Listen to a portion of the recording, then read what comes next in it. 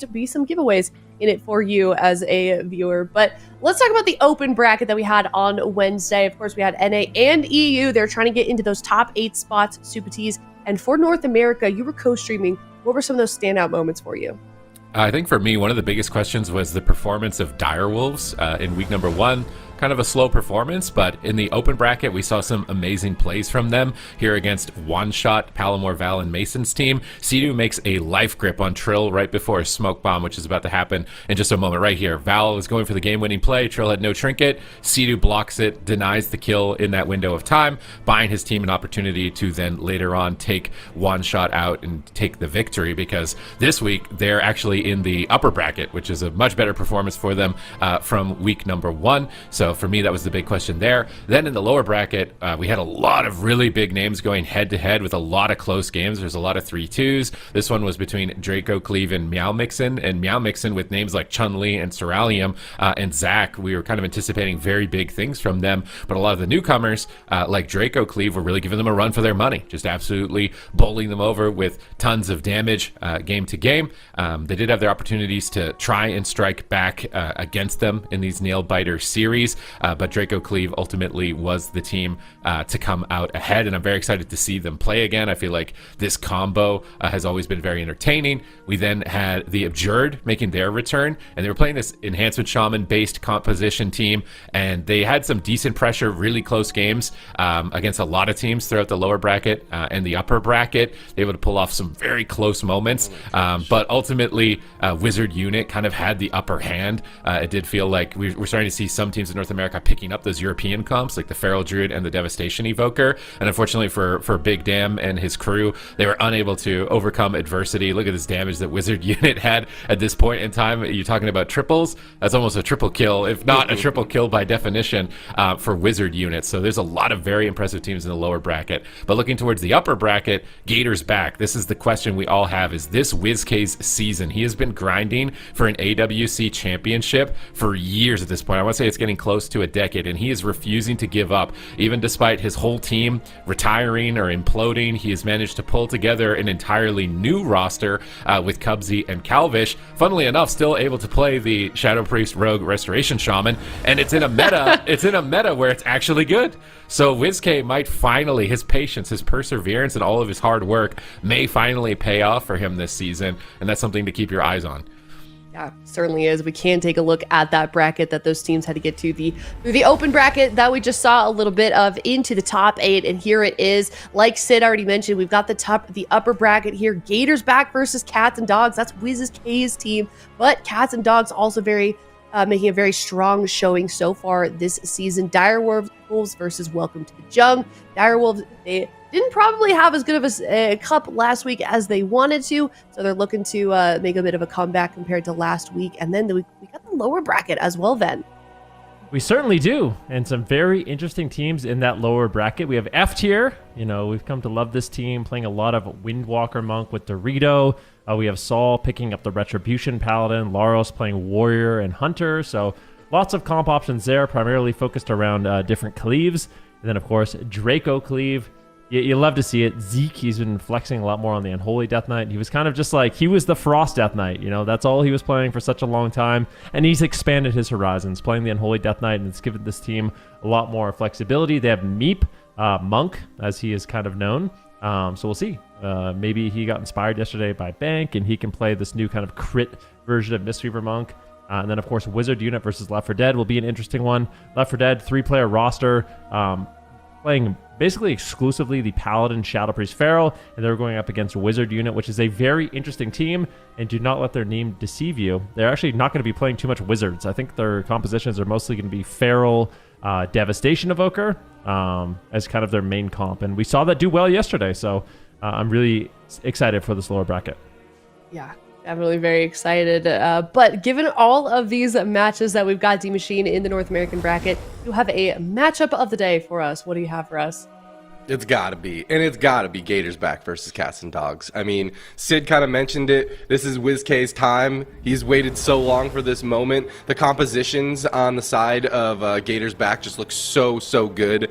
We've seen Calvish before. We've seen Days before. We've seen Cubsy and WizK as well. Two huge tournament veterans matched with some younger blood. I wouldn't say young blood, but younger blood who are just very hungry. You can tell just by the enthusiasm when you watch Calvish's stream that this dude is ready to compete, and they showed it. They're the talk of the town right now. They won Cup #1 after coming back against Welcome to the Jungle. An incredible performance and adaptation from this team, and not only that, but they're playing some of their bread and butter, the RPS. You love to see it. But Cats vs. Dogs are no slouch either. They're playing that Desperation, that Destro Warlock that we saw Welcome to the Jungle starting to practice as well. So, you know, maybe they knew something other teams didn't. Maybe they were ahead of the meta, if you will. But something else that I want to mention is Jax is one of those few rogues that kind of focuses mainly on that subtlety rogue, that specialization. And I really genuinely do think subtlety in the right hands, in the right composition, can be just an absolute powerhouse composition that will be very difficult to deal with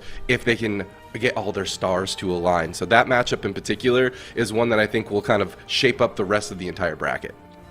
All right. Well, before we start talking about this first matchup, let's look at the actual rosters themselves and the players that are on the individual teams as a whole. Supatees, do you want to make any other mention of any of the teams here in the top 8 for North America that you in particular are keeping an eye out for?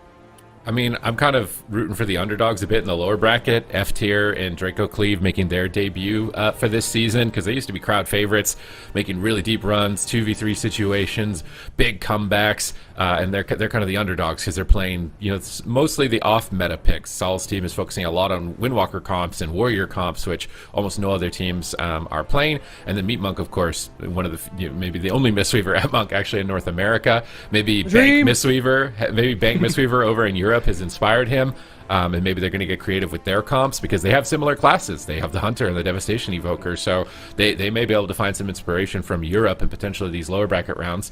And then, of course, Left 4 Dead, they were actually our top 4. They were a Gauntlet winner last season.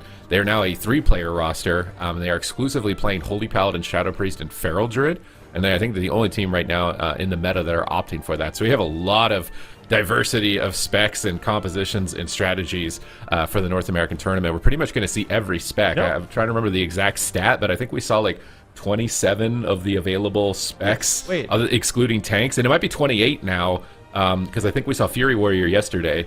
And then if someone plays Enhanced, then it's 29. We're actually getting close to seeing every single spec, which is kind of I noticed unprecedented. something in that graphic that really caught my eye is there was not a single mage main. This isn't mage propaganda. Sam's not a mage main anymore. No, he's not. No, he's not. When's the last? No, no, he's not. I refuse. I mean, Sam I am to me like the most success. He's obviously insane at mage, but like I wouldn't say he's a mage main over like a balanced druid at this point. I think he plays way more balanced druid, but it's just interesting to me that I'm not. This isn't mage propaganda coming from Vindruki, but like, yeah. I feel like that might be a first. That might be a first. Is this what sandbagging is like? Uncommon, Is this what that? Oh, your own spec? That's an Look at me. interesting observation. That is a very interesting observation.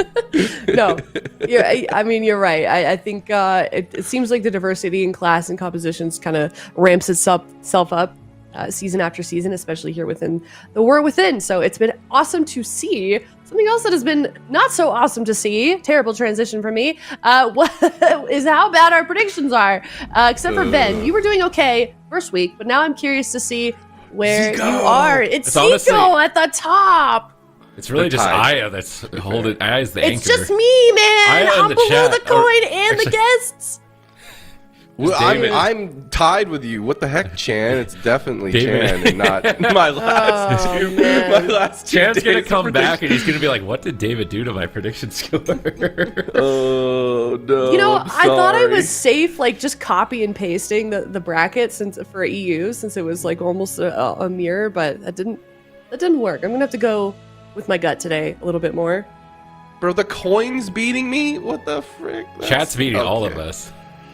That's Yeah, wild. that's true. Whoa. That is I think wait. let's see if chat can commentate the games because they are. At the end of the- You gotta save us, man. At the end of the You day, I gotta will be take 'em beating out. chat. Actually, so do you just- remember that one guy that would commentate in the chat during tournaments? There was one guy who would literally No. type out every Yeah. action of the game. Yeah, I he would can't just remember. spam. Really? He was spamming the whole. You'd be like, "Sam, I am full sheep," and he would Oh my type gosh. every single action The in the chat chat. combat log. Yeah. Love that. But Van, I'm holding you to that, bro. You gotta take him out. You Either gotta Zico or represent us, I. man. I think we. Okay. I just don't want to like be this, not though. at the I had a bottom. really bad day yesterday. Like literally everything was wrong. So Oh, you had a really bad day, did you? Oh, this is a You're really in bad third? day, dude. Oh, you poor widow Babuki. yeah, well, you know. All right, well, let's get into talking about this first series. Speaking of predictions, that should be up if you were in chat. Get those in because it is a Draco Cleave versus F tier. Would love to first kind of hear your thoughts, Ven, on how do you feel like this series is going to go? What comps are we going to see in the blind pick? What are your takes?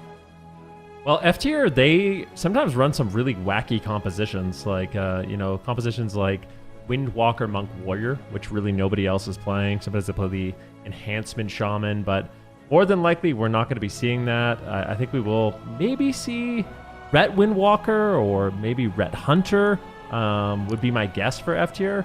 Draco Cleave, probably something based around, a Death Knight. So maybe the Unholy Death Knight, maybe the Frost Death Knight. They could bring in the Devastation Evoker.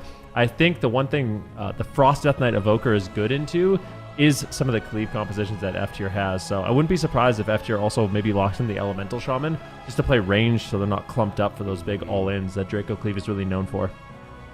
All right, well, given that, what is your prediction for this series, Ben?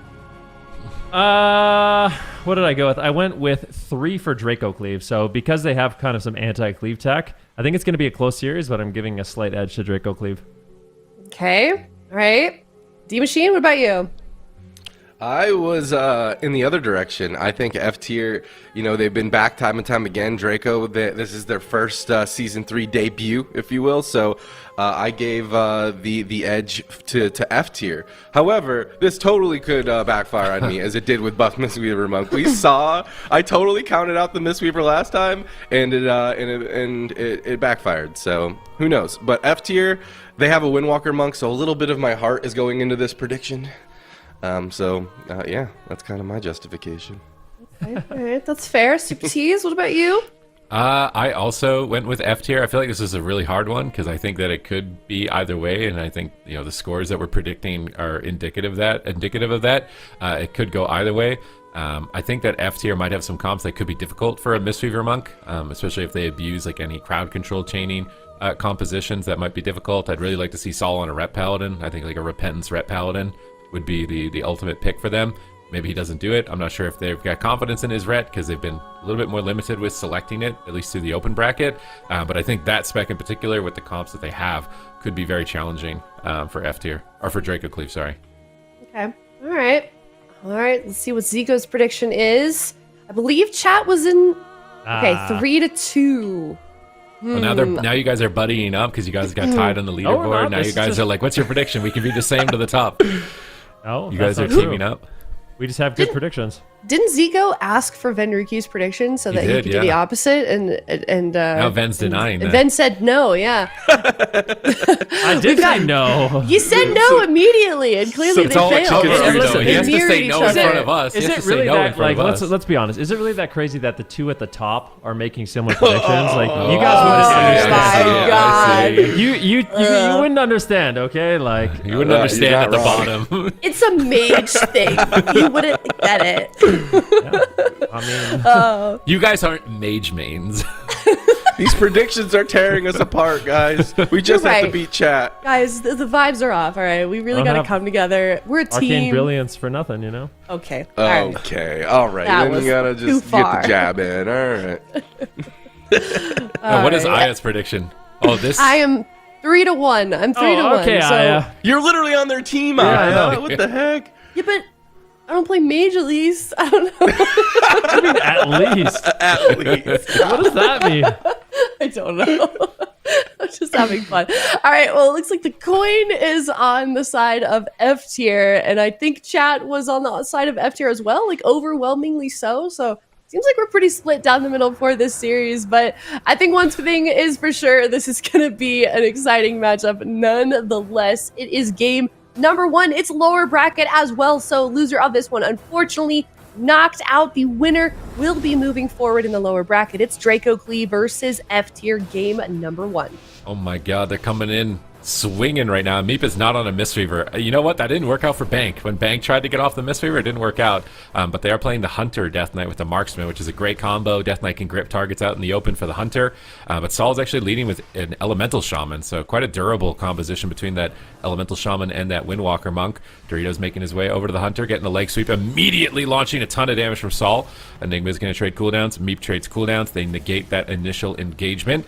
Enigma's trying to go for a freezing trap, but Feed God is going to immune it, and both these healers opting for the Holy Priest. Feed God typically playing that Preservation Evoker throughout the competition. Meep takes to the skies, but he gets hexed on his way up there, so he's going to be a falling frog. A flying frog. He's a flying frog falling down from the sky into a Cap Totem Fear. That was a great combo from Saul and Feed.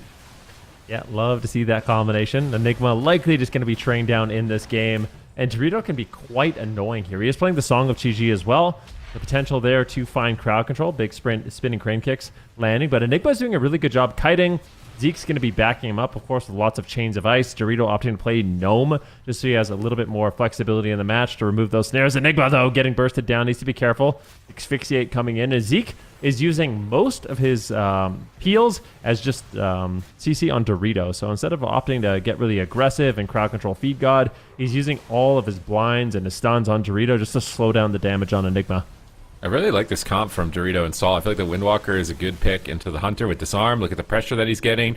He's tanky. He's got a lot of ways to get out of snares and roots between Tiger's Lust and the Escape Artist on him, so he's going to get a lot more guaranteed uptime. Saul is just a really durable caster with that mail armor and that shield. They get good crowd control with Chastise Fear. This seems to be a well-crafted composition from F tier for game number 1, and it's obviously one of their main compositions. Feed God, though, in a freezing trap. And they're still trying to target Saul, but he just looks almost invulnerable, finally chipping away at his health for now. But Feed God's out of crowd control, likely to pick him up in a hurry. And Dorito is still just hammering away on the Hunter, trying to find an opportunity, slowly burning through his defensive cooldowns one by one, and mounting an advantage on mana as time goes on. They're going to trade Karma here during the True Shot.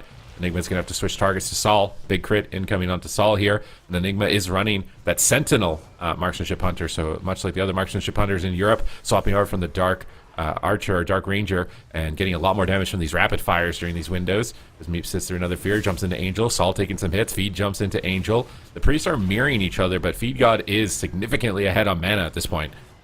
Yeah, a lot of damage coming in from Saul and Dorito. Enigma still low, though, needs to be really careful. Is going to try to get away here with his aspect of the cheetah. Big hits landing onto Saul, and the Marksmanship Hunter can do devastating amounts of burst, but Enigma might not be able to get it off. He feigned deaths and turtles. I mean, super greedy plays. They're making a swap now onto Zeke. Dorito has a lot of damage on that Windwalker Monk. And keep in mind, he's building up to a big crackle. So the crackling lightning, if he ends up landing like a 20 stack of that, he can just wipe someone off the floor really quickly. So look out for that in the match. He can snipe someone. It's always something that DRACO CLEAVE needs to be careful of. All right, rapid fire aim shot combo on Saul. But Feed God's in a position to be able to pick him up here. He's Chains of Iced. Meep might push in for a fear on him. He's wrapping around the corner, but he's in a paralyzed. Feed God's going to set up for a fear out of that. Devastating crowd control. Double leg sweep. Chastise the Trinket. Beautiful play. Forcing the Trinket and the Guardian here from Meep to be able to recover, and he's just almost completely tapped on mana. And moving in to get crowd control. A Chastise Fear in return from Meep on the Feed God. They need pressure here. Can they drop Saul? He trades out the Astral Shift. He should be durable with that. Dorito disarms the Hunter. There's going to be no pressure from this True Shot. Dorito's looking to reconnect here with the Clash, Fists of Fury, big cleave damage on 2 targets. He's just going to Karma immediately. They stun the rapid fire. They're locking Enigma down. Meep's getting stunned up. These cap totems from Saul have been MVP throughout this game. They've been hitting Meep at critical moments. He gets paralyzed as he tries to take to the skies. He's going to lose a little bit of free healing time, but there is decent counter pressure on Saul right now if they can keep this. Feed God's chasing down Meep. Is he going to get there? Enigma gets gripped, but now they're going to get double feared, setting up beautifully to go for the win. There's no Trinket. I think it might be it. It is a massive crack of lightning from Saul. Finishes the job, and F tier, I think, decisively win the blind pick.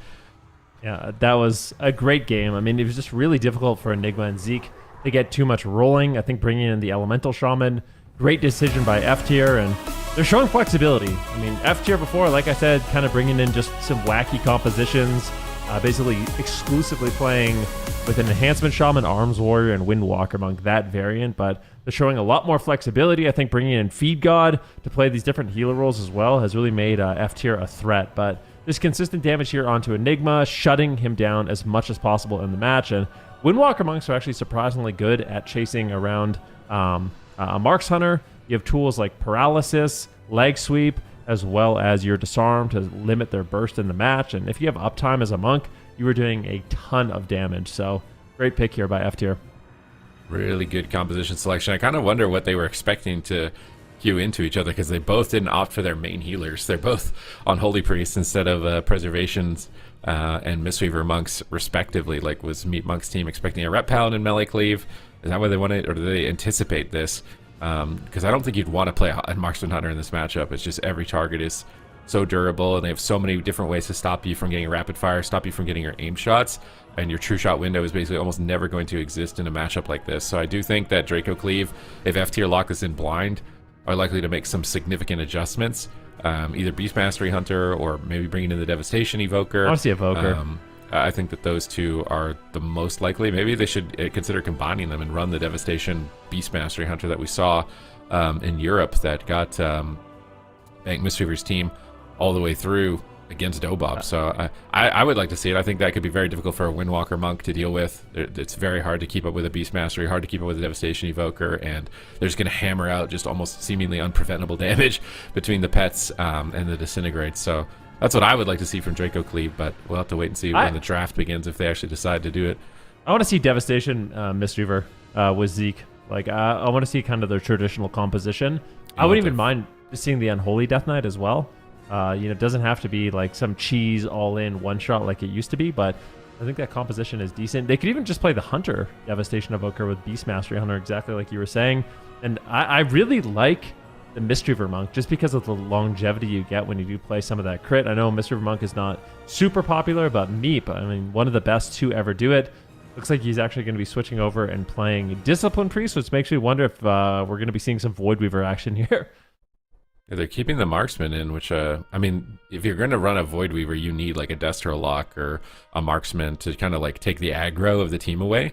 And it ended up being a really pretty passive game, so maybe he will actually get away with this. But at the same time, I feel like Feed God was comfortably pushing in and getting crowd control a lot of the time. And you can see Dorito here. He was playing that Crackle build like you were highlighting, and it ultimately got the killing blow. It was like a 5.6 million Crackle along with the Stormkeeper Lightning Bolt. So I don't even think he is. Is he not play? Is this not the right talent? Because I swear the breakdown said that he killed the target with like big crackling damage. So okay. like in the breakdown it says Crackle Jade Lightning. So maybe the you're right. The armory might not be. Maybe he changed his talents at like the last second or something. I just realized that comp is literally like Thunder God Cleave. You have the Ellie Shaman, and then if the monk plays the Crackling Lightning, and it's like that's a fun combination. We called it Trampoline Cleave too, I think, at one point, with all the Ring of Peace and Thunderstorms bouncing people around. But big adjustment here from Draco Cleave, bringing in the Discipline Priest. If he doesn't get pressured and he doesn't get crowd controlled, it's going to get a lot of momentum. But at the same time, I feel like F tier were on point, pressuring Meep even as Holy. So this may not work out for Draco Cleave. Maybe, I don't know. I'm a big fan of the Void Weaver, so I'm curious to see what they can do. I feel like if they try very hard to shut down Meat Monk, it's going to give Enigma a lot more flexibility in the match. Even though there's nothing you can really stop, even Dorito just like, yeah. It's very mana efficient, the Void Weaver, as well, especially on this big map, will be nice. Looks like Enigma going to be targeted down really early on in the match once again, and I do expect him to be the big target, or the main target in this game. Nice. Full Song of Chi-Ji on Meat Monk. He immediately trinkets, so the Paralyze into the Song of Chi-Ji is something that Enigma and Zeke really have to shut down, and if Dorito can consistently land that, I feel like they're going to win this game. They also have Hex as a threat as well, so there's a lot of crowd control. It's not just a kind of like a dampening do damage comp on the side of F tier, which is what I think Meat Monk wanted to play Disciplined into, right? That's where it's strong, is against teams that don't have a lot of crowd control, can't really attack the healer. That's typically where Disciplined Void Weaver is like Biss. But this type of situation, they can be flexible, they can change their builds and their talents, and they can actually get a lot of extra crowd control. And the wind shears on Meat Monk have been devastating, paralyzing to full fear, no trinket available. He's playing Orc instead of Undead, so he's going to be sitting a lot of fears in this matchup. He doesn't get any support from his teammates there. Into a Hex now. Enigma still being targeted down. They're trying to get that survival of the fittest charge from him, his last one available for some time. They're not getting it on this push. Dorito is stunned up. He's going to reconnect with the Clash. We see a blind on Feed God, but no pressure too badly. They do get a trap off of it.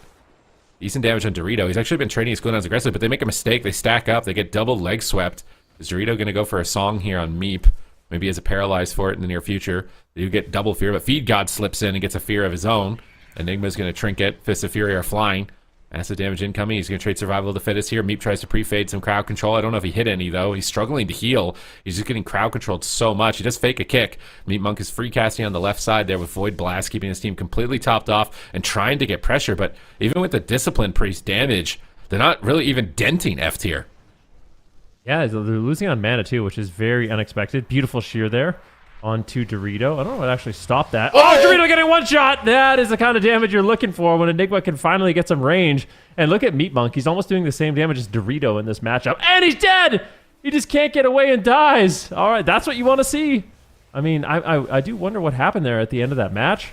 We're going to have to... I need a replay because... They were literally like that. You couldn't even dent them the whole game, and then they're dead. It's like what happened to Dorito? That Ray must have been omega negative. There's no way they just maybe got too comfortable there because they were winning pretty heavily on multiple layers. So maybe they got ahead of themselves, didn't anticipate taking that much damage in that moment. Because prior to that, F tier were just looking like a tank, and then Draco Cleave, they like pulled open the latch on the top of it and threw a grenade in, and it was over for them in that one moment of time. So that was a crazy way for this game to end. What happens here? I thought Draco Cleave, it was done for. Like, look how low they are. They're running away. There's just basically nothing left, and they just get one rapid fire right here, I think. Not even. What? It was just an instant aim shot. Instant aim shot with explosive and negative ray. Aim shot, and then it's the ray. Positive, it's negative, and positive, then they just positive. And he killed him. Void shift though. He could have void shifted into the ray. Maybe he thought it would be like really giga positive, but it was he only didn't die to the positive. ray though. He might have just seen it positive. Like, I don't know if he has like a weak core or whatever, that tells him how much it's going to heal, because ray is not like the most broadcasted ability by default. It's just either yellow or purple, and if it's purple, HP is going to go down. If it's yellow, it goes up, and you assume if it's yellow that it's going to go like really up, but not always. So yeah, they break it. Karma is not. They broke Karma through ray. Is that even possible? Because you don't take damage. I suppose so. Does Karma just end? Like, his time on it just end? Oh, he gets scattered. That's why he can't voice shift. He gets scattered right as the ray ends. So Enigma making some serious plays. I have to just call this out too. Like, I love Meat Monk, but being an orc in this matchup seems incredily troll. Like, you know what I mean? Just go undead. Like, you don't always have to play the hipster races, the panda, Mistweaver Monk, the orc. I feel like he picked that for like Melee Cleave training him or something, like when he made the character. Obviously, it can take a little bit to set up a character, so maybe he set this one up for like a Melee Cleave situation. He's getting trained and he just doesn't have one set up right now. I guess, yeah. For all those situations. Having an undead priest seems really... Yeah, especially when you don't have any other fear break. There's no Sanctuary, there's no Tremor Totem, there's no Berserker Rage. You're just... The only person that gets you out of fear is you if you can death it or whatever. But look at that spike, man. I swear they were losing the whole game, and they spiked to over 12 million damage done in the span of like 3 seconds. Yeah, that's why Marksmanship Hunter is kind of scary. Look at the healing too. It's not like Feed God didn't try. His healing spikes just as high. I'm actually surprised to see Zeke do so much damage there. Like, what? 64 million in the last... What is that? How much time is that? Oh, 20 seconds. So that's definitely a reasonable amount. But I'm surprised to see him kind of lead the charge at the end. It was... Look at... Like, what? This is mostly Zeke. Where's the aim shot in here? The aim shot was 2.5, but if we look at the overall damage, Zeke did 2.3 plus 2.5 plus 2.2 plus 2.2. He did equal or more, honestly. I actually don't know why Meep is changing. I guess he's afraid of being trained. That's why. So maybe losing the blind pick was just devastating for Draco Cleave. Like, if they had won the blind pick, they could just play, a big map with a Void Weaver, avoid F tier's cleaves, and they'd be in a really good spot. But it seems like against this composition, they're really afraid. The reason why we're not seeing it again is because F tier would just play like Ret Warrior or something like that and just train him down. Yeah, I mean, after seeing it happen yesterday, I would be worried about it. But the Preservation Evoker, I think, is going to lose on mana really fast. So if F tier just kind of turtle up and play a good defense game, then I think F tier can just kind of win more passively. And this is likely going to be like a Game 5 situation, and Meat Monk will have to figure out something. If it doesn't work here, this is their experimentation with this. To try and take one of the swing matches, take one of the small maps, but if it doesn't, they may have to consider a completely different option. And the predictions for this are pretty tough to make, right? This is the first time we're seeing them on broadcast. These teams have obviously evolved and grown as rosters. DRACO, CLEAVE incorporating Enigma and Hunter is something that we didn't see in previous seasons of competition from them. F tier with Sol branching off onto Ellie Shamans and Rep Paladins is definitely another adaptation for these teams. So I feel like predicting this series is probably going to be the most difficult one, maybe of the day. So whoever gets this right may be the one getting to the top of the prediction leaderboard. F tier are looking to try and move to 2 points ahead in the series, 2-1 with this hook point. Small map.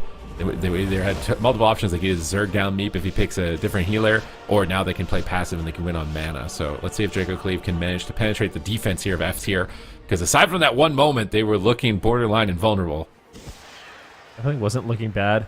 See what they can do. We're going to see some huge hits from Enigma once again. Keep in mind, Meep, this is his third time swapping healer. Went from Holy Priest to Discipline Priest. Now he's playing Evoker, so we'll see what they can do. DRACO, oh! He dies in the opener. DRACO, CLEAVE, they do it. This is what they are known for, the all-ins. Like, they are the master of all-ins in the opener, and it pays off big. You can see Meep exploding on damage. DRACO getting totally caught off guard there, and they get in a very quick Game 3 victory. I wonder if Meep is doing like a healer challenge in the AWC. Play every healer or something in a series. So they took the swing match. That was really important. And they've also shown that, I mean, it's not guaranteed that this will work again on a small map, but they set them with the double blind. They stun the healer. There's no pain suppression. Or no, sorry, he's holy, so he can't really do much. He could just trinket and guardian, but DRACO had a second to trade. He just doesn't consider it.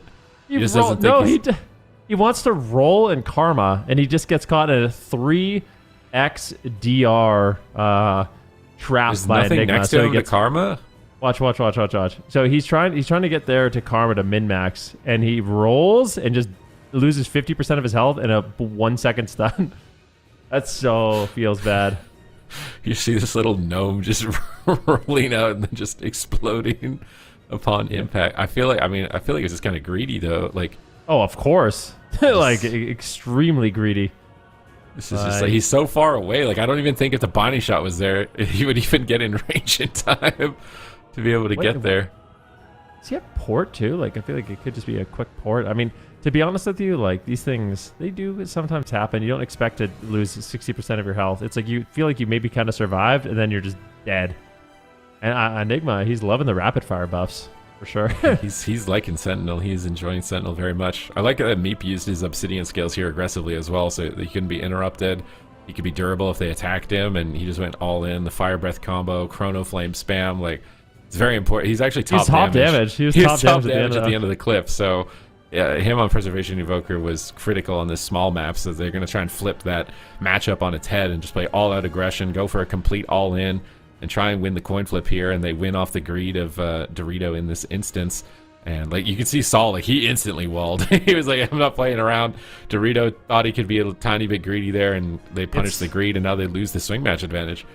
DRACO's like one of the hardest monks to kill. Like, he's so good, so this is a very kind of rare mistake, or even... I don't even know if it's a mistake, a miscalculation, because it felt like he kind of survived the setup, and then he lost 70% of his health in like a 1 second stun. So, but that's what happens. You can never disrespect the true shot. Like, marksmanship hunters, I think, what is it? Like, marks hunters, arcane mages are probably the most explosive specs right now.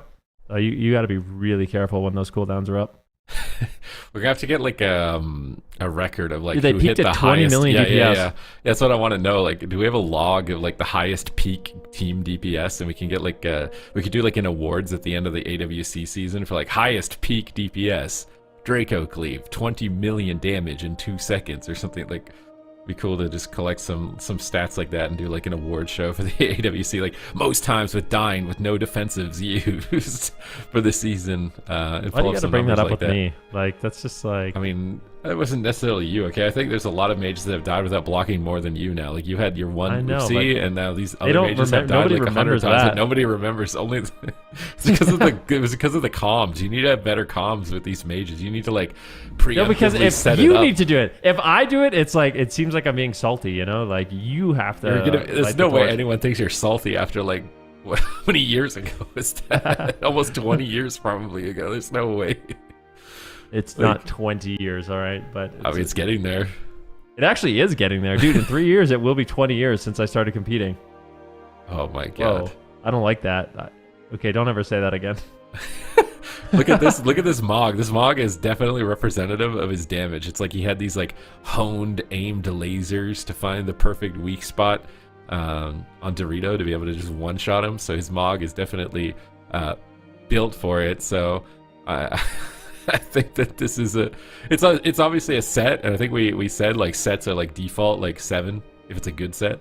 If we're given the transmog scores here, but we're going into Runes of Lordaeron, and it is match point, Vinruki. Well, I mean, Super Tees, please explain to me what that means. Well, Vinruki, it would be a fitting final resting place, as it is a cemetery, of course, and the gates are open. There's no going back, and we'll have to see if they can make it through here or not, because, I mean, F tier could just be knocked out. If they make any mistakes, any miscalculations, they're going to get completely evaporated by Draco Cleave, and it's looking like a similar setup. Stun into Freezing Trap. Dorito immediately using Diffuse Magic this time around to reduce the damage when it's over. Maybe Meep can find an opening. No, he's stunned. Enigma's the target. Nice fear on Meep. Yeah, off into the corner. And it looks like Zeke's got them stacked up for a double blind, but Enigma's just exploding to Saul's damage at the moment. Meep tries to rescue him, but he gets rooted on it. He's disarmed. He's trying to kite away, but Dorito's still right on top of him. Karma available at any moment should he need it, and they do survive the opener. That's a big win for F tier. Now look at their momentum. Enigma's almost toppled. Meep Monk, Verdant embraces towards him to boost his healing with that Dream Breath. Saul's going for a Hex, though. I think he's going to have to Trinket Rewind here or Turtle. It's going to be a Communion. Using Communion very early does, make it more likely that he'll get 2 of them. It does help him with his mana into the late game, but it's one of the best cooldowns for healing. He used it right away, and he had to Trinket just moments later. Meep is burning daylight with this cooldown usage. Yeah, F tier not going to get cheesed in the opener once again. It happened once, but it does mean Draco Cleave did win the swing match, so we'll see what ends up happening here in a much better position. Double Leg Sweep coming in. Enigma could just fall. Meep, unfortunately, having a really difficult time healing up. He gets chastised into a full Hex, but does top off Enigma, so Enigma managed to survive that setup. A beautiful play there by F tier. I think that was Meep's Trinket, or maybe not. I think he triggered a little bit earlier than that, but still won't have that available for some time. That was the rewind at the very least. Enigma will be kiting away once again, just trying to avoid Dorito. It's just a game of cat and mouse the entire game. Enigma wants space. Dorito wants to be on top of Enigma, stopping everything that he can do in the match. But Zeke is definitely going to be quite annoying here for Dorito as Dorito makes a swap to Zeke. Zeke needs to be careful, though. Obviously going to be pretty durable, but if that Windwalker Monk has uptime, it's one of the few spots that can actually just delete. Zeke is just outright dead. Full stun. He gets caught behind the pillar. A beautiful swap. Enigma and Meep, they were so worried about Enigma, they literally completely abandoned Zeke, and he just got absolutely destroyed. Yeah, Enigma and Meep, they were going on their honeymoon together. Meep just rescued him into the corner. He had a nice picnic table set up for him with a nice little romantic dinner, and they were kind of eating in the corner of the map, and he's like, they forgot about him. They forgot about the third wheel. They were too busy, distracted with each other, and poor little Zeke was left behind. You'll see it right here. Meep, I think this is much earlier in the game when they use Communion, but then they'd use Trinket, and then later on in the game you'll watch Meep just rescue Enigma off into the corner a few moments later. This is when Meep got a rewind 1 second before Enigma's probably going to die in that stun, and then Zeke just gets swapped to. I like that they're just spam crowd controlling Meep. The hexes, they don't have to deal with Shadow Word Death against a Preservation Evoker. There's no decurse. Like, Meep just gets no support really as far as crowd control in this type of matchup, and Grounding Totem can be used to stop Mind Freeze in a lot of the situations to go for crowd control, and they're just doing so much damage on top of pressuring him with crowd control. So Draco Cleave, I want to say maybe honestly got a little lucky getting the one shot, and because they're gonna need a big map, I think, if they're gonna take this series overall. We're seeing Void Weaver. Is it gonna be a nail biter? We're likely seeing the Void Weaver. So if you're F tier, you try and anticipate that and try to play Ret Warrior blind, or do you just keep doing the same and just chalk up? Part of me feels like if they play Ret Warrior, they're gonna fight a Frost Death Knight. We'll see Enigma playing Marks, and they'll fight a Frost Death Knight. So I actually feel like Draco Cleave, by getting that fortunate win, we'll call it on Hook Point, put themselves in a really good situation, because I feel like this series kind of comes down to the blind pick, and Draco luckily kind of reversed that by getting that instantaneous win. So I think both these teams, they have a lot of different counter options available. I think we'll go to a big map. So one thing's for sure, we are going to see a big map blocked in.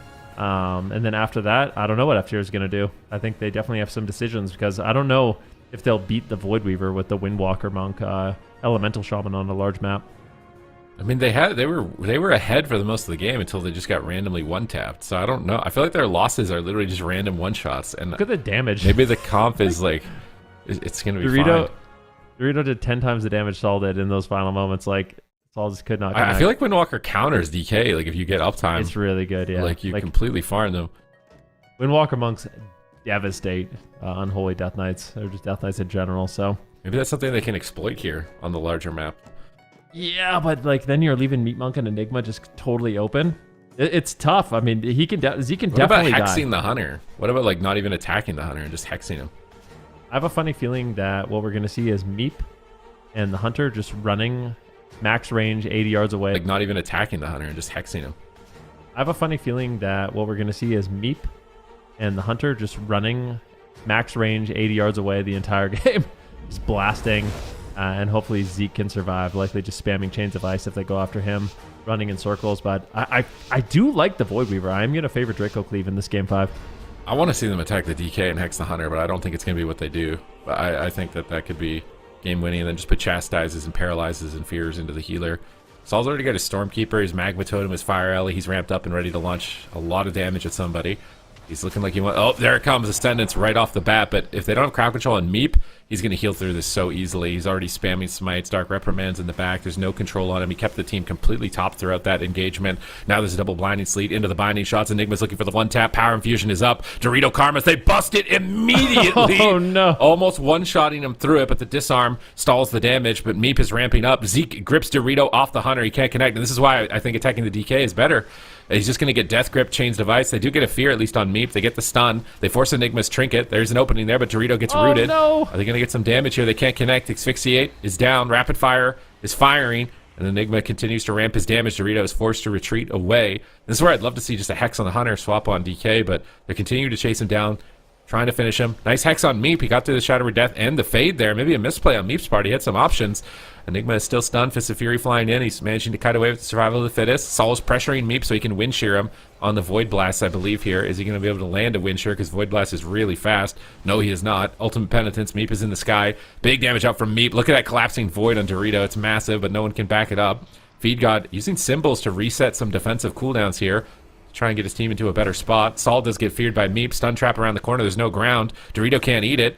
Oh no, it might be a trinket swap here if he's not careful. It's a lot of damage incoming to paralyze the Hunter, but he's stunned. He can't trade. There's the Ray. This Ray needs to be positive, but he's in a blind. How positive is it going to be? They crushed him through it last time. They do manage to recover. They get the leg sweep, but no momentum. They trade pain suppression to stay ahead. And he's trying to stay on target, but he gets knocked away by the explosive trap. Enigma uses his turtle preemptively. Whoa. He had no trinket, so I mean, he's anticipated, but there wasn't a stun for him. They had already used leg sweep on him, so I don't know if he really needed to, and now he doesn't have turtle. Meep needs to use another pain suppression, I think, like right now. He's falling behind. He got Windshirt on the heel. Beautiful play by Saul. He stuns, but now he's mind frozen. Dorito, he's patient. He's got Karma. Big cooldowns. He's ready to go. He's got Zwen and Images out right now. If Dorito can get over there onto Enigma, he could absolutely crush him, but he doesn't connect on the cooldowns. He's just staying at the pillar, waiting. Maybe he doesn't want to get stunned in one shot. He's just playing passive and line of sighting the Void Weaver. Meep is on the outskirts of the map, free casting for now. Saul is pushing towards him, looking for an Aura Mastery Hex. He gets the Hex. This could force the trinket.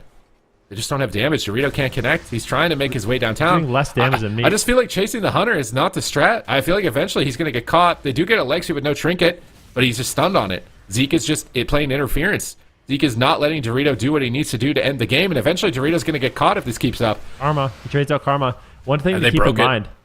Every single time Meep casts a Mind Blast, you're seeing this big, like, collapsing void in the middle of the map. That is a 70% snare on Dorito that he just cannot get away from. So it makes it really difficult for Dorito to stay on target, and why you can see Meat Monk is actually doing more damage than Dorito in this match. So this is an incredibly kind of toxic matchup that Dorito has to deal with here, but they still can win. Just needs to play it patient, not get too frustrated. Can find those moments. Enigma did kind of throw away his turtle, so there are openings here for F tier if they continue this push. Meat Monk is going to get interrupted. Mana is going in favor of Draco Cleave, though, so as long as they can keep this up and survive and limit Dorito's damage, I feel like Draco Cleave has kind of a clear path to victory. Nice barrier on the leg sweep here. Dorito has diffused, but Hunters don't care about that. Oh, he's just dying right now to Zeke. He ports away from the fight, but now he's so far. How is he going to get back? He can port to get back into the middle map. as soon as Zeke gets there, probably here in a second. He'll probably Burrows. port in here and maybe paralyze. Burrow on the swap. Astral Shift on the swap. It's a full trap. Maybe Saul just dies. It's match point. Oh no, this is trouble for F tier right now. He's just dying through all of his defensive cooldowns. Feed God's finally out of crowd control. Trying to get him topped, but now we won't have the Guardian Spirit for Dorito, who is the target. He pops Diffuse immediately, but just Meep is free casting. There's not enough control on Meep. There's too much damage. He gets a full Hex. Maybe an opportunity, but Dorito can't connect. Dorito's just hiding at the pillar, unable to hit. He's trying to go after the Death Knight finally, but maybe it's too little too late. If they'd been poking him a bit earlier, maybe they would have got his Icebound Fortitude. Massive explosive hit right there on Dorito around the corner. He has to trade Karma. He's not even in their line of sight, and he's dead. They're all going to die, I feel like, at any moment now. Feed God goes into Angel form. Emergency measures have been pulled. It's a last-ditch effort to stay alive in this game for F tier right now. They're struggling, even with the Angel form of Feed God. They can't top off, and Saul could just die at any moment. Enigma disengages in aggressively. They're playing with confidence. Their defensive cooldowns are rotating back up. They're going to have everything available on the side of Draco Cleave. They just need to keep F tier pinned down. A grip on Dorito into a double blind away from Enigma. He's getting aim shots off. They have to paralyze the Hunter, which means Meat Monk is free casting. Saul is just casting Lava Burst, but they don't care about the Lava Burst. There's no control onto Meat Monk. He can just easily heal through the damage they're doing at the moment. Saul tries to high mountain away to safety. Feed God is trying to make a game-winning play. He gets a Chastise into a Fear, but Meat Monk pre-pain suppresses the Fear. Saul gets a Hex. Does he actually get it successfully? He got the Hex, but Dorito can't connect. He's trying to get there, but now Enigma has Turtle. He's going to have cooldowns to trade. Nice leg sweep. They have to kill him in this. If they don't, he's just going to turtle. Nice turn. No! He can't turtle. Almost there. They're almost there. Meep gets the life swap just in the nick of time. Ultimate Penitence, they have to stop it. They can't. Ultimate Penitence will restore Meat Monk and his team back to full. And now Dorito, what are you going to do? He ports back to his healer, but a huge hit of damage once again. Saul is trying to counter-aggress. Saul's doing everything he can. Meep grips Enigma away. Oh my god, Dorito is so far away from the Hunter. I don't see him almost ever getting back to him successfully. He's just Chains of Ice. He's going to get gripped. Meat Monk gets stunned. Can Saul carry the day? Dorito's got huge Karma. aim shot. Yeah. He Karma's right away. They're going to break the Karma. Double blind. Doritos all alone. It's match point. F tier face elimination. Dorito trades everything that he's got to try and stay on the Death Knight. Is he going to be able to finish him? Feed God void shifts over to buy more time on the clock, but Dorito can't stay in. He rolls to the nearest pillar, trying to line of sight the Hunter here at the corner. This raid needs to be positive, but it is. Dorito's full health. He's got one more health bar left to win the game. Can he do it? I mean, that is a question. Stun comes in. Rapid fire on Dorito. Down to half. Can they drop him? Just Meat Monk just teeing off, doing Void Blast after Void Blast, but his mana is not good. This is such a close match, but it is not feeling good for F tier. Dorito ports, trying to get a Fist of Fury. They could all in Zeke. Once again, they could maybe take down Zeke. Swap They're going on the all DK. in. Can they take him down? Nice swap. Beautiful Ring of Peace there. Zeke, can he get back in it? Dorito once again has to run away. Enigma is all over, but it looks like Dorito could easily fall in this situation. He gets gripped to safety. Beautifully done by F tier, my but God, I just the volley. don't know if Feed God's going to be able to recover in the situation. Saul goes underground. He's hightailing it out of there, just burrowing, doing whatever he can. Dorito still low on health. The double blinding sleeve. Zeke wants to close out the game. Dorito can't get away, and it looks like he will fall. Still rolling behind the pillar, but Enigma is there, and Draco Cleave do it. They managed to get the swing match, bring it to a big map for Game 5, and get the win. But what a close series. Oh my god. I just feel like it's all strategy, man. It's all strategy. I swear they should have just gone Death Knight, lined the Void Weaver, hexed the Hunter. Because they started doing it at the end, and I swear they were close to winning, but it's like you're already 7.5 minutes in, and you've used all your mana. You can't really, it's not really an option anymore at that point. So F tier out of the competition. Draco Cleave advance in the lower side, and Draco Cleave showing a lot of flexibility in their compositions. Meat Monk has a lot of healers available in his pool in order to give his team an advantage, and this seems like such a good composition. The Death Grips and Chains of Ice to pull off any melee attackers from your Hunter, and then the Disc Priest free casting in the backline. Like, just look at Meep having so much fun. Just Void Blast, Void Blast, Void So Blast. fun. He's just having a good old It's actually time. so 40 fun. yards away doing maximum damage and Like- beating Dorito on damage most of the time, and he's just zapping lasers off in the This is- corner. Just like, this is a matchup, because I've played a decent amount of Woodweaver and Windwalker Monk. It's like, as the Windwalker Monk, I just feel for Dorito. He's just getting ripped and knocked and 80% snared the entire game. He just can't hit anything, which is so sad. But then look at Meat Monk just having so much fun, just void blasting anything in line of sight, just free casting, doing so much damage. I think this is a really good pick. I love the Void Weaver Monk is the Void Weaver Priest is very interesting because I feel like it kind of hard counters things. You know, like there's compositions that it really struggles into, but the compositions it's good into, it is really good into. It kind of feels like every healer should be practicing this specialization. for those rock, paper, scissors situations. I feel like you also need to have a Destro Lock or a Marksman Hunter, though, on your team. You need something that can just, like, solo something by itself so that it's a lot of high pressure. Because when we've seen it, you implement it outside of those specs, it doesn't seem like it's got the same punch. Yeah. The target that's free casting just doesn't create the same type of momentum. So it's not like a one-size-fits-all where you're going to play Void Weaver every single game and it's going to feel this good. It's a very kind of niche pick for it in a lot of these types of situations. Feel bad for F tier, man. Dorito just getting one shot on that one game. Like, man, if he just didn't get one shot, they probably would have won this. Like, they would have had the map advantage. They looked so good on the Rune to Lordaeron game relative to that. As very unlucky. What do you feel like it does to a team's mental when something like that happens mid-series? I mean, Dorito, he played really good the following game. Like, he went from not trading anything, dying in the opener, to doing, like, triple everyone's dam and winning the game. Fired him up, basically. Yeah, on Rune's Lordaeron, he had a good reaction to it. I feel like he didn't make, as far as the strategy they were following, I don't think he made any mistakes. I just don't know if that strategy works on the large map against that particular composition. So I don't think Dorito, like, tilted or anything. I think he ended up playing better as a result, but the matchup was too challenging by that point. Yeah, well, that is, like, what's up, Ben?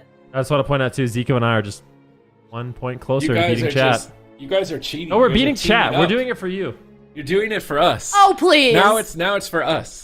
We have to beat chat, right? You know what, Sympathies? I don't think we should stand this. I don't chat. think we should stand. We're getting gaslit over here. Yeah. You These won. mages. You got a good. You are the same prediction as us. Like, I'm no longer holding the line, man. Aya is actually like the, what is it called in Among Us? Aya is actually the. The killer. I don't know. Yeah, Aya's the traitor. The She killer. picked the same side. The as traitor, you. yeah. And now Aya's trying to say Ben's gaslighting us, and Aya's actually secretly the gaslighter. Like, I saw him vent. imposter. I saw him vent, Super Tees. yeah, Aya's the imposter right now on the desk for predictions. Yeah, the imposter. Okay, all right. Here's the bracket right now. We are one series into today's games, and it is F tier that is knocked out first. DRACO CLEAVE will be moving on. As you can see down there in the lower bracket, they are waiting for an opponent. And we've got this next up series coming up here. It is yet another lower bracket series. It's Wizard Unit versus Left 4 Dead. Event. We haven't seen Wizard Unit play yet on a broadcast. I think this could be a Pharaoh showdown. I think both teams likely going to be playing the Pharaoh Druid. Hamalahan, super good at lots of different specializations. So I am very excited to see this team play. They were playing some kind of oddball Wizard setup in week 1. Didn't work out. They've totally reformed their roster. So I'm still hoping we see Kamalahan on the Devastation Evoker. That's kind of what he's known for the most. We haven't seen people play Dev that often, so he can make it work. I'd love to see it. Do Feral Druids get the Mage Tower appearances on Tournament Realm? Is that there? I have no idea. I would imagine. I think you get all the everything. Maybe a transmogs that little you might get. sparkly. I think you literally get everything, so. Oof. Yeah, that's another reason to sign up for AWC if you want to check that out. Either way, we're going to head to a break. It is Wizard Unit versus Left 4 Dead coming up next after this break. We'll be right back.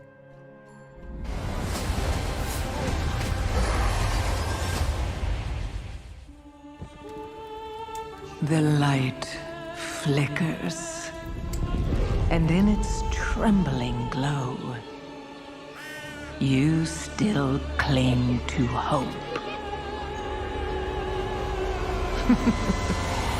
How quaint.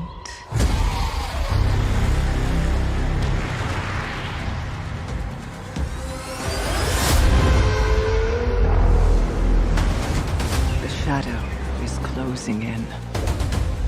It hungers to devour everything.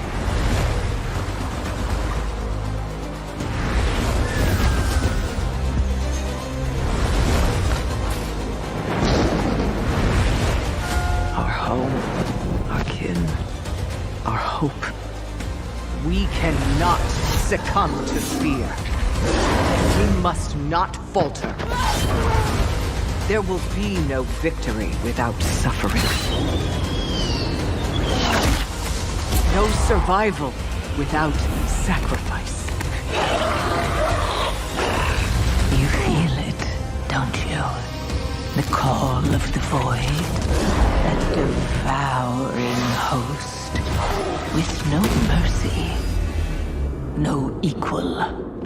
Come, extinguished. The darkest night falls upon us. But if we stand together, the dawn will come. I call upon you now, champions of the light, defenders of Azeroth. Summon your strength, steel your hearts, because today, we fight!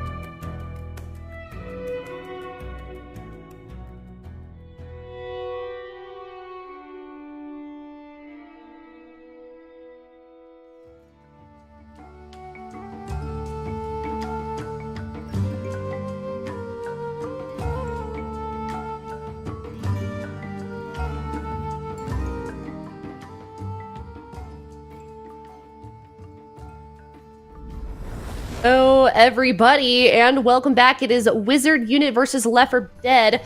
You're down here in the lower bracket. Loser of this one, unfortunately, knocked out. And Wizard Unit, we have yet to see these guys play. Super Tease, you were watching the open bracket games, though. How do you feel like this team is going to do up against Left 4 Dead? Well, I think Left 4 Dead, the one thing they have that might be kryptonite for Wizard Unit is a Shadow Priest. I don't know if Wizard Unit have the composition that can crack that defense that's available to it, and Gage is on that Shadow Priest, and he was leveling up to be the rival for WizK as far as Shadow Priest in the region. And Left 4 Dead technically qualified last week, but they weren't able to play on this day respectively last week, so we didn't really get to see their full potential. Axion's been a phenomenal Pharaoh Druid, Tuna's been on that Holy Paladin, and what we saw from Wizard Unit is that Kamalin, he can play a lot of casters. I think the Devastation in Pharaoh Druid was one of their most popular options, but he can play some Warlock. But I'm just worried that they won't have enough damage in order to get through how tanky a Shadow Priest can be in a lot of these matchups. It kind of depends on what Dank plays and can bring to the table, but I think I'm giving the advantage to Left 4 Dead right now. Okay, what's your prediction then? Left 4 Dead, I think I said, what was my exact score? I have to look and say what the exact score was, but I think it was like 3-2. I think it's going to be kind of close, but in North America, I feel like the scores are a lot closer. It's just more volatile of a region usually. a lot harder to predict. But maybe I can't even say that anymore because Dobob's out of the competition now in Europe. Like they're both kind of just shaky. It's hard.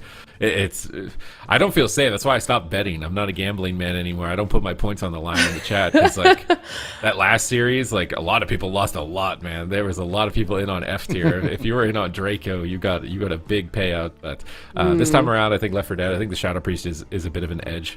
I don't know if they have a matchup that's good for that. All right.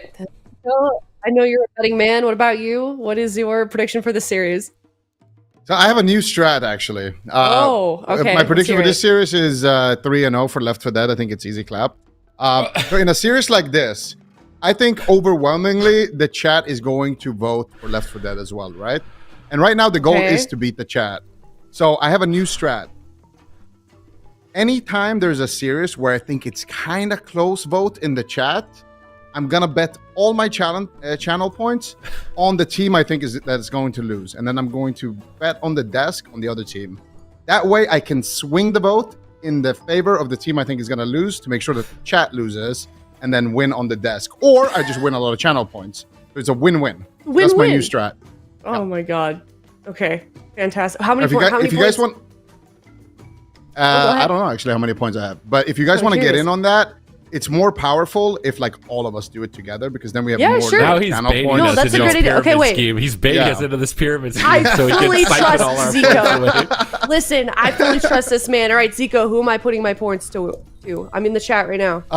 On this one, I think this one is not. I wouldn't put channel points here Little too like one-sided. us Okay. because like it's like we're not gonna swing it in favor of Left 4 Dead. You could put some on Wizard Unit just because the odds are pretty good if you lose and then bet on the Left 4 Dead still.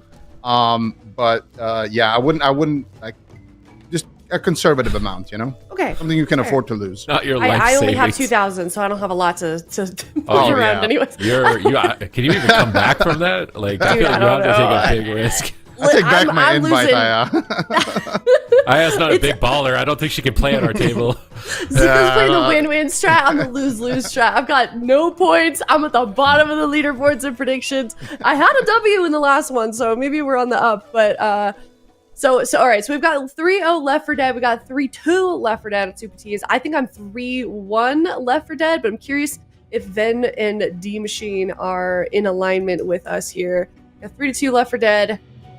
What do we have for Ven? Ooh, 3-1 No way. Wizard There's no Unit. way. That There's is no way. dude. Every time There's no way. that Ven does this to us, he's not on the desk. There's something going on here.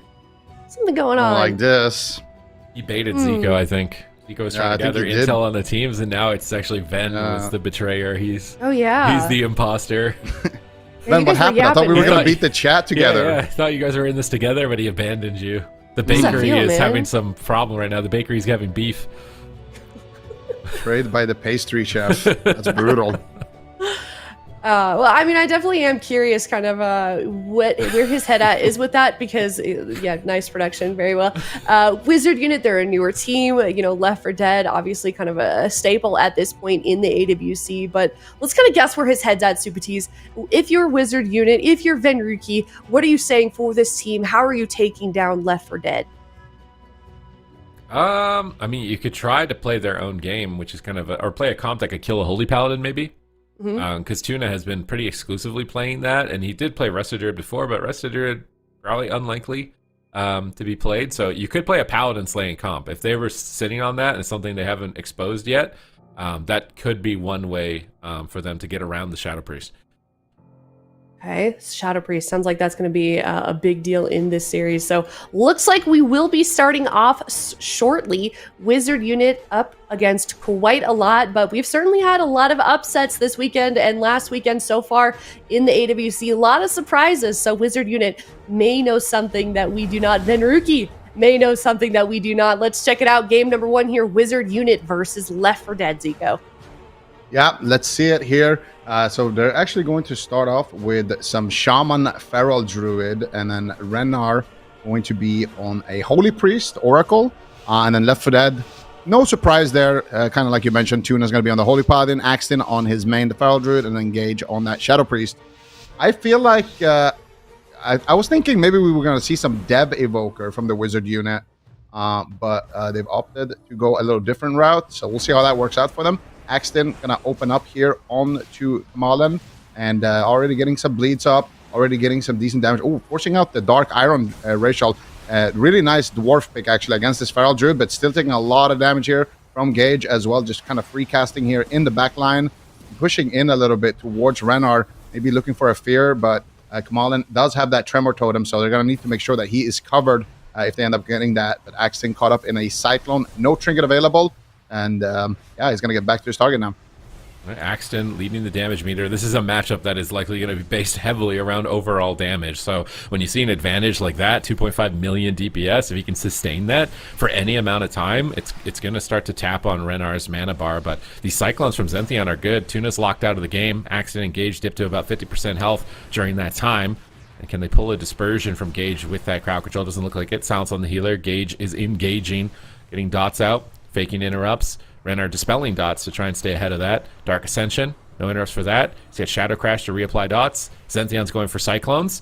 And those Cyclones are going to be hard to stop. They really only have Axton's interrupt, and then after that, there's nothing. So Zentheon can carry this game, if not by damage, then by Cyclones. And he gets another one onto the Holy Paladin, but he's taking a lot of damage. He's getting smashed right now by tentacles in the middle of the map at the moment, and he may have to trade the Survival Instincts. He's trying to be greedy, wraps around the corner, but his healer's in a stun. He's going to pop Heart of the Wild. Get some big frenzied regenerations, look for clones on the Shadow Priest. He's still at half health and he's jumping in. Can Axton punish him? Axton getting bitten by Zentheon and almost going down as he's forced to trade Survival Instincts, and it is quite back and forth, despite the advantage that I thought Left 4 Dead would have. Yeah, really, really nice push right there coming in from the Wizard unit. But they did get Repentance there from Tuna, so Tuna is playing that Repentance. But now Axton caught up in a bash stun. This could be dangerous. Actually catches a big heal there from Tuna. And he's going to recover his Feral Druid. Now a stun coming out on Kamalen. And Axton looking for the Cyclone. Actually finds it onto Renar. Gage is going to come out of that Cyclone and start loading up that Shadow Priest damage. They don't have the CC chain, though, to combo with that Cyclone. Potentially Gage looking for the Fear, but not going to be able to find it. Nice stun here onto Tuna. Dipping to about half HP. Divine Protection will be traded, as everybody on the side of Left 4 Dead is kind of rotting down for a second here. But Tuna has some catch-up to do. Nice Fear there onto Zentheon. It's going to make sure that Tuna gets a little bit of breathing room here in the back line. Axton looking for the Cyclone, gets a stun onto the Eli Shaman to cover that, and he does find the full clone onto Renar, which actually he trinketed in that position. So now Tuna has an opportunity when that stun DR comes back to maybe go for a Hammer of Justice into a Repentance, but Gage needs to be very careful here. Big heal coming out from Tuna there. He had to trinket actually to use that. So both healers using their trinkets here, just shy of 3 minutes. See if he can get his momentum going here. Mana is still maybe even actually in favor of Wizard unit, which is surprising with how much damage Axton is doing at the moment. But those Prayer of Mendings bouncing for Renar, getting big value from that AoE damage, whereas Tuna's using some very expensive heals. He's trying to find crowd control right now. Maybe they've realized they're losing on mana and they need to get on top of Renar. They need to start landing Repentance and Hammer of Justice and Cyclones if they're going to be able to take this, because Kamalen's actually in a spot where he can die. He has no trinket, no wall. If they get a Hammer Justice Repentance, I think they can drop the Elemental Shaman with that. So Tuna's trying to march across the map. Actually gets bounced next to him with that Thunderstorm. He might regret doing the Thunderstorm. He has to fake the Fade. He gets through the Fade. There's the Repentance. They have a grounding. No, they don't. Full Repentance. This is their big moment, but Axton's in a clone. Maybe Gage just kills him by himself. He gets a double Fear. There's no Tremor. They're all over Kamalen right now, but he actually got the Guardian Spirit in between the Fear. That Guardian Spirit bought a couple of seconds here. He can wall now if he needs to. Astral Shift available. Trying to be greedy. Is he going to regret it? Does he know that he has it? Just came up. Manages to get away with the greed for now and recover. That was a big push from Left 4 Dead. It cost a lot of mana, and they don't net a kill, which is devastating. They're falling behind. Tuna at the pillar, line of sighting with those Earthquakes. He's got to move out of them. He gets caught in a full Maim stun. Zentheon's making a swap, maybe. He's looking for a Cyclone. Tuna's going to Divine Shield. He Divine Shielded before the Cyclone. He's trying to make a play. He's using Repentance while he's immune to interrupts in the bubble. That forces the Astral Shift. Tuna's trying to double up on the value there, a defensive bubble and an offensive bubble at the same time to try and put his team back in the game. Fear into another Repentance. He's really trying to carry the game. He goes for Searing Glare, almost taking him out. Tuna's aggressive plays almost pay off. And they're just killing him through healing. They might just kill him. They actually do it. That was insane from Tuna.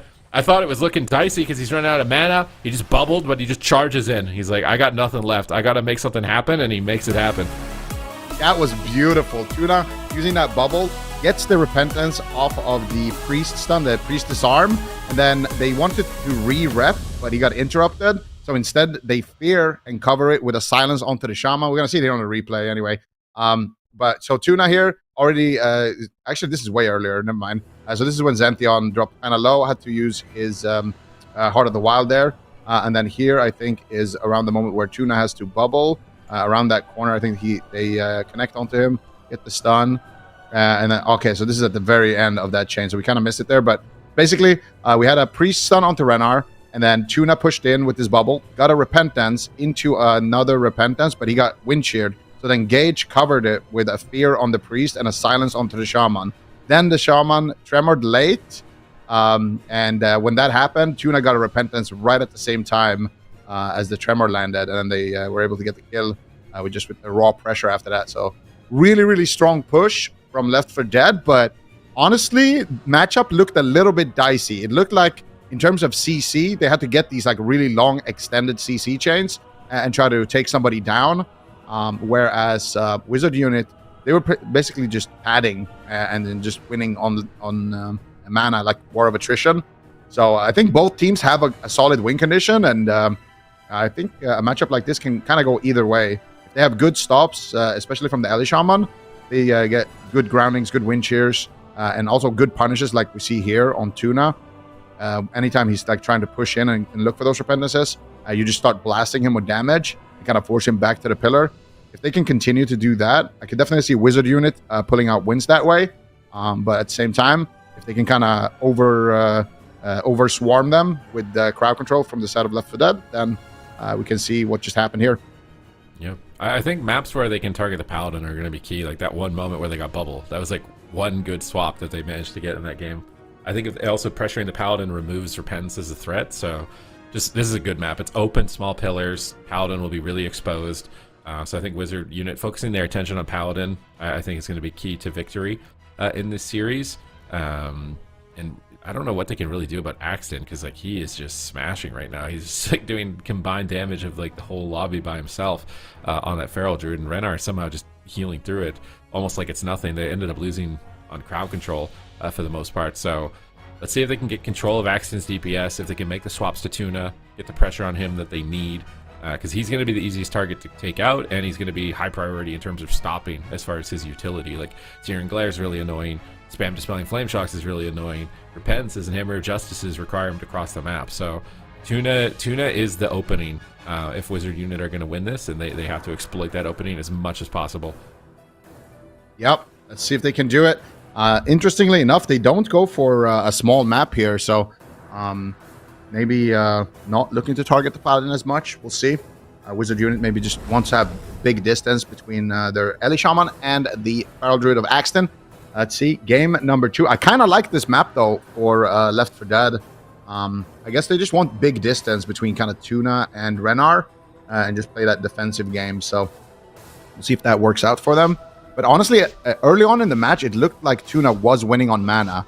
And they kind of changed their game plan to go in for more crowd control. So I wonder if they can also just maybe stay back and just try to play around Gage a little bit more and actually try to win on mana themselves. Haven't really seen this matchup play out too much, so it's going to be interesting to see what the teams can do.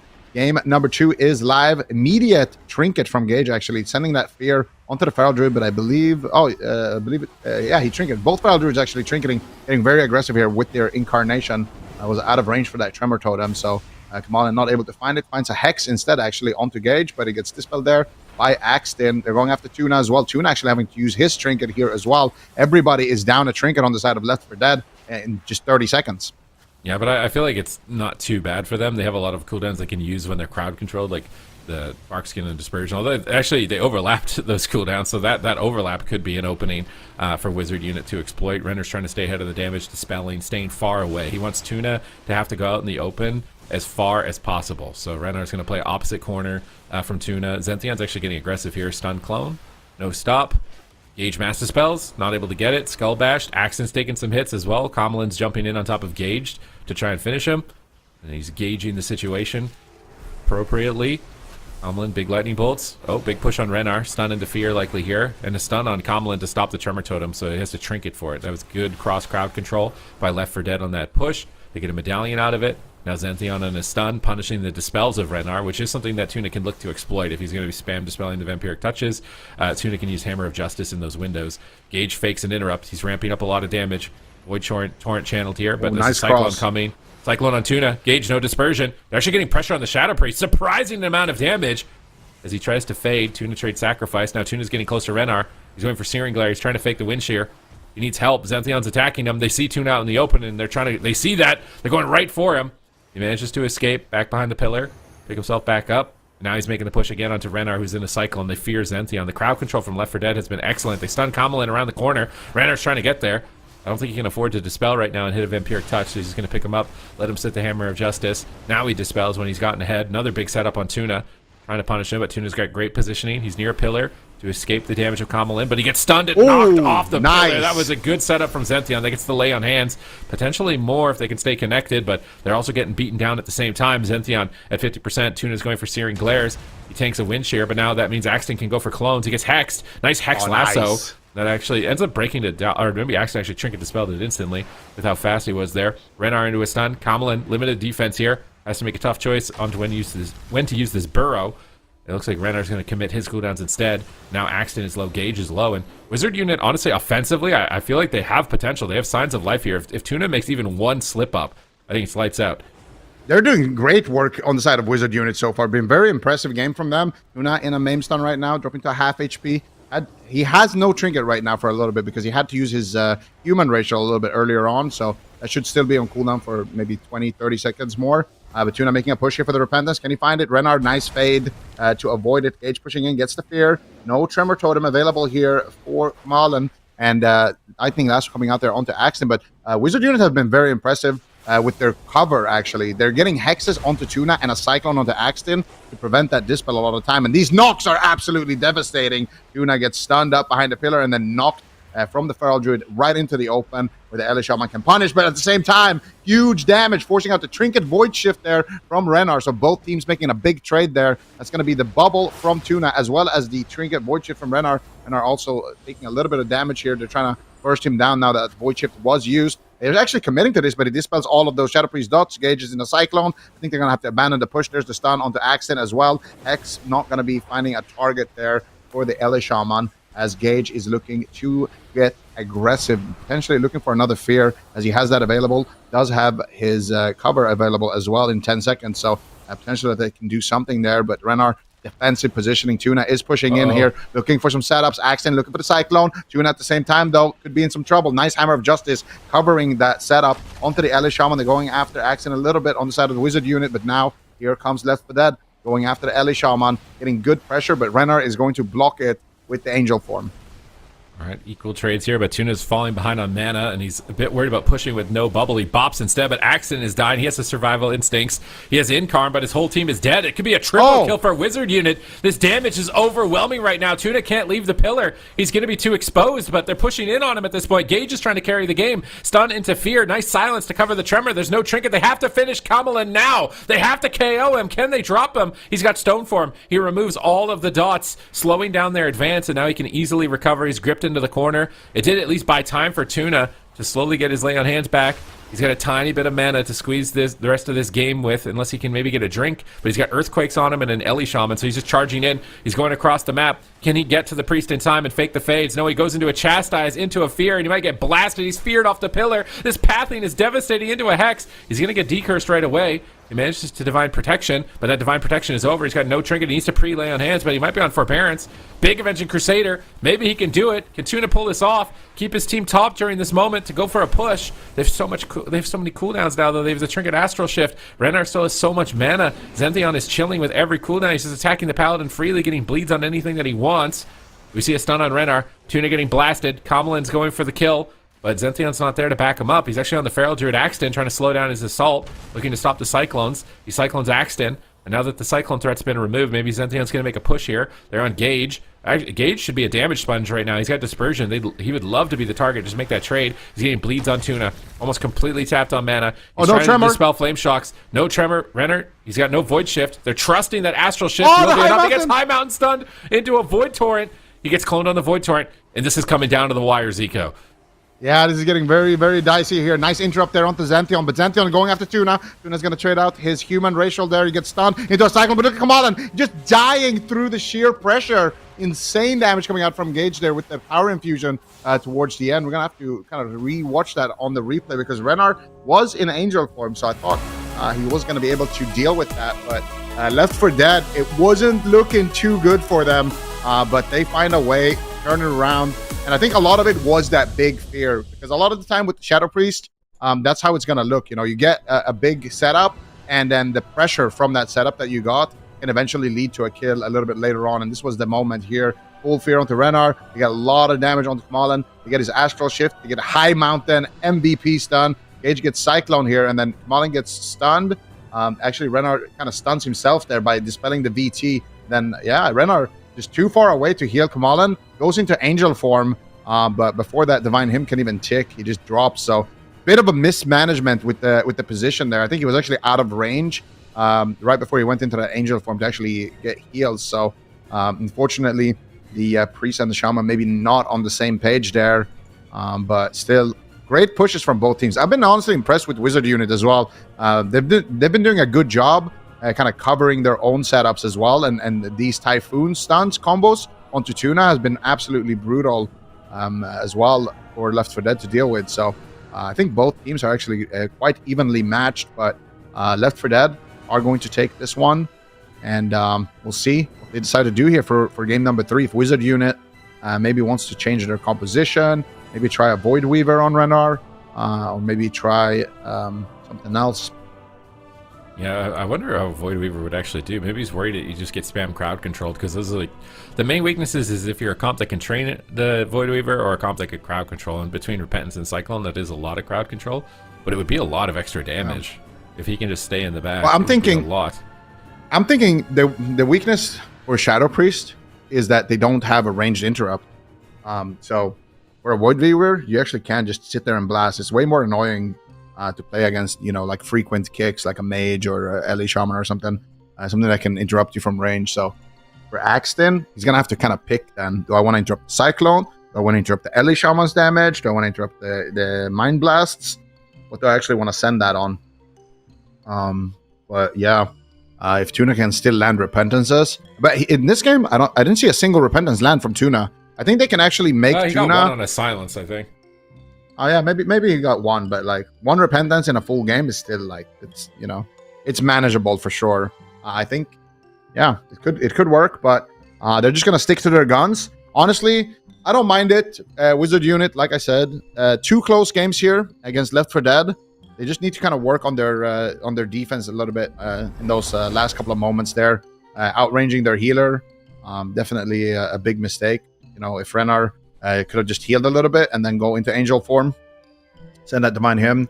I think Kamalan would have survived that, and then he had his Guardian rotating back up. They were winning on mana, just getting a little bit too aggressive, I think, as dampening ramped up.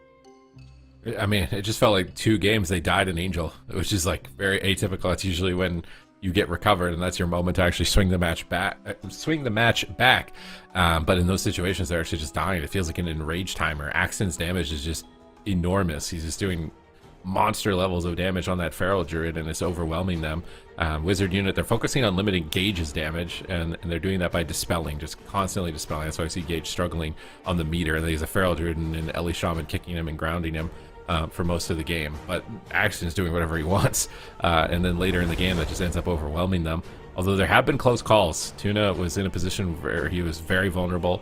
Wizard Unit continuing to opt for the large map, likely to try and make it so that Tuna has to cross a long distance to get crowd control, try and win on mana, and just try to clean up that moment that keeps happening around the 5.5 to 6.5 minute mark where Renar just struggles to keep his team alive. And if they can manage the cooldowns a little bit better, manage the positioning a little bit better, and get to that enraged timer for themselves when Tuna has nothing, then they're going to have potential to win this. But it's match point. They got to reverse sweep if they want to stay in the tournament. Yeah, it's got to be a tall order here. Let's see if they do it, or if Left 4 Dead can just win this one 3-0 here. Opener coming onto Kamalan once again, taking some damage, but he does have that Fireblood racial available, so he could be able to just clear out all those dots. Might need to. Actually, no. They're going to trade out the stone. Actually, no, just the Guardian from Kamalan. Actually, trading out his Trinket Tremor Totem there as well. So good defense from the Ellie Shaman. Still has his Stone Bulwark, still has his wall. And look at that cover there. That's what I was talking about right there. Getting a Hex onto Gage and then Lightning Lasso onto Axton to prevent him from using that Remove Curse on the Hex. So doing stuff like that to always make sure that Axton is covered when they get a Hex is really nice here for Wizard unit. But so far, I would say this opener has gone a little bit more in favor of Left 4 Dead. Axton taking a lot of damage. He's overextended, but he did it to get that Cyclone onto Renar, which did net them a trinket. So still another win here, I would say, for Left 4 Dead. Yeah, it was a nice push.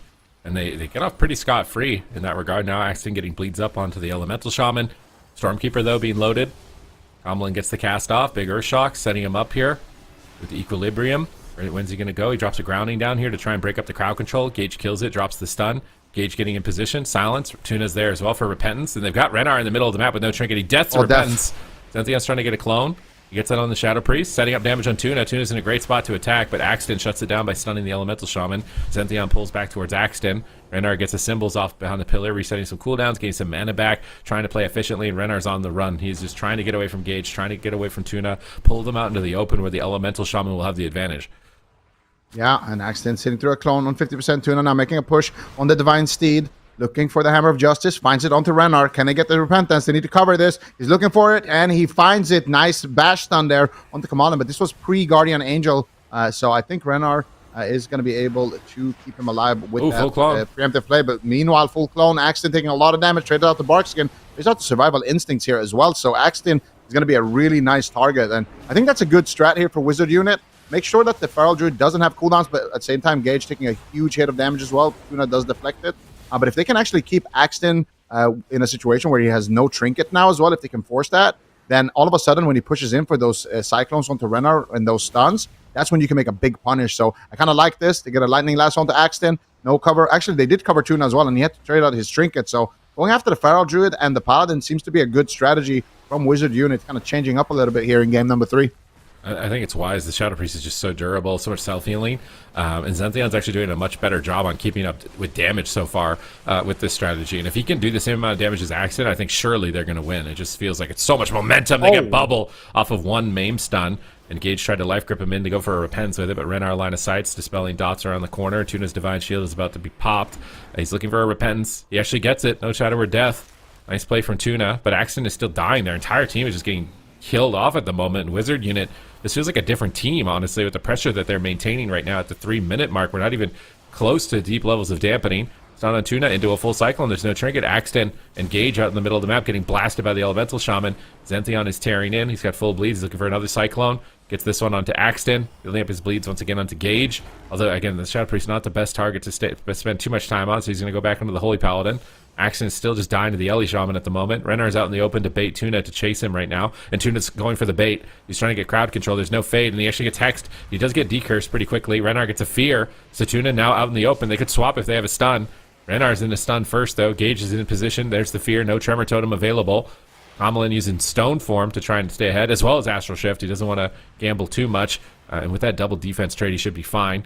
And now you can start turning this around. Here comes the Primordial Wave. Gage high mountains to get to the pillar to escape. Not only does it stun and allow you to engage combat, it allows you to escape from combat as well. It's a nice usage there from Gage. He fakes a kick. Gage is going to get a lot of damage going here for his team in a moment. Renar pre-fading, anticipating a silence, but Gage is actually Cyclone. Zentheon is tearing in, but he's not getting backed up right now. Searing Glare out of the Hammer of Justice Dispel. It's a nice punish from Tuna, anticipating that Dispel, getting the Searing Glare, forcing Zentheon back. Now Axton's pushing in, but he's met by an Angel Form and a Cyclone, so Gage is going to have to pull away from this. Tuna's line of sighting here to avoid the Elemental Shaman damage. He's got Avenging Crusader. He's trying to get in there, but there's triple stacked and so much damage. A massive explosion of AoE right now from Wizard unit, and Tuna is doing his best to recover from that onslaught. Axton's Incarnation is just faded. His team is still devastated. Is Tuna going to be able to make the push? Renar's fading. He's trying to avoid crowd control. He gets rooted for the fear. He can't escape. They killed the Tremor. No, the Tremor Totem breaks the fear. Good teamwork from Kamalin in this position. Renar repositions. If they can get Tuna off the pillar, it might just be lights out. There's no bubble. He gets caught in a full fear from Renar. It's a double. Axton is low. Gage is looking for Mass Dispel. Gets it on the fear. The remainder of that fear. Tuna's looking for Repentance. Renar deaths it. His team is low. Sacrifice and Survival Instincts. And I feel like this is a completely different team. Look at the damage meter. It's way closer. Yeah, and that's because they've been going after Axton a lot, and right now the rest of the team is kind of rotting down. Tuna does have some mana, so should be able to maybe maintain but he's running really low on cooldowns. Doesn't even have a trinket right now, actually, Tuna, because he used that human racial. So the next stun onto Tuna could potentially close the game. Zention is looking for it right now, trying to get some bleeds onto Tuna. Gets a Cyclone onto Gage. Here we go. They make the push. But at the same time, Axton stuns up Mullen, trying to get some counter pressure of his own. They need counter pressure. They need offense right now on the side of Left 4 Dead, because this is not going to be looking too good for them. And momentarily, Axton caught up in the Lightning Lasso, dropped half HP. Tuna is there to deflect it. 22 seconds on that Divine Shield. Tuna rotting down behind the pillar. Low mana. Trying to kite away Zention. Nice Ursul's Vortex there. Nice Hodge as well there. Onto Zention, making sure that he can't get that Cyclone, but he's still going to keep fishing for it. Nice Fear onto Zention as well. Renar is in a Cyclone. Repentance out of the Fear, out of the Cyclone. Actually finds it onto Renar. It's a full rep right now. They need to make something happen with this. They get the Burrow there onto Mullen, but still a lot of pressure onto Tuna. Searing Glare connects. Axton might get Cyclone here. Actually, Zention doesn't look like he's going to go for it. Instead, he's going to go after Axton, taking a lot of damage here as well. No Bark Skin for another 20 seconds. Come on, and looking for the Hex as well. Finds it, but Axton is there with the D-Curse. Still taking so much damage. Finally, Tuna gets his Divine Shield and has to immediately pop it just to recover his team. I don't know how much longer these teams can hold on, Sid. Yeah, it's Incarnation. This is the scariest moment of the game. It just faded for Zention. Axton still has a few seconds of it. Can he get a kill? Nice Repentance. Tuna, once again, has nothing left, and he's carrying the team with absolutely nothing left. Look at these Repentances. Oh! 3 in a row, forcing the Void Shift. Zention falls low. Renar falls low, and if Left 4 Dead have momentum right now, I don't know if Wizard Unit can swing it back. Survival Instincts to try and hold on here, but Axton trades Barkskin to keep tearing in. It's match point. Wizard Unit face elimination. A full bash from Axton. Do they get the Cyclone? He's looking for it. He gets wind sheared. He gets denied. Comlin might just die through his defensives. Renar struggling. He dispels dots to do what he can, but now a Repentance once again from Tuna. Being channeled, he fakes the fade, but now he's getting blasted. He has to line of sight. Tuna has to make very careful calculations right now with 0 mana remaining, and the opposing team has now actually fully recovered from their push. Tuna's in a full stun. The whole team is dead, and I think they finally might be running out of time. Gage trades Dispersion to recover some health so he can Void Shift in the near future, which he probably will at any moment, with Axton at 20% and Tuna holding on by a thread. Lightning Lasso, they're going for the triple, but Lay on Hands came off cooldown just in the nick of time. Tuna gets a big heal on himself, but now Axton is getting toppled, and Wizard Unit are so close. Gage Void Shift's over. They're buying whatever they can anytime they can on the clock to try and win this game. They stun the healer. Renar breaks free. Axton, how are you alive? Survival Instincts at 1%. No way. How are you alive? How are you alive right now? They're surviving by the skin of their teeth right now, literally. Is he going to stay in the fight to finish Comlin? He's 8 seconds away from his burrow. Axton's in a stun. Tuna in a bash. He trinkets out. He's on his charger. They're trying to finish Comlin with whatever that's left, because Renar is actually 0 mana at this point. Tuna, how are you doing this, bro? He's at the pillar. They get a fear. Maybe they can kill in the bash. Dampening is so high. 43% full stun. Here comes the Incarnate. Axton should be destroyed. How is he alive? Tuna finally dies, but Comlin in the bro does the bleeds. They're going to take him down. There's no way he 1v3s as a Shadow Priest with 0 cooldowns, but bro, Left 4 Dead, they refused to die for most of this game, battling it out to the bitter end, but finally, Wizard Unit, they scrape together a win. Man, that was a nail biter. It doesn't get closer than that. You could tell, like, that was it. That was their final push. They had nothing left. They just rotted down to dots right after they got their kill. Nice victory, though, for Wizard Unit. It's good to see. They're showing signs of life. They're changing up their strategy. That was about as close as you can get, but at the same time, Left 4 Dead played really good defense in this matchup.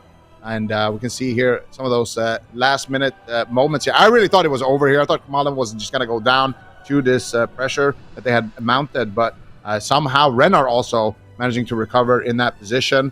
And a lot of it is just thanks to Zention getting these Cyclones very, very late in the match. Taking out a player when, you know, the game is this intense is just absolute key. You see the cross kill here.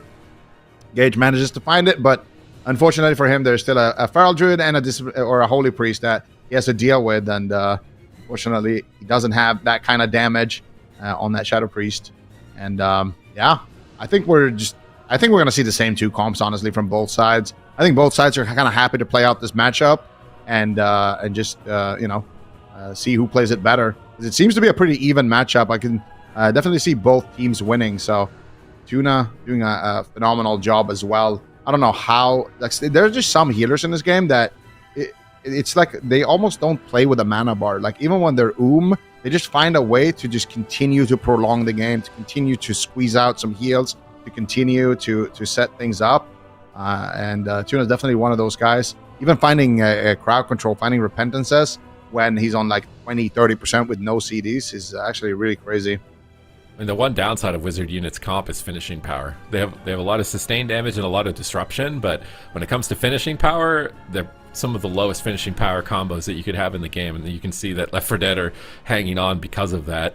But they did ultimately kill Kamalin regardless, so I wonder on a smaller map where Renar isn't able to create that distance, if they're able to actually pull off a win. Another thing is I think Xanthion has just improved a lot. I don't know if they were trying to play more single target in the earlier games, but like he was getting completely destroyed on damage the first 2 games, whereas this game he was right on Axton's heels and at some points actually higher than damage than Axton. So maybe Xanthion's adaptations to the matchup could also then mean that Wizard Unit can win on the small maps, but Left 4 Dead are immediately locking in hook point. They don't want Renar to have the room to breathe like he was able to there on Enigma Crucible. They want to run him down with crowd control, hopefully before the bell starts to ring, because Tuna every time, man, he's making it, it's like he's scripting it like, I got nothing left, I'm gonna go in for the hero winning play. It's like he could have maybe done it earlier. I don't know if they're waiting for dampening, so it just happens to line up when he has nothing, but it's like he keeps trying to make these crazy plays right when he's run out of cooldowns. If he can be in a position where he has cooldowns to make the crazy play, then they're going to be so far ahead. It's still match point for Wizard Unit. They did have one of their team members go down in the game that they actually won, and it was brutally long. It was brutally long. So can you do that 2 more times? Yeah, that is the question here. Let's find out. It's match point. It is Left 4 Dead's final stand here. Oh, sorry, it's Wizard Unit's final stand here, potentially. Against Left 4 Dead, see what they can do. You're gonna see Tuna actually getting a lot of crowd control potentially in this one. I'm really scared for Renar. They're gonna be swarming him. He's gonna be caught up in Maim Stuns. He's gonna be caught up in Hammers of Justice. And if Left 4 Dead can execute on their long CC chains, they can definitely close that out. But at the same time, if Wizard Unit can find moments to get aggressive onto Tuna, that could be big. Gage is going to trinket immediately. Hammer of Justice, first global. There's the repentance. He's enjoying the map. And Gage, though, getting actually caught up in a hex, and it's not getting dispelled here by accident, which is a little bit peculiar, but still a lot of pressure coming out here onto Malin. They didn't have to trade out his Astral Shift, though. I think they definitely should have prioritized dispelling that hex. I'm not sure actually what happened to that, but very unfortunate for the side of Left 4 Dead. Now they have an opportunity here to get a counterattack in on the side of Wizard Unit. Full Cyclone onto Tuna, going after Gage. Nice stun onto Axton as well. Isolating Gage there for a moment. Now they're going to Cyclone Gage and go back onto Tuna. Tuna doesn't really seem to care right now. He's on stun DR, and he's just gonna, yeah, and he's just going for that Repentance Hodge combo. But he does get wind sheared. Nice wind shear. They find a double fear though. Nicely done. They do have the Tremor Totem, I think, and it does get dropped there. So Malin actually trinkets for it, but Tuna has to run back to the pillar. Lightning Lasso coming out. They interrupt it, and they manage to recover there without having to trade out anything more. So a good recovery from the side of Left 4 Dead. They kind of got their hit, and now they got their run as well. They did get Tuna's human racial there, so that is a big crowd control breaker when he's making these pushes. Oh, yeah. Divine Shield is going to be his next line of defense, and Gage is looking to be the front runner. He's getting the stuns. He's in position. They know they don't have a Tremor. There's the full fear. Could be a Trinket. He just trinkets right away. Trinket the spell. And now if Tuna can get in there, they don't have the stun DR, so they'll probably wait for the stun DR, and then Tuna will make a push. He's got to focus on defense right now. His team is getting destroyed. They get a Cyclone on Axton. Gage is still struggling at the moment, which is surprising. Only 1 minute and 40 in here. The Shadow Priest would be so far on the back foot. Xanthion Cyclones the Shadow Priest, switches back onto Axton. And Axton keep his damage lead like we saw in the first 2 games. Tuna's trying to cross. Xanthion sees him, charging him down and trying to limit his push towards Renar. Renar's trying to reposition out into the open to bait Tuna. Full stun into a clone. Axton is still low. Survival Instinct's likely going to need to be popped. He goes into Bear Farm Frenzy Regions and kicks the clone, going right back into cat form.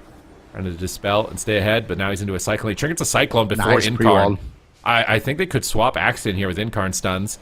And it looks like Kamlin's still the target. He pre-walls. Nice wall from Kamlin. He's going to burrow as well. He's not playing around. That crowd control is quite extended on Renar. He's behind the corner dying to bleeds. He drops the Stone Bulwark and that's every cooldown he has, and he's still almost dead. Finally, Renar gets a huge heal to recover him throughout this attack. But the next DRs, what are you going to do, Renar? What are you going to do? He's an Angel. It buys him a little bit of time, but if Tuna gets there and he gets the stun Repentance, I think it's lights out for Wizard Unit. Yeah, Wizard Unit had to use a lot of defensives, which is really strange because Kamalin did a beautiful pre-wall right before he got Maim Stun on that exchange. But here comes the setup. Tuna's looking for the Hammer of Justice. Gage is there as well, and they find it. Can they cover Kamalin? They do. There's a stun, but he actually trades out a Trinket Tremor. Did they even commit the fear? I don't think they did. Actually, they did, yeah. So they managed to get a counterattack now onto Tuna, dropping pretty low. Does interrupt the Lightning Lasso. Hex going to be casted out there. Look, a nice interrupt, though. Axton getting a Cyclone onto Zention, and here comes the setup. There he Need to is. stop Tuna. Do they have the grounding totem for this? Nope. Do they? They don't. It's a full rep. Renar's going to trinket, straight out the Void Shift immediately, but still a lot of pressure coming out here. Axton, though, as well, is taking some heavy fire, but Tuna is there to deflect it. And here we go. Big stun onto Kamalan. They got the Cyclone onto Gage, still slowing down the pressure. Zention doing what he can to make sure that they do survive this moment. Full fear onto Renar. They don't have anything to follow it up, though. Here comes the Stormkeeper. Counter pressure for Wizard unit. Tuna in a stun. He could be in danger. Kamalan is zapping away, but Zention gets coastlined by that Cyclone. And here comes Tuna. Hodge into Repentance. Does he find it? He's trying to juke the kick. He does manage to get it. No trinket available. Kamalan, though, with the pre-Guardian Spirit, should be able to survive this one. Rennar making some big plays to keep his Shaman in the fight. Oh, full Cyclone now. All their defensives have been burned through at this point. Tuna's looking for another Repentance, trying to time it out of the clone. He's not going to find it. Renar dispels dots, but he hits a Vampiric Touch, and it horrifies him for a second. He's finally starting to recover, but they're just right on top of him. They're just waiting for the DRs to reset. They know it's checkmate here in a moment. Incarnation is up, and what are you going to do? Repentance is being channeled. He has to burrow, but the Repentance is secured. Right. And Kamalin could fall. It's match point for Wizard unit. Can they manage to hold on for another second? They're buying time, but the High Mountain for the kill.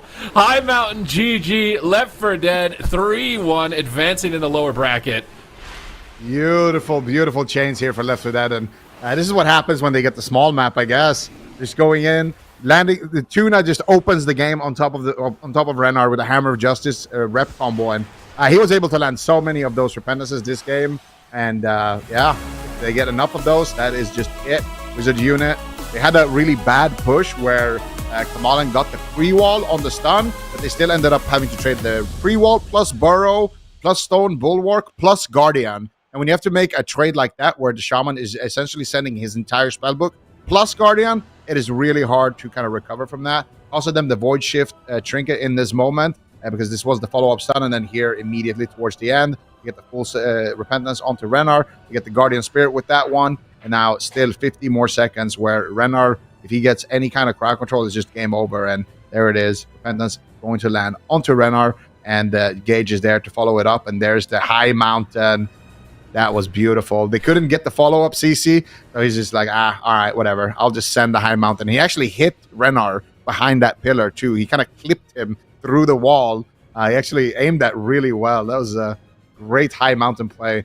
Keeping, not only keeping Kamalan in line of sight, where he can duck around the corner, but he also hits Renar so he can't heal. I kind of want to see it again. Can we get that in slow-mo? Right at the end here. Look at this. Look at this. He hits Kamalan, and then right on the priest as well in the back. And you actually get the kill because of that. That's brutal.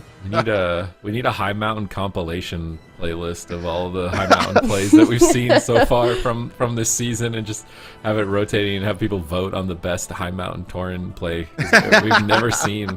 I don't think this is the first season where I think anyone has even bothered to play it. I'm surprised no one ever considered, because we've definitely had like bursty seasons in the past. Maybe other racials were also stronger in the past. I think like human, particularly in other seasons, you know, those choices have been nerfed. So maybe it's just a matter of them being nerfed, and now it's the burst meta.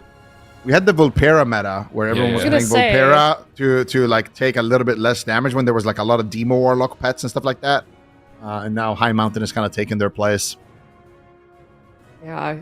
Okay, I asked a similar question, I think, yesterday. What would be the song for that edit for High Mountains?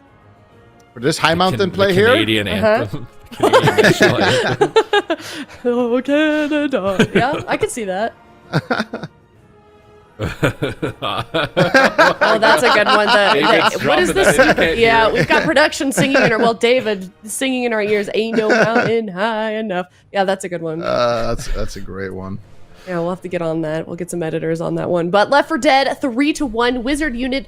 The new kids on the block putting up a tremendous fight, but unfortunately just not quite enough in the end. Did manage to get one game off, though, and a couple close calls there as well against Left 4 Dead, but unfortunately knocked out. And that means that we are going to be popping back up to the upper bracket. As we can see here, we've got Gators back versus Cats and Dogs coming up next. Gators back, the team that beat Welcome to the Jung last week, the team that we thought no one would be able to best, but it was Gators back that actually did it. We've got WizK on his path to glory. Is he finally going to be able to do it, or is it Cats and Dogs that are going to put a stopper to that, because they are a tremendous team as well. Awaken, Enzo, Jax, Shards. I cannot wait to see what they're going to be able to do against this team here. But are you guys ready for another game before we head to a break? Which one is it going to be? Yeah. It is do you want to guess? No. I wasn't going to guess that. I just wanted to say about this bracket. I just love the NA bracket. You got Gators back, Cats and Dogs, Dire Wolves, and Welcome to the Jung. It's just Animal Planet in the top side of the bracket. Oh, yeah. Well, there's Chun-Li's team also, Meow something. I always forget. It's like Meow something. It didn't quite Meow Mixin. A lot of kitty names, a lot of animal names in the bracket for North America. I like the creativity. As long as they don't start adding like the word super before every team name, I think we're... Oh, that was so annoying. the super frogs, the super duper frogs. Yeah, exactly. Oh, thank God. But we've matured past that. Now we're just doing animal cracker names. Yeah, exactly. But here's the standings right now for North America. If they've got a star next to their name, that means that they are still in the tournament. Gators back on top at 160 points. In second, we've got Jung, 140, and then Cats and Dogs, 120 points. And remember, if you are not in the top 3, that means you are fighting for your life, potentially in the gauntlet. That 4th through 8th place is not an easy position to be in, and these teams are going to be fighting hard to try and get as high as possible, because seeding is very, very important as we head towards the end of the year. But we can follow along with that as we move forward in the bracket for North America and Europe. But let's get to that game. We are going to be doing Legion. Guess who's next? Guess what comes next? Ooh. All right. We're going to be shown a clip from AWC from Legion, and we will be guessing what happens next. Are you guys ready? And I think I know I'm David always was ready, finding the clips Legion. for these. I think David was. So I'm trying to think of what I think David's favorite memories would have been. To try and get an advantage of this. And there's so many tournaments though. Like, could it be from a BlizzCon final? Could it be from a LAN event? Could it be from like a? I guess maybe we'll know. Although Europe versus Europe finals happened a lot. Although there were big upsets actually in Legion. Yeah. I wonder what moments it could be. Like, I think my favorite moment was the Rub Cub team with Rosita. Oh my, there's no way. Oh. My favorite moment and then it pops up on the screen, bro. There's no way. I'm gonna let the chat think about it a little bit, okay? Okay.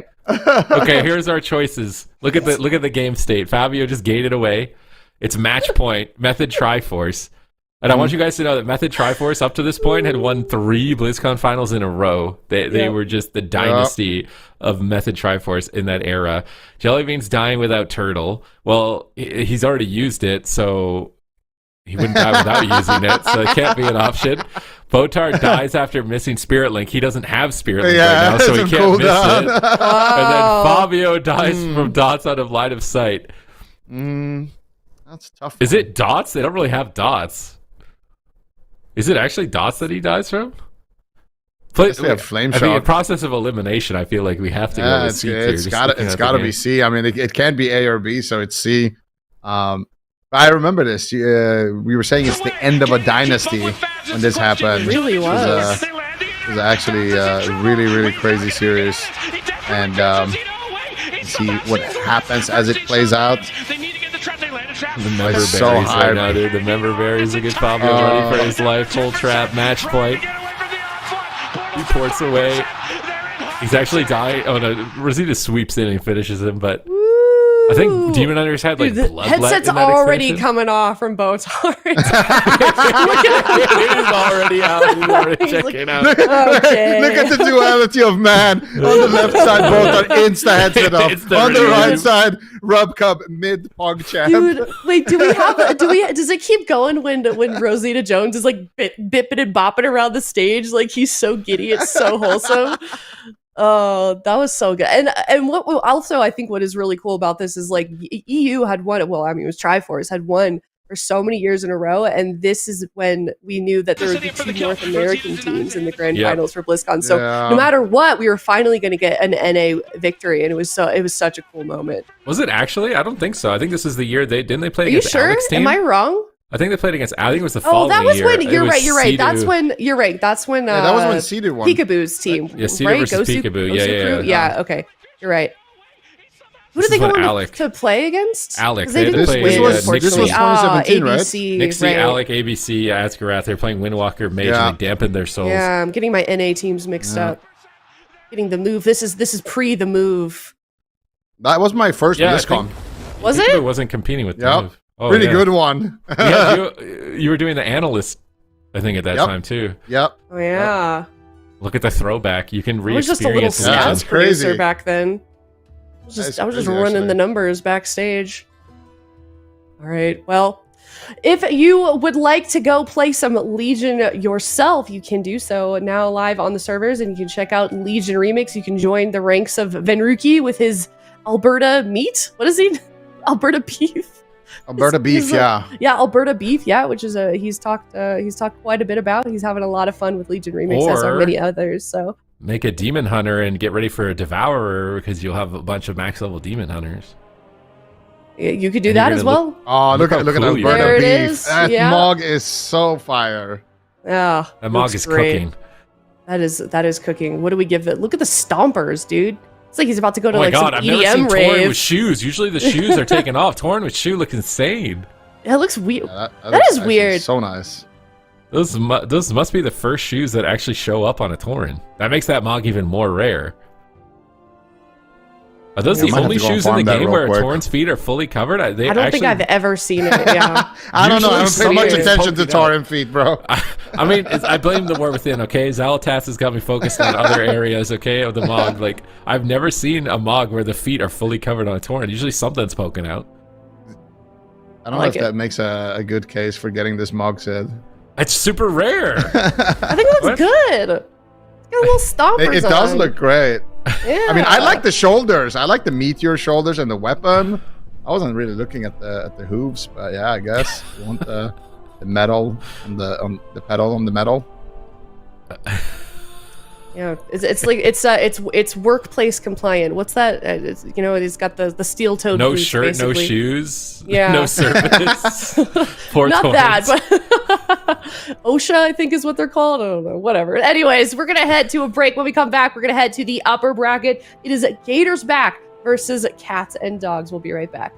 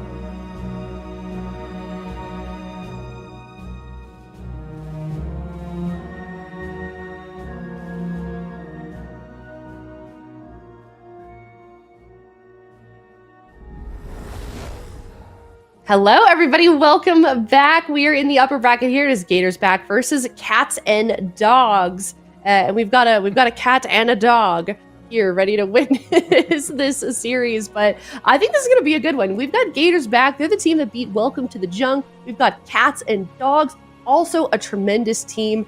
I have a feeling how this might be going for your predictions, Zico, but I want to hear it from you first. I'm going with the Gators. As you can see, I don't have a cat or a dog here, so sadly, I did have a gator, but my landlord told me I had to throw it out, so I'll just have a Murloc cat. Just tossed it outside. Yeah, I got a pool for him outside. He's chilling. I call him Jerry, but yeah, I'm going with the Gators. They had a stellar performance last weekend, and I think they're going to keep this up. I think they've gotten even better this week, so I'm excited to see what they're bringing to the table. All right. D Machine, what about you? I can't let Pan down. I have to go with Cats and Dogs. Listen. Gators back. They're the favorites of the tournament. They look so incredibly good. We talked about WizK's legacy, kind of happening before our eyes right now. But I don't know. There's something about Cats and Dogs, their lower bracket run in Cup number 1. I want to see them do well, and I also can't let down the kitty. Yeah, he looks very content. I'm gonna let down my dog. He's I'm gonna let Fisher down. Listen, I love him, but my heart is telling me Gators back. I do think it's gonna be a tough series, though. I think Cats and Dogs. I think they're gonna put up a really good fight. I think we've seen that a lot from the underdogs so far in North America. But I mean, I think it's in my best interest to not vote against the team that beat Welcome to the Jung last week. Plus, I mean, you were kind of mentioning it, Zico. WizK's trajectory has been so exciting to see so far. Yeah, this has been his season. I'm feeling it. I think WizK, he's tired of coming second. He's tired of losing. He's got himself a nice roster. Cubsy is back on the healer where he belongs. And I think this is their season to actually become the true rival to Welcome to the Jung. So we'll see. We'll see how that plays out. But I'm excited for that story. I'm alone. I just realized. Chat, you got some people on chat. 33% 33% of them. Yeah, believe in you. That's okay. Well, also, maybe the coin as well. What was the coin at? Let's see. Maybe the coin's with you. Dude. Okay.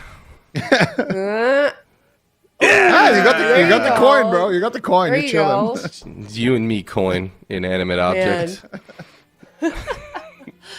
All right. Well, we've got 33% on the side of Cats and Dogs. I mean, you never know, David. Zico could be doing his technique that he was telling us about a couple of series ago, where I couldn't even walk you through it. It was kind of a long, confusing process, but it's manipulative. Yeah, points. I can't even deploy such a technique because it would require having points to begin with. Bet in chat. And I was cleared out yesterday. I definitely got it twisted, and now I'm earning them points back slowly.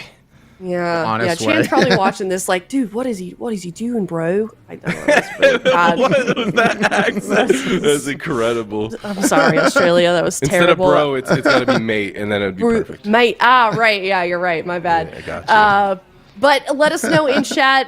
Get your prediction in there. Is it going to be Gators back, or is it going to be Cats and Dogs? But I'm kind of curious, D Machine. You were with us for the first time that we actually saw Gators back. Excuse me. What were your initial thoughts when you saw this bracket come together? Oh, this in Cup 2? Oh man. I mean, on the top end, I saw Gators back and Cats and Dogs. I counted Cats and Dogs out, and then they had such a deep lower bracket run. So they all of a sudden were definitely a team that I've been staring at. But Gators back, they had that crazy back and forth with Welcome to the Jung. They got knocked down pretty handily by Welcome to the Jung's Rhett Hunter. And then they came back when pre-nerf, right? Those Rep Paladins were super strong. Then came back and won and made Welcome to the Jung switch to all sorts of compositions. So Gators back, in my mind, they have the talent, they have the experience, and they also have the hunger to be like the team in North America. Cats and Dogs need to prove themselves right here, right now. We do see shards on that Warlock, and Jackson the Assassination Rogue, and the opener has begun, Z.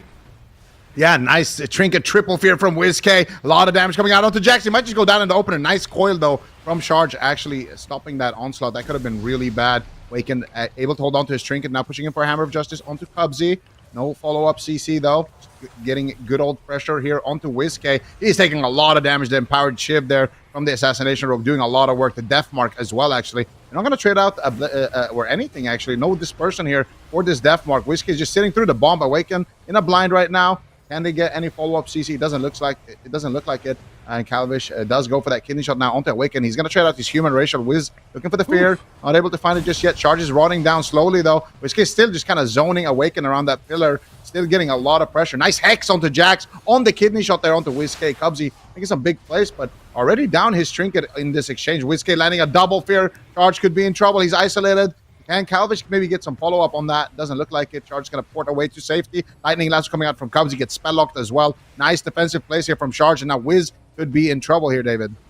There it is. A bomb is dropped, but lots of healing coming in for Awakened with that Wings is as well as the Dark Tracker. Charge is still in a lot of trouble. Huge heal is going to be the lay on hands out from Awakened. Another button off, and Jax also using his disarm to stop Calvish's pressure there. Lots of buttons forced out of Cats and Dogs. Another defensive. Shard's still not out of the water just yet. He is on that Affliction Warlock. He's in the cheap shot. That is going to be the bubble for Awakened, and a massive spell to follow it up. WizK just on the ball. A kidney shot onto Jax is going to prevent any follow-up peels, and Shards is in trouble. Yeah, Shards is in big trouble here. The next CC chain on Awaken, he has no breakers for that one. Cubsy and a Hammer of Justice. They need to make something happen offensively on the side of Cats and Dogs. Otherwise, this could just be a rip for them. Shards trying to fake us, getting the Soul Rot, getting some damage. There's a full hex for them. Shards trying to fake us, getting the Soul Rot, getting some damage. There's a full Hex. Awaken pre-sacks it, though. Nice sacrifice, going to break him out of that Hex. That could have been absolutely deadly. Charge still on half HP. Going after Jax a little bit as well. He's dropping quite low, but Calvish also taking a little bit of damage. Cubsy does have his trinket rotated back up. The Healing Tide Totem. He's doing some work in the back line. Here comes the big push. Getting shot onto Awaken. Do they have the follow-up CC? Charge is caught up in a stun. They're looking for the kill. Nice blessing of protection. Awaken's got a trinket. Gets silence on his trinket. They dispel the bop as well. Charge in so much trouble. Awaken has so much work to do here, but Jax is there peeling them up, getting the empowered Garrotes, getting the stuns, and finally disarm it onto Jax as well to slow him down. But they are one setup away here from taking this game on the side of Gators back.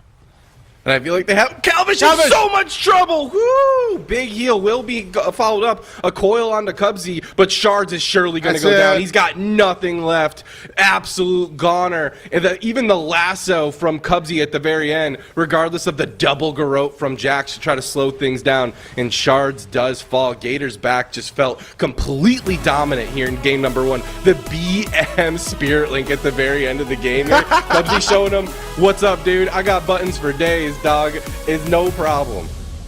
Oh, that is brutal. I love to do that as well. Like on my mage when I like duel somebody and they rub me the wrong way. Like a rogue who sits too much in stealth. Maybe they use a pot or something. Like something to trigger me. And I just send the ice block after I win the duel. It's like, yeah, I still had that. That's great. Cubsy definitely making some big plays here at the end as well, feeling himself after that lightning lasso. To secure it, but this was a great setup, man. They are playing so well on the side of Gators back. Like this Hex into the blind, and then double cheap shot coming out from Jax here. He's waddling towards Charge, and then Cubsy with the lightning lasso. Just these constant CC chains from Gators back are so deadly, and they're actually just. It feels like Charge can't play the game. He can't do anything. The entire game is just running, trying to get away from this sub rogue, and Calvish is just not letting him get away. He's not letting him do anything. So. I kind of hate to say it, but I think RPS might be back, guys. Might be back. I am back. I had a technical issue. Sorry, Z. Thanks for the hard carry.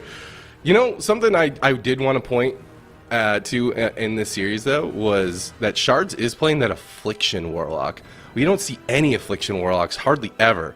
How do you feel about that specialization choice?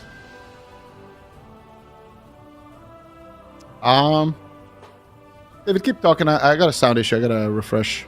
It might actually be me. That. Well, my question to you was the Affliction Warlock. We never see it. What do you think about this choice? I think Affliction Warlock and Assassination Rogue definitely have a lot of pressure, but I feel like it's so hard once you fall behind. Usually we see this comp kind of succeed when you go after the healers. If you can get big pressure onto Cubsy and you can pop a death mark onto him, That's kind of how you can rot everybody down, and when you can get those triple garrotes on the entire team, that's when it looks just completely brutal to deal with. But they weren't really able to do that, and when the shaman is also backed by a shadow priest and a sub rogue who is getting those stuns out, it just feels really, really difficult. So I'm not sure how much I like that. I actually thought we were going to see maybe something different from Cats and Dogs here, but I think they're going to stick to it. Okay, they're going to go to Tolvir Arena. So they want space for shards. That's all they want because, we saw it on the replay. Calvish is just all over him. So they actually want those long gateways. They want those long teleports behind those big chunky pillars. And that's when Charge is going to maybe be a little bit more empowered to actually get his damage out in the matchup. And, right. See, Gators, they're just going to lock in the RPS.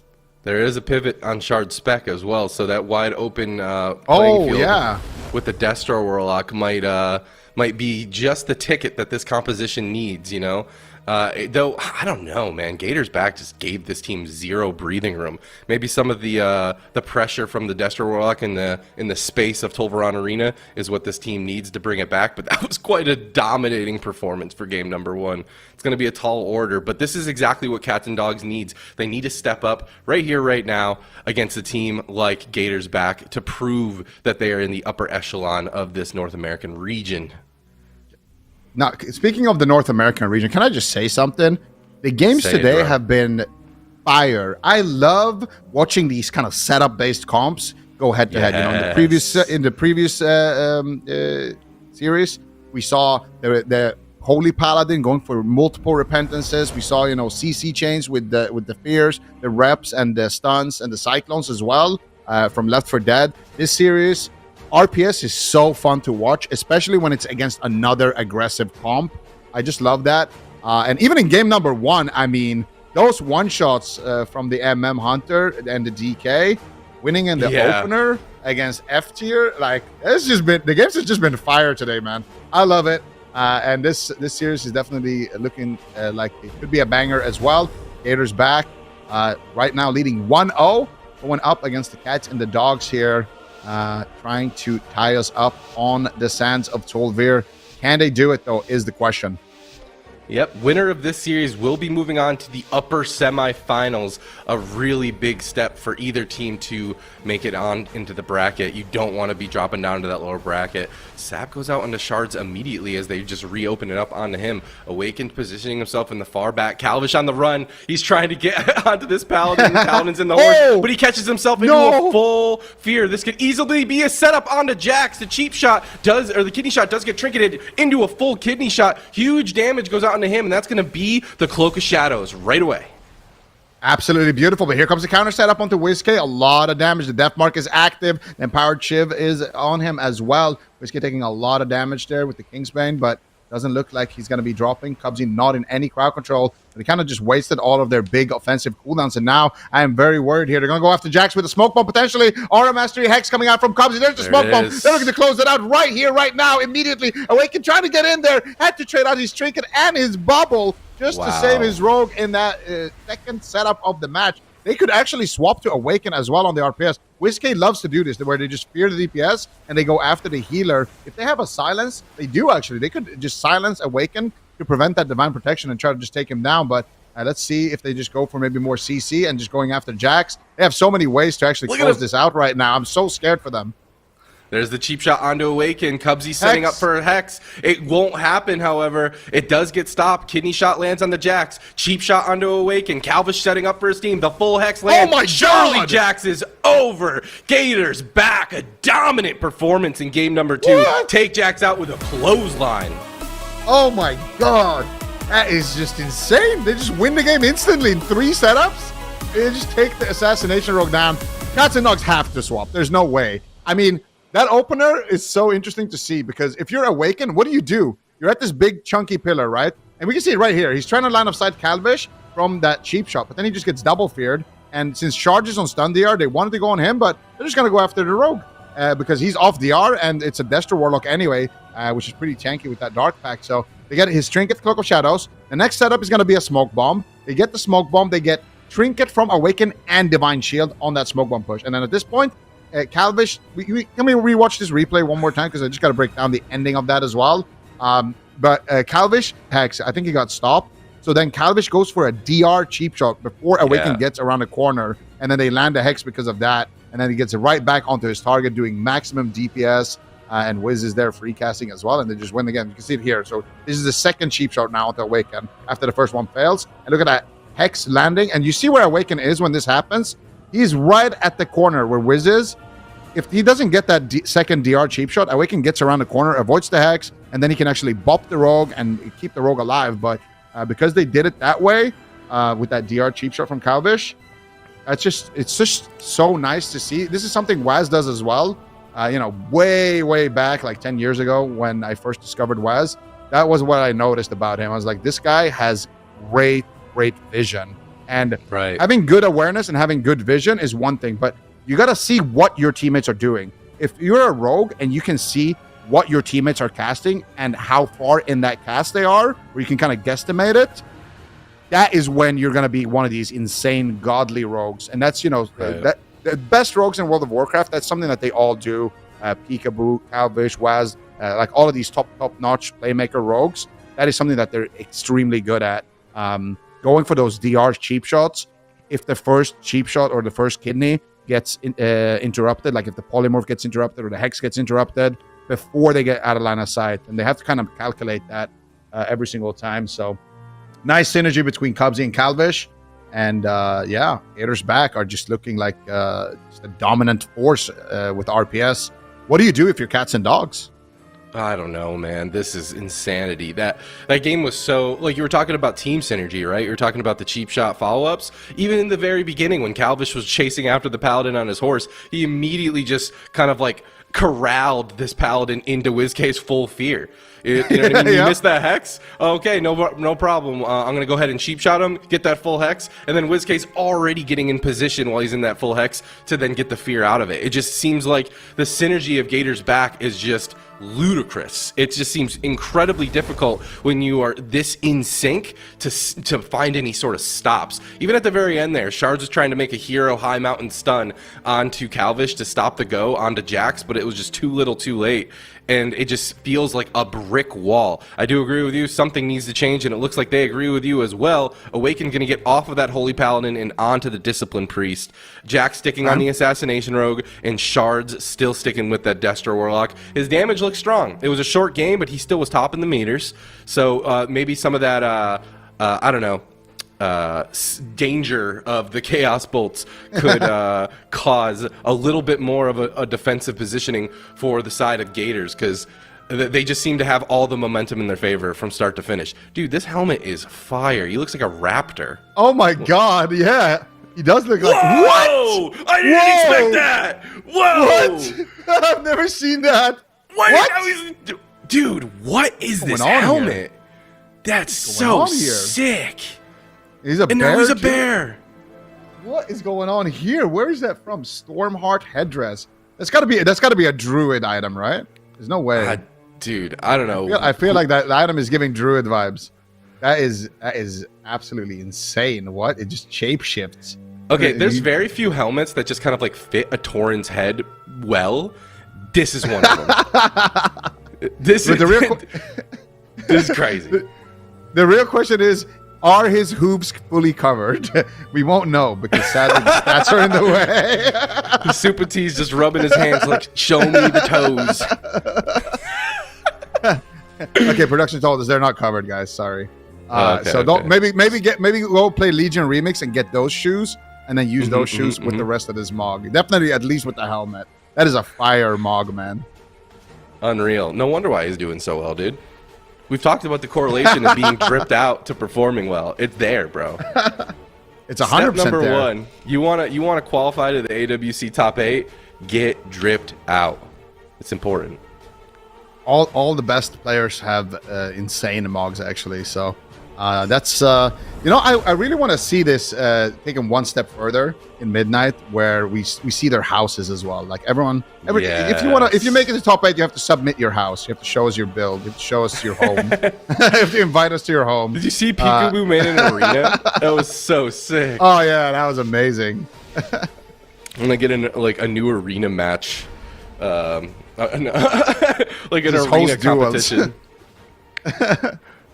Yeah, ooh, full sap does land for Calvish. Cheap shot into shards. It looks like they're going to go the Warlock this time around, as opposed to they opted to go Jax and get some swaps onto him, but perhaps they want to stop a bit of the pressure from shards. WizK taking the brunt of the damage, and already a dispersion.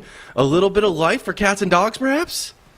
Oh, I don't know. Awaken seems to be running out of life here. Dark Ascension, big damage onto Awaken. Kick on the penance potentially here. No, they still have it. Actually, no, he did fake it, but still a lot of damage coming out. Nice vanish by Calvish. Oh my God, Calvish is making some big plays right now. He vanishes the Mind Blast cast when he doesn't have a kick, and then he tries to pre-smoke bomb the next cast, but Jax is there interrupting him. That was a great defensive play there from Jax. Now back onto WizK. They're leaving the Warlock open. One Chaos Bolt. He fake has the kick. A second Chaos Bolt onto Wiz. Huge pressure. Leaving shards open like this is definitely costing them, but at the same time, Awaken second pain suppression here from Calvish, just trying to solo him. Gets gouged as well. WizK has some time to maybe make it over there to interrupt the fear on from shards as well. There's the silence. Trinket Void Shift coming out from Awaken. He's got no pain suppressions. He's dead on the next setup here. Calvish can close it out. They have a defensive blind as well, potentially. This is going to be very dangerous for Awaken.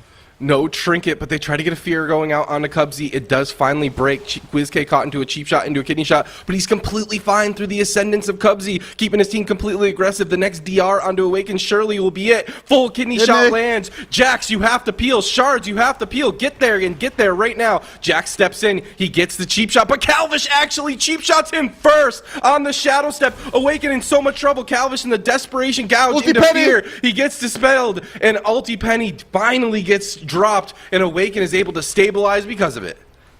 Beautiful fake cast there from Awaken to get that ultimate penitence off, and now he has recovered, but still the next setup is still going to be very deadly here. He's got no trinket, he's got no pain suppression still, or at least one more kidney. They need counter pressure. Beautiful fear here on the Cubsy. A lot of damage on overlap from the Gators. Finally some signs of life from the cats and dogs, but Awaken could just be going down right now. Huge silence. That is it. Awaken will fall, and the Gators will take it. It was looking a little bit sus there with that defensive overlap. Calvish trading out Trinket Cloak and Cubsy trading out his Trinket at the exact same time, but didn't even matter because the game didn't go into another stun DR. They were just able to close it out right there and right then. And that's the scary thing about the Gators, man. These guys, they know the target selection so well. They know, okay, it's a Void Weaver. We're going to go after the Void Weaver. We're going to make sure we're landing these kills on everyone. And they just do such a great job with it.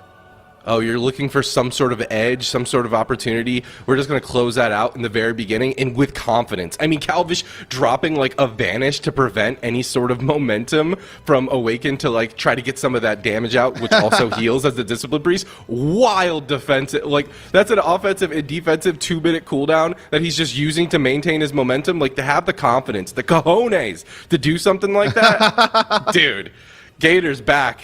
It makes you think, where have this team been? It's unreal. They are looking so strong. Yeah, no, this is their season, man. These guys, if they have answers for Welcome to the Jung as well, potentially, because they could be on a collision course later on.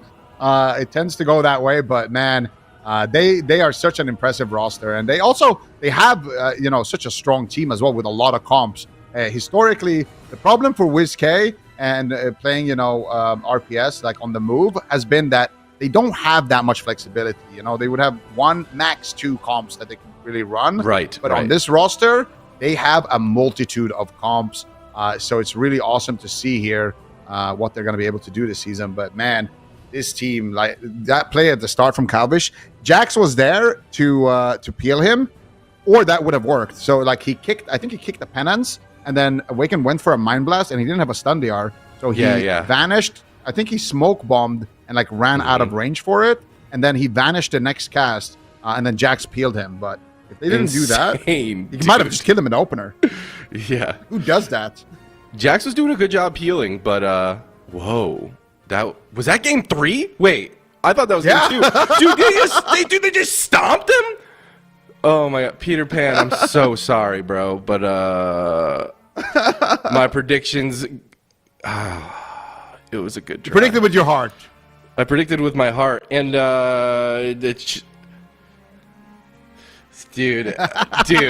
that was. Gators back looks insane. Like they look like the favorites for the tournament for me. I'd be genuinely very surprised if they don't take another cup.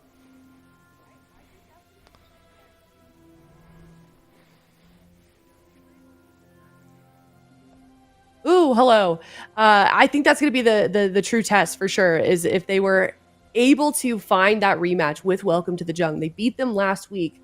If they twice in a row, I think that kind of sets the tone for the rest of the season, because we've seen teams beat Welcome to the Jung. Kind of the same with Echo. We see teams beat Echo, but then the second time we get a rematch on them, that team finds a way to adapt. But if they can do it twice in a row, I think this is a team that could definitely be winning every single cup and maybe even the grand finals for this region. Maybe I'm getting ahead of myself. I don't know, but I'm extremely excited to see Gators back continuing to fulfill the potential that we currently see in them. So super excited for this team. We're going to see them once again on Championship Sunday for the second half of the day for the North American Games. But that means that Cats and Dogs will be dropping down to the lower bracket to face off against DRACO CLEAVE. And speaking of Welcome to the Jung, Zico, we've got Dire Wolves versus Welcome to the Jung up next for our second upper bracket series of the day. Yeah, that's going to be an absolute banger. Dire Wolves, they didn't have the best performance. I mean, they did okay last weekend. They did okay. But this weekend, they're going to be really tested. They're in the best possible spot right now. They've already beaten F tier. They're already, in a pretty commanding position.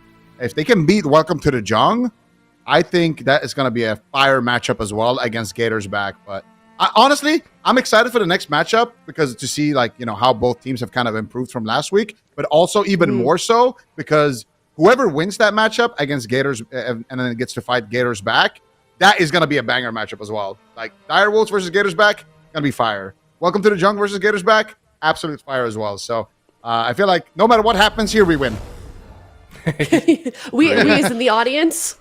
Yeah, exactly. We as the spectators win. Yes, we as AWC fans for sure. Every single one of these rosters is absolutely stacked, as you can see here on the current setup of the standings. We've got Gators back now on top, 200 points. We've got Welcome to the Jung, 140, and in third, Cats and Dogs. And if they got a star next to their name, that means they are still in the running, still in the tournament for this weekend. F tier is out. Left 4 Dead still in. DRACO CLEAVE still in as well. So we will keep everybody updated because that top 3 spot is where all of these teams are trying so desperately hard to get into. But we're going to head to a break, and when we come back, we will be getting to that series, that second upper bracket series of the day. Stick around. It is Dire Wolves versus Welcome to the Jung.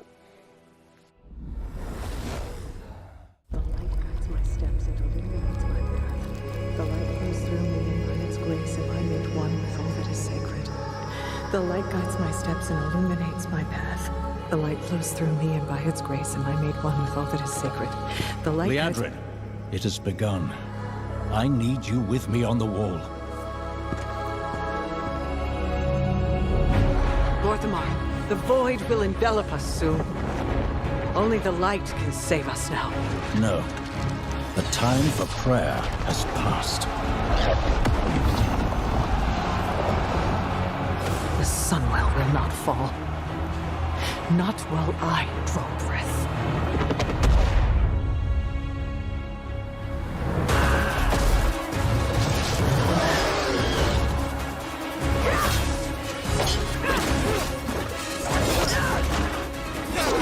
Little elves.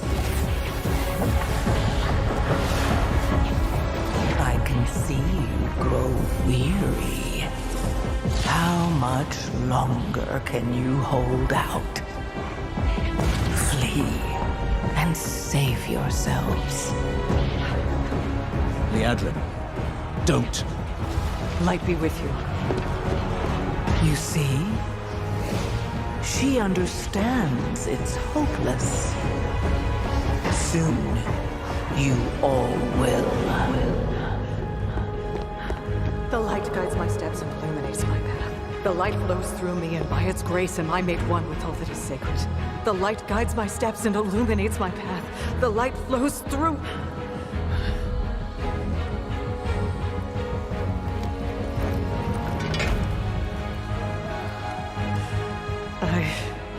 I know that I am unworthy.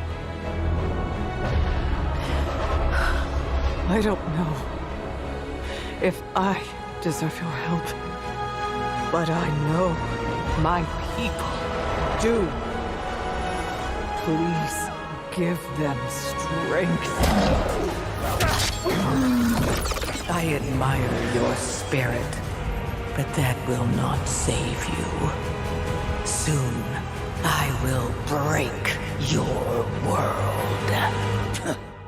You can't even break one elf.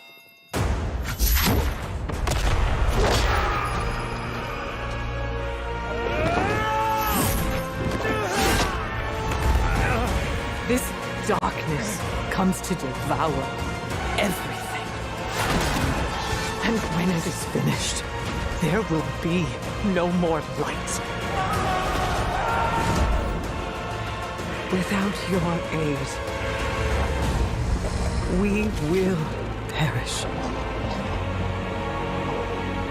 I beg you, help us.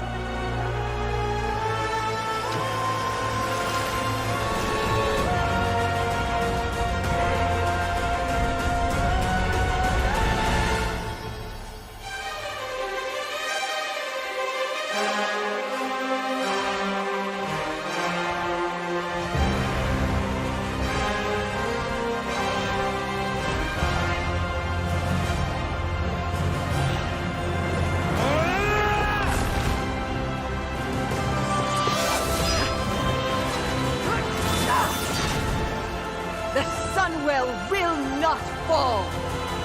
Not while we draw breath.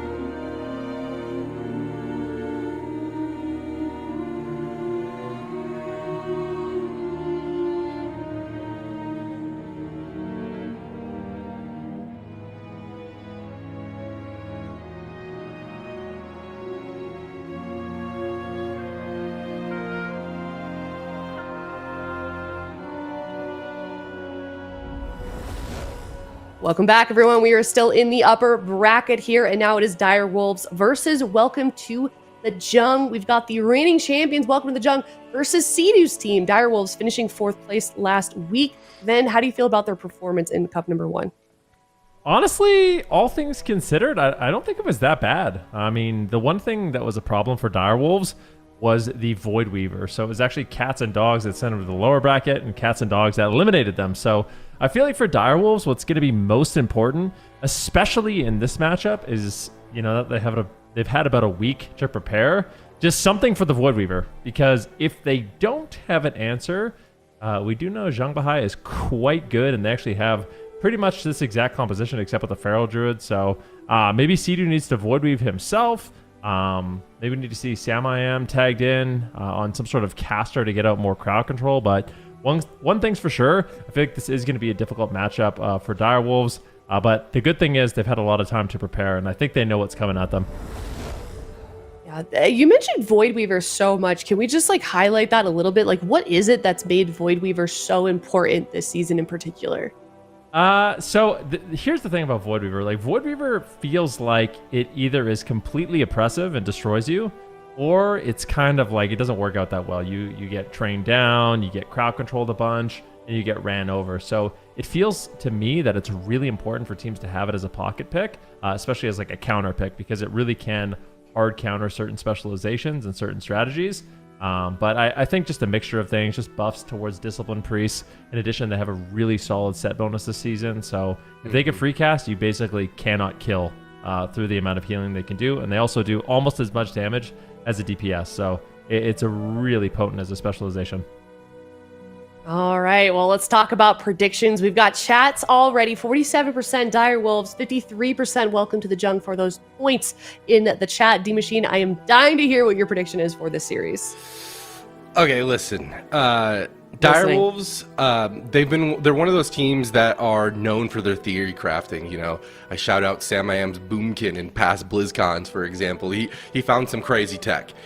These guys are capable of putting in the reps, putting in the work, figuring stuff out, and preparing quite nicely, but I haven't quite seen that polish from them yet. I genuinely think that they have the potential to be as glorious as they once were, but they kind of have faltered in certain ways. In the lower bracket run, in Cup number 1, they did phenomenally well, but they kind of went against teams that just weren't at the same echelon as Welcome to the Jung. And because of that, I am predicting Welcome to the Jung is going to take this handily, 3-1. All right. Ven, what is your prediction for this series? My response isn't going to be quite as long as D-Machine there. I think he gave a pretty good analysis, but I think Welcome to the Jung in the finals, even though they lost, they discovered something. And what they discovered is that Nick on Destruction Warlock is super important for them. So I feel like this is something they've practiced a lot for this Cup number 2. I don't think they want to lose again. They're looking really strong last week, and I think this week they're going to focus on the Destruction Warlock, and I think they're going to win this series 3-1. Okay, I'm going with you guys as well. I think kind of similar to what I said with Gators back in my prediction for them. I think it's within my best interest to not go against a team like Welcome to the Jung. That being said, I would love to see Dire Wolves step up from what we saw last weekend. I mean, ending in 4th, obviously not bad, but maybe lower than what we usually expect from this roster in particular. So I'm 3-1 Jung, but I do hope that Dire Wolves can maybe take down Welcome to the Jung, considering that they are technically the underdog for this series. But yeah, let's see what Zico did. Is he going to ruin our combo? Is he going to be the combo breaker? Oh, okay. No faith at all in the Wolves. Okay, dude. That's kind of brutal. That is brutal. Okay, can we go back to chat? Well, we have to wait for the broadcast to catch up, but I'm curious what happens with the chat predictions now that they see what we are at. Okay, Welcome to the Jung, 63%. So not quite as overwhelming as I thought it would be considering what the casters are at, but definitely interesting. A lot of people still holding out for Dire Wolves, but we'll have to see what they can do here. I mean, this is a team. They are a staple in AWC. Now that there's the move, they are actually the longest running roster here in the AWC. They've got the chemistry. They've got the synergy. They know what they are capable of, but can they do it here against Welcome to the Jung? We're bringing Mez out on the DKD machine. This might be their moment. Oh. This can't composition's believe kind it. of nuts. Okay, seeing Nick on the Boomkin is quite a surprise. I'm totally with Elliot. I think that the Destro Warlock was kind of their ticket. So, I don't know. Is this going to be a misplay? The Rogue DK on the side of Direwolves, I saw him play this a little bit or previously, and I thought it was quite strong. So, this is a complete toss-up to me in terms of who got the advantage in the blind pick then. We actually saw this matchup play out in the open bracket. It was Polymore's team that was playing this composition Welcome to the Jung is. So they welcomed the Jung, saw that matchup. They felt like maybe they could just play it better. I think they're going to play a really passive approach, probably just go after DPS, not force healer goes too much, and just allow Zhang Bahai to get out that free heals. See Trill feared up, Zhang Bahai just Void Blast, Void Blast, Void Blast, Void Blast, over and over and over and over. And I want you to pay attention to the damage meters as well. I don't often care that much about details, but in a matchup like this, you can really see the potency of the Void Weaver. Seedu getting swapped to an immediate anti-magic zone. Dismantle coming in from Trill as well, just trying to get control of the fight. But so far, not a lot of pressure on Welcome to the Jung. Yeah, both teams just kind of taking a more passive approach as Mez dips down super low. That's going to be the Guardian Spirit right before the gouge from Drake. Now the swap over out onto Trill. This is a huge amount of pressure on both Mez and Trill in this smoke bomb. A Cyclone onto Mez to follow up to prevent any sort of follow-up damage, but looks like Trill is going to be A-OK. Seedu doing a good job keeping his team alive. I think that was probably the him to negate the line of sight of that smoke bomb. Another button off the board for Seedu. Fear lands onto Drake. Some cross CC onto Trill as well. Both teams just kind of slowing down each other's momentum. Cheap shot onto Seedu into the full Cyclone. Mez could be in a bit of trouble here. He's in the cheap shot and he will trade that Icebound Fortitude, but it might not be enough. Trill also taking a bunch of cleave pressure, and you would think that the Welcome to the Jung wouldn't be the cleave team, but so far so good for Dire Wolves. A disorient from Mez just to stop some of this ongoing pressure. Very back and forth so far. Nick and Drake finally rotting down. Zhang Bahai is going to have to play catch up, and he does. Now it's Mez in danger. He's just getting blasted. Void Blast after Void Blast, and they get absolute devastating amounts of damage there on Mez. Take him down, and it's kind of starting to feel like Direwolves does not have an answer for the Void Weaver once again. Zhang Bahai literally out DPSing Trill in this game, so that's how much damage they're doing. I like the way they're approaching this matchup. Just way more passively than we saw in the open bracket. Just allowing Zhang Bahai to just attack and kind of just winning passively through doing way more damage. Yeah, Zhang Bahai out DPSing Trill is kind of wild. But like when you have that much offensive pressure, it's just so difficult to try to swing the momentum back in your favor. We've seen some other compositions in the past, some Cleaves especially, go after that Void Weaver Priest to try to just stop any sort of like offensive momentum that they can garner for their team. Do you think that the Rogue DK composition is a composition that could pull off something like that by chasing after this Priest? I don't know. One thing that I think is worth mentioning is Zhang Bahai is actually playing the Void Elf. So I think a lot of people underestimate Void Elf for casters because it has no pushback. So think about this. If you're a healer that needs to sit there and cast and you're going to be trained down by melee, you actually get quite a bit of value getting no pushback on your Mind Blasts, on your Void Blasts. Like it allows you to kind of just sit and tank a little bit more. In addition to that, you also have that extra mobility that you can use. So it's super fun this season to see, these players and teams utilize the different racials in such interesting ways. High Mountain Torn, of course, is a favorite of mine. We've seen it utilized so much, but like to see people continue the theory craft and continue to evolve all sorts of different strategies is so great to see.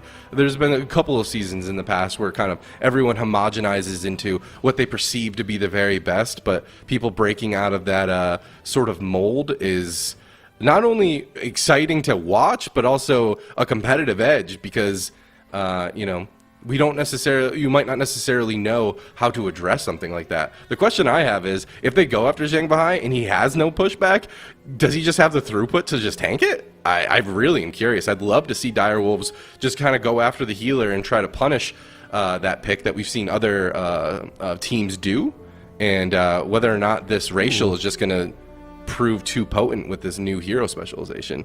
Hook Point is going to be locked in, a nice smaller map. Trill on the Assassination Rogue. Interesting. Both Assassination Rogues. Whoa. Yeah. Dirk was playing Assassination in the last game. Trill's going to switch over. I don't think he's tired of doing bottom down on the Outlaw Rogue, so he's going to go more potent specialization. The one thing I will say, and one of the reasons why I like this composition from Welcome to the Jung, even though the Destro Warlock, like if you think about Nick, he could play the Destro or he could play the Moonkin. The nice thing about the Moonkin is Cyclone slows down the damage entirely. You know, if Nick's there spamming out Fears to try to keep Zhang Bahai alive, CD could be playing the Double Dispel on the Holy Priest and just removing those Fears, and it allows Direwolves to get those all-ins. Whereas Nick, if he's left open and they're just going after the Void Weaver, he's going to be getting a lot of Cyclones, and there's really not that much they can do to shut that down and stay on Zhang Bahai. So I think this is a really well-crafted composition, super well thought out, and that's what you can really expect from Welcome to the Jung. The freezing of the health bars too out of Cyclone, I imagine, could be something that they could capitalize on with some swaps, or get a Cyclone on someone low and swap it over time and time again. It's a tried and true method. Cyclone, just such a versatile ability. But the question is this Mog dope? It's not bad. Mez once told me that. Salt on her eyes. I like it. You know, Mez once told me that his transmogs get some inspiration from my old mogs. Like I used to be. I can see that. Oh, I used for to make sure. crazy mogs. I've toned it down a little bit, you know. But yeah, I like it. Sometimes the chaos. It's like, it's like a we're work jumping of art. right into it. Okay, here we go. The game has begun. The sap lands onto Sea-Doo. And what type of opener are they going to be able to get on it? Chastise onto Nick. Sea-Doo not going to go for the fear just yet. He's got to get that healing out first, as Trill's in that disarm as well. So even if he does get that cross CC fear, might not get a whole lot done. Kidney shot onto Zhang Bahai. They're not going on him. They're still opting to go onto the Boomkin. The Boomkin dropping down to about half health there with that small CC onto Zhang Bahai. A nice stop on the ulti penny. Nick could be in a little bit of trouble. He swaps to that bear form for just a little while longer. Zhang Bahai caught into the garrote to follow it up. Trill doing a fantastic job locking down Zhang Bahai. And Nick still at half health throughout it all. Yeah, he manages to land the Cyclone. That's what I'm talking about. He lands the Cyclone on Trill, and the damage just kind of stops. So yeah, one of the advantages of having that balanced Druid. Zhang Bahai weathers the storm. Anti-magic zone drops down. They all in. Nick here with a smoke bomb, but it's just not enough damage. Zhang Bahai now caught into a chastise, but it is going to be Mez and Trill that are rotting down lower and lower. Asphyxiate Sun comes in. So far, Direwolves have done a great job getting crowd control on Zhang and stopping the cast, but it's just not enough. As soon as he gets the cast off, here comes the Void Blast. I think Nick is going to top. That was another pain suppression, though. So Direwolves in this game, they have significantly more pressure swapping over to that Assassination Rogue, which is something you definitely love to see, but this is not looking good. Seed is in a kidney shot. Massive ultimate penitence, and it could be Trill that goes down. 10% health. He gets dropped. A beautiful setup there. Welcome to the Jung is looking unbeatable. Oh my god, this is just a wall for Direwolves. We've seen them have struggles with, this pre-specialization in pass, but in this pre-specialization in the hands of Zhang Bahai, I mean, it just seems just ludicrously impossible. Nick had a little bit of pressure on him, nothing that they couldn't trade out, nothing that they haven't dealt with before, but look at the cooldowns available for Zhang Bahai.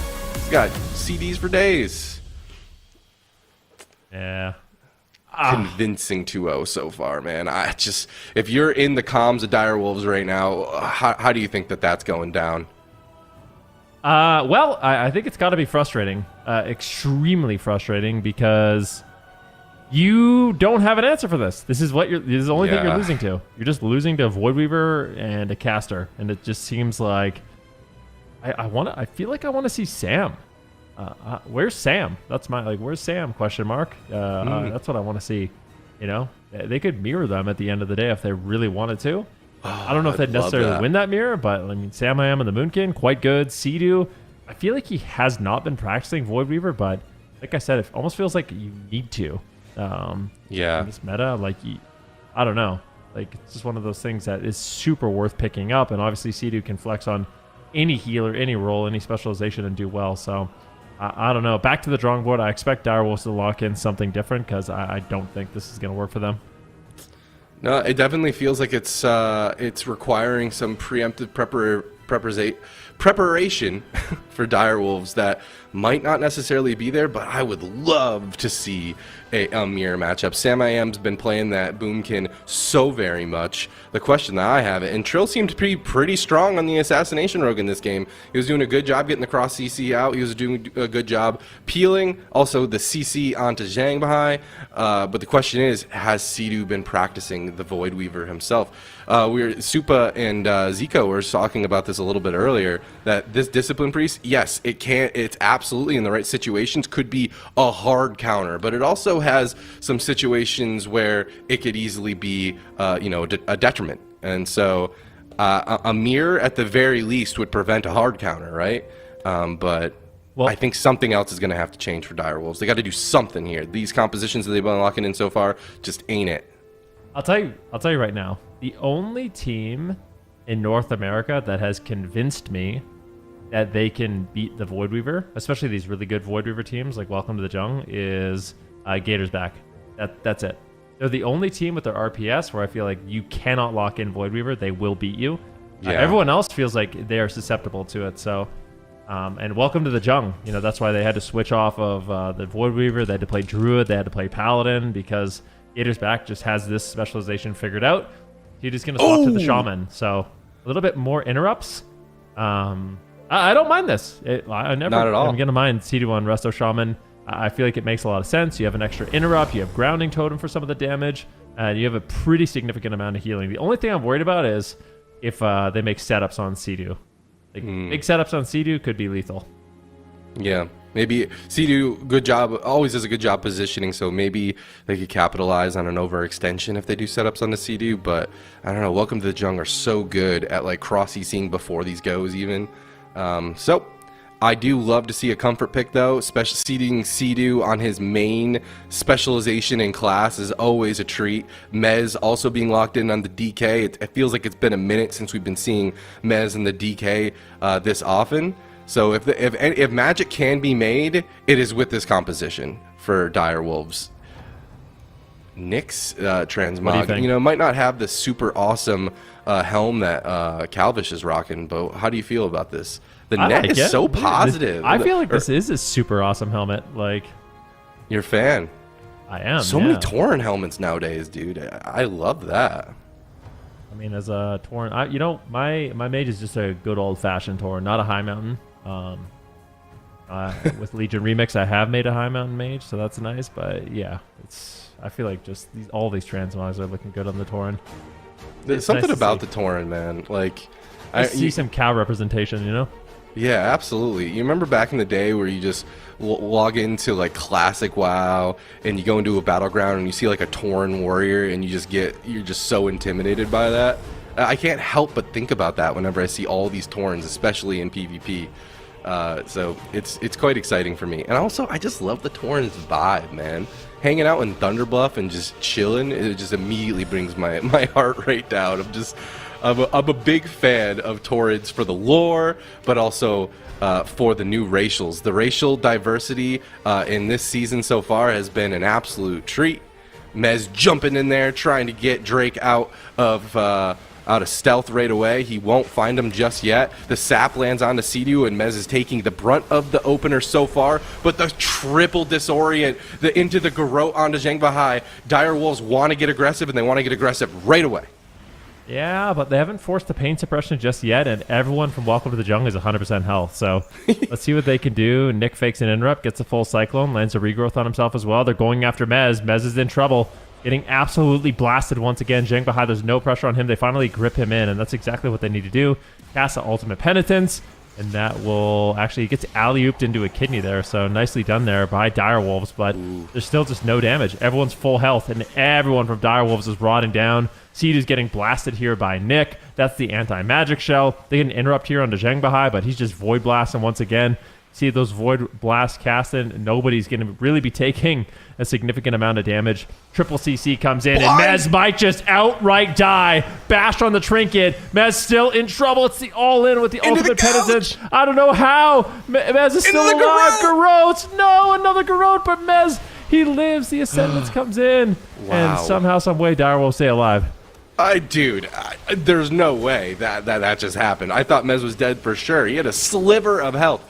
AMS now available onto Mez, so he can swap that over out in the Sea-Doo. But this is the swaps that you were talking about, Ven. Huge kidney shot is going to land on a Sea-Doo into the cheap shot. He has no trinket, and it's over. Welcome to the Jung knockout Sea-Doo here in the upper bracket with a quick 3-0.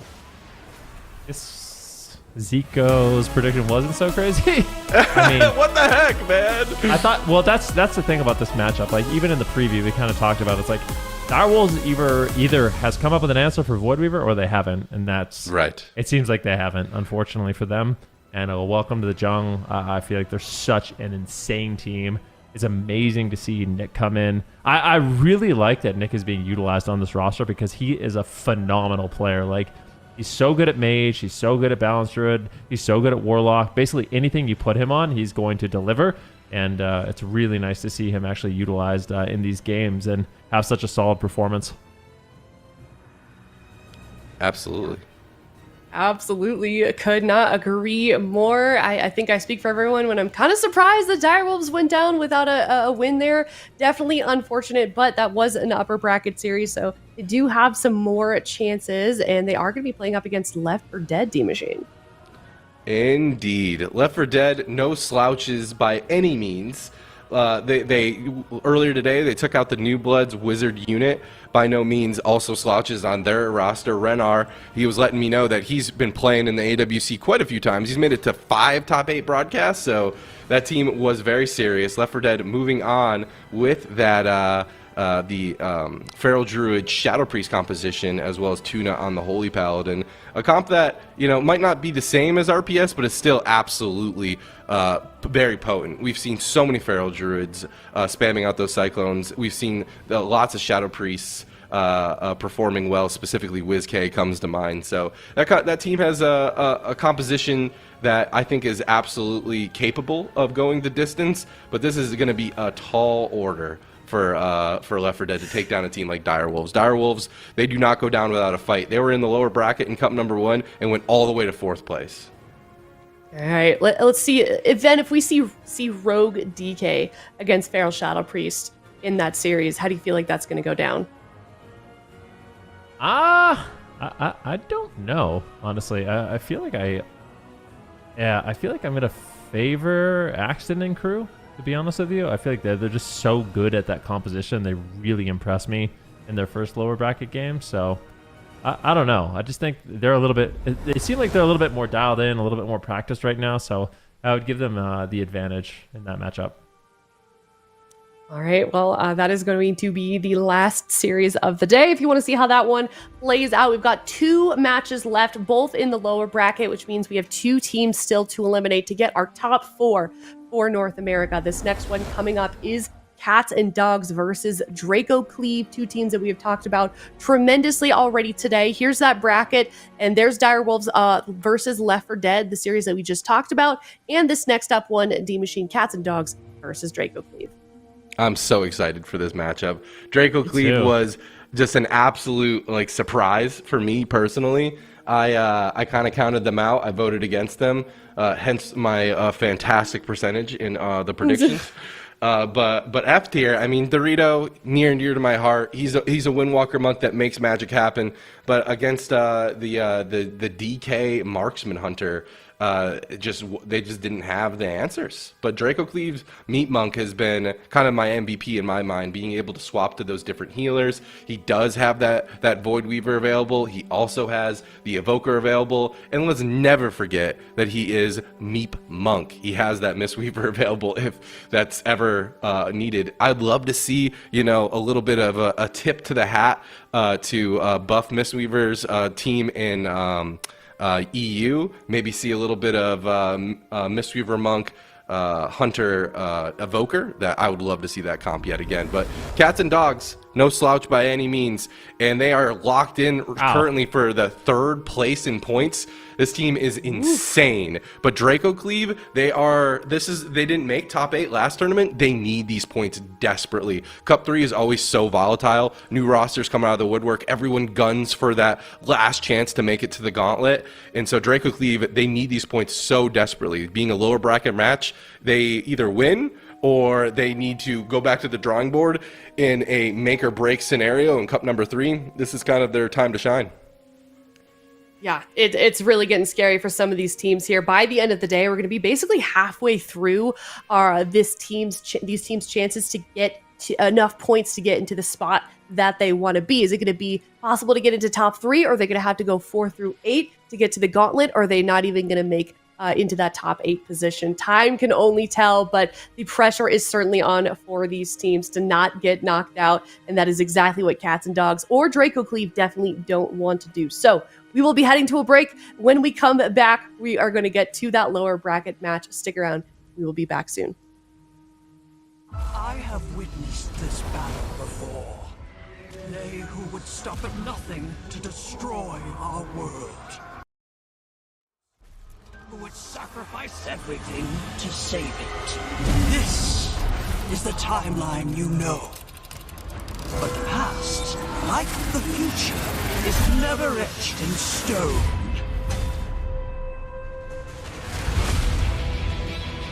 This time, we experiment with new variables. We play with power. We wield weapons of unimaginable strength.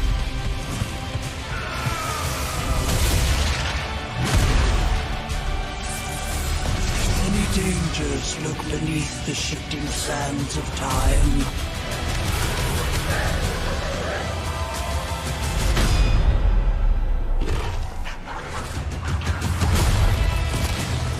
You will grow stronger and faster to face them. But so will the enemy. Tell me, Time Runner, are you prepared?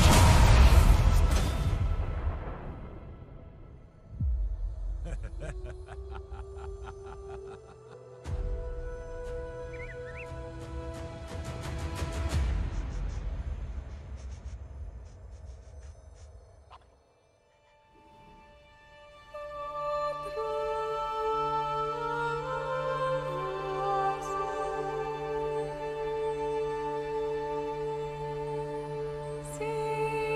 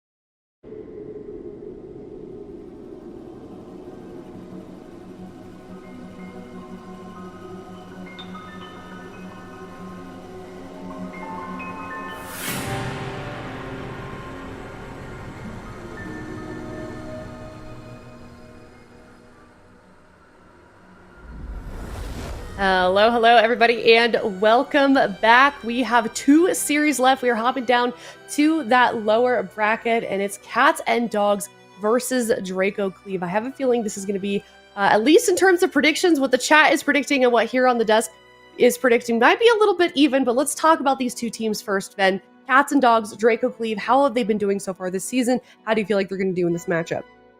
Well, we can start with Cats and Dogs. Cats and Dogs, I think, have kind of come out of nowhere, and they're in a top 3 position right now. Like, they're looking really good. Of course, they found themselves in an elimination series in the lower bracket, but overall, they've only been really losing to one team, and that's Gators back. So I feel like Cats and Dogs is a great season for them. They're playing exceptionally well. The Void Weaver is looking really good. But still, it seems to be Draco Cleave is the fan favorite, which is no surprise. I mean, there's some very popular players on that team. They're really fun to watch. This was a hard one for me to predict.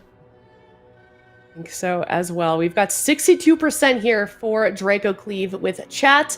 Then, do you agree with this prediction? What is your prediction for this series exactly?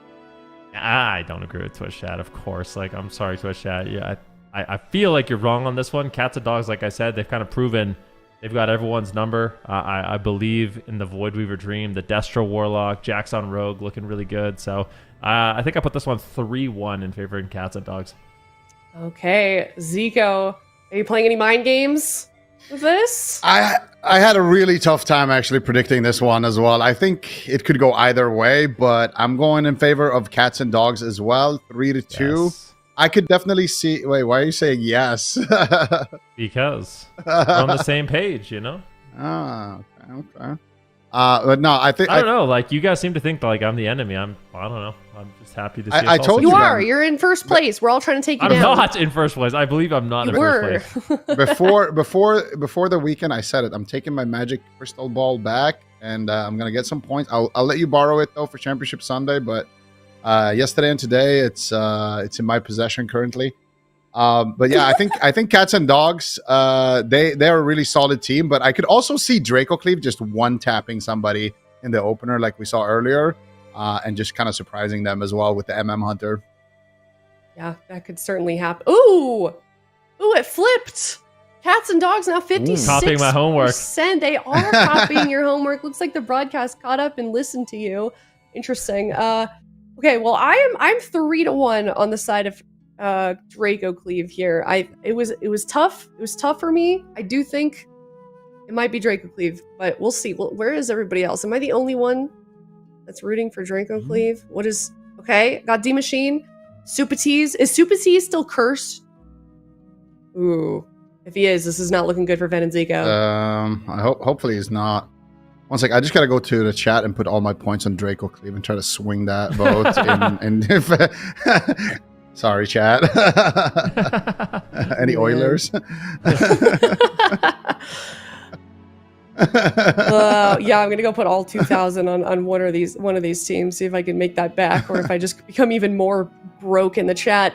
All right, well, let's talk about the blind pick. I mean, when you've got 2 teams like this, they're both pretty flexible. We've seen it this weekend and last as well. Ven, how important is that blind pick, and what do you think maybe one of these teams is thinking in terms of what they're going to play for game number 1? I think Cats and Dogs, they're going to be leading with their best pause forward, playing the Destro Warlock Assassination. Probably, could be Assassination, could be Subtlety, but yeah, Destro Rogue, Void Weaver would be my guess for them. And Draco Cleave, they have a few different options, but they seem to be heavily favoring the Marksmanship Hunter. So we could see Marksmanship Hunter on Holy Death Knight, and maybe we even see Meep. Maybe it's some void on void action, you know?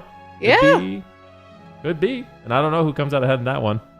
Yeah, we've talked about Meat Monk quite a bit, Zico, how he's kind of playing a variety of different healing specs. Is there one that you think is going to do the best here in this particular series? I think we're going to see him on the Void Weaver at least once. But I think Void Weaver and Mist Weaver is probably what he's going to be kind of ping-ponging between, depending on the results. I think that locking in the Void Weaver, though, into Cats and Dogs could be a little bit dangerous.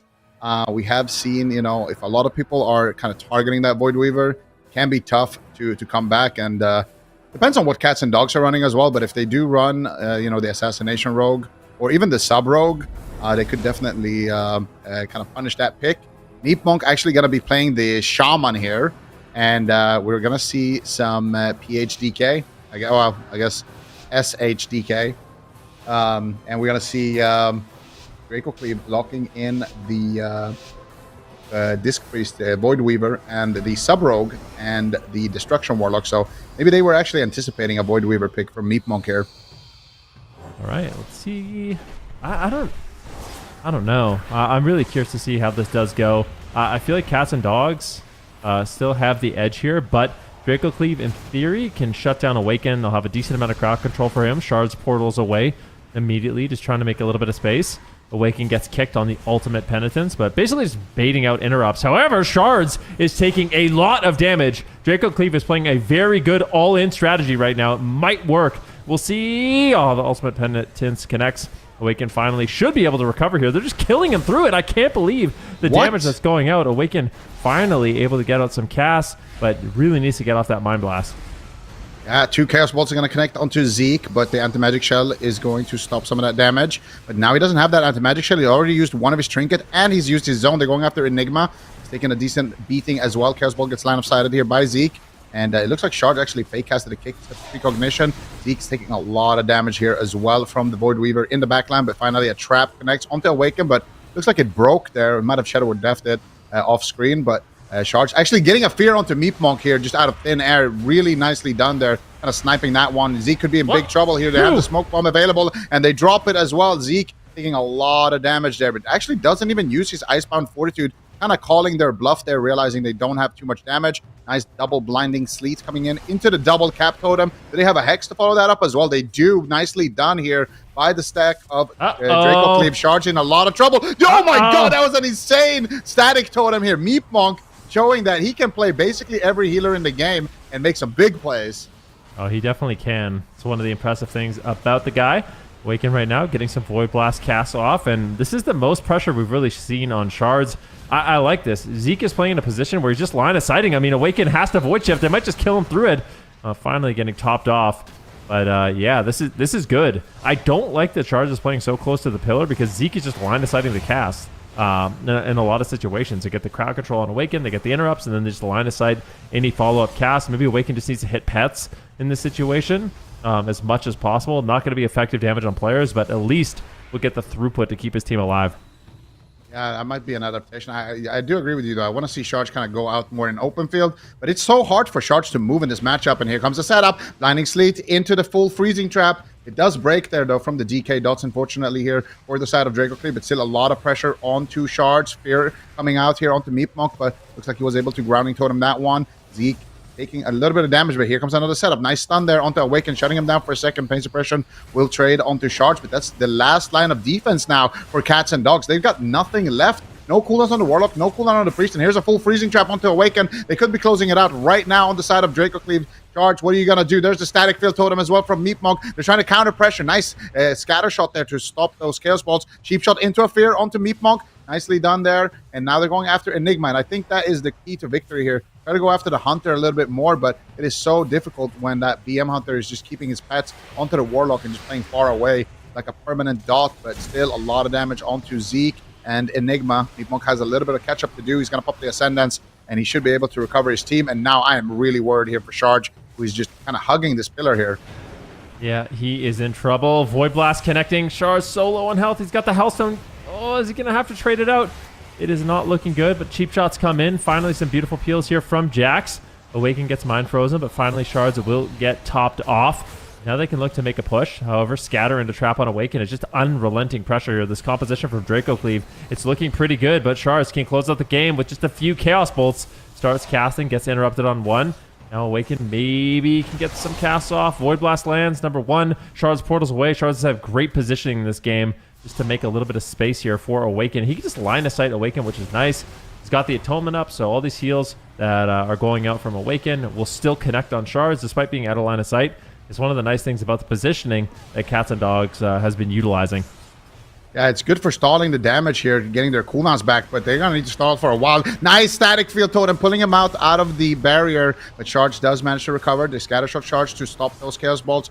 Big damage here from Cats and Dogs right now. Looking to make a push. Cataclysm coming out. And that's going to be just the ulti penny coming out from Awaken, but it's just hitting pets here. Not really getting too much value, just a defensive tool. I guess Meatmonk can ground it anyway, even if it is in line of sight. Nice hex there onto Jax. He's going to trinket out of that one, get a gouge onto Meatmonk. Oh my god, the chaos bolt! And Zeke just gets dropped.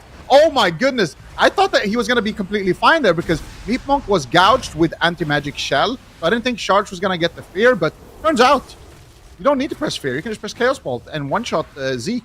That game was not looking too good here for Cats and Dogs, but they turned it around. Nice setup from Jax.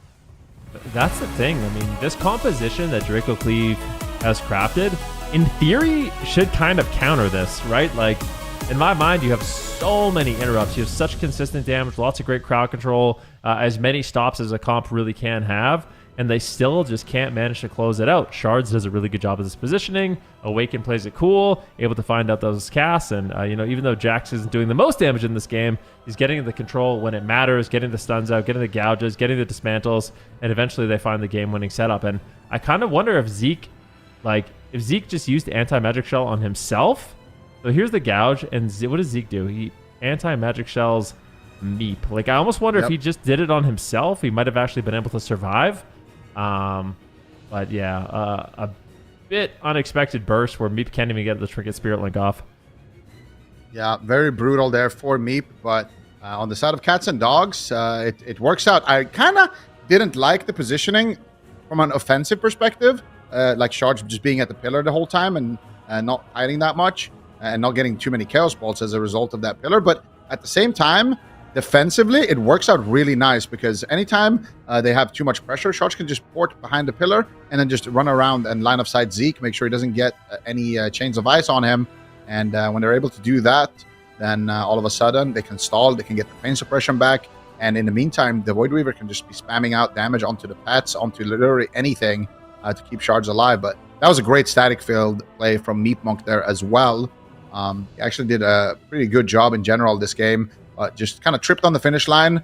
Here, he got cheap shot out of the gouge and just instantly trinketed to drop the link. But unfortunately for him, his BM Hunter was not there and he couldn't get there himself. So that link didn't really hit anyone except for Zeke. Well, Cats and Dogs up one game. Let's see if there's anything else that Zeke and Enigma and Meatmonk are going to be able to do, or what the game plan is, because I don't mind this composition. Like, it definitely felt like there was signs of life. There's a lot of moments in the game where Shards felt like he was probably in trouble. But yeah, it just gets really awkward. The beginning of the game, I think, is going to be particularly scary, where Draco Cleave is trading out, the Icebound Fortitude and the trinkets to remain aggressive. It really put Cats and Dogs on the back foot.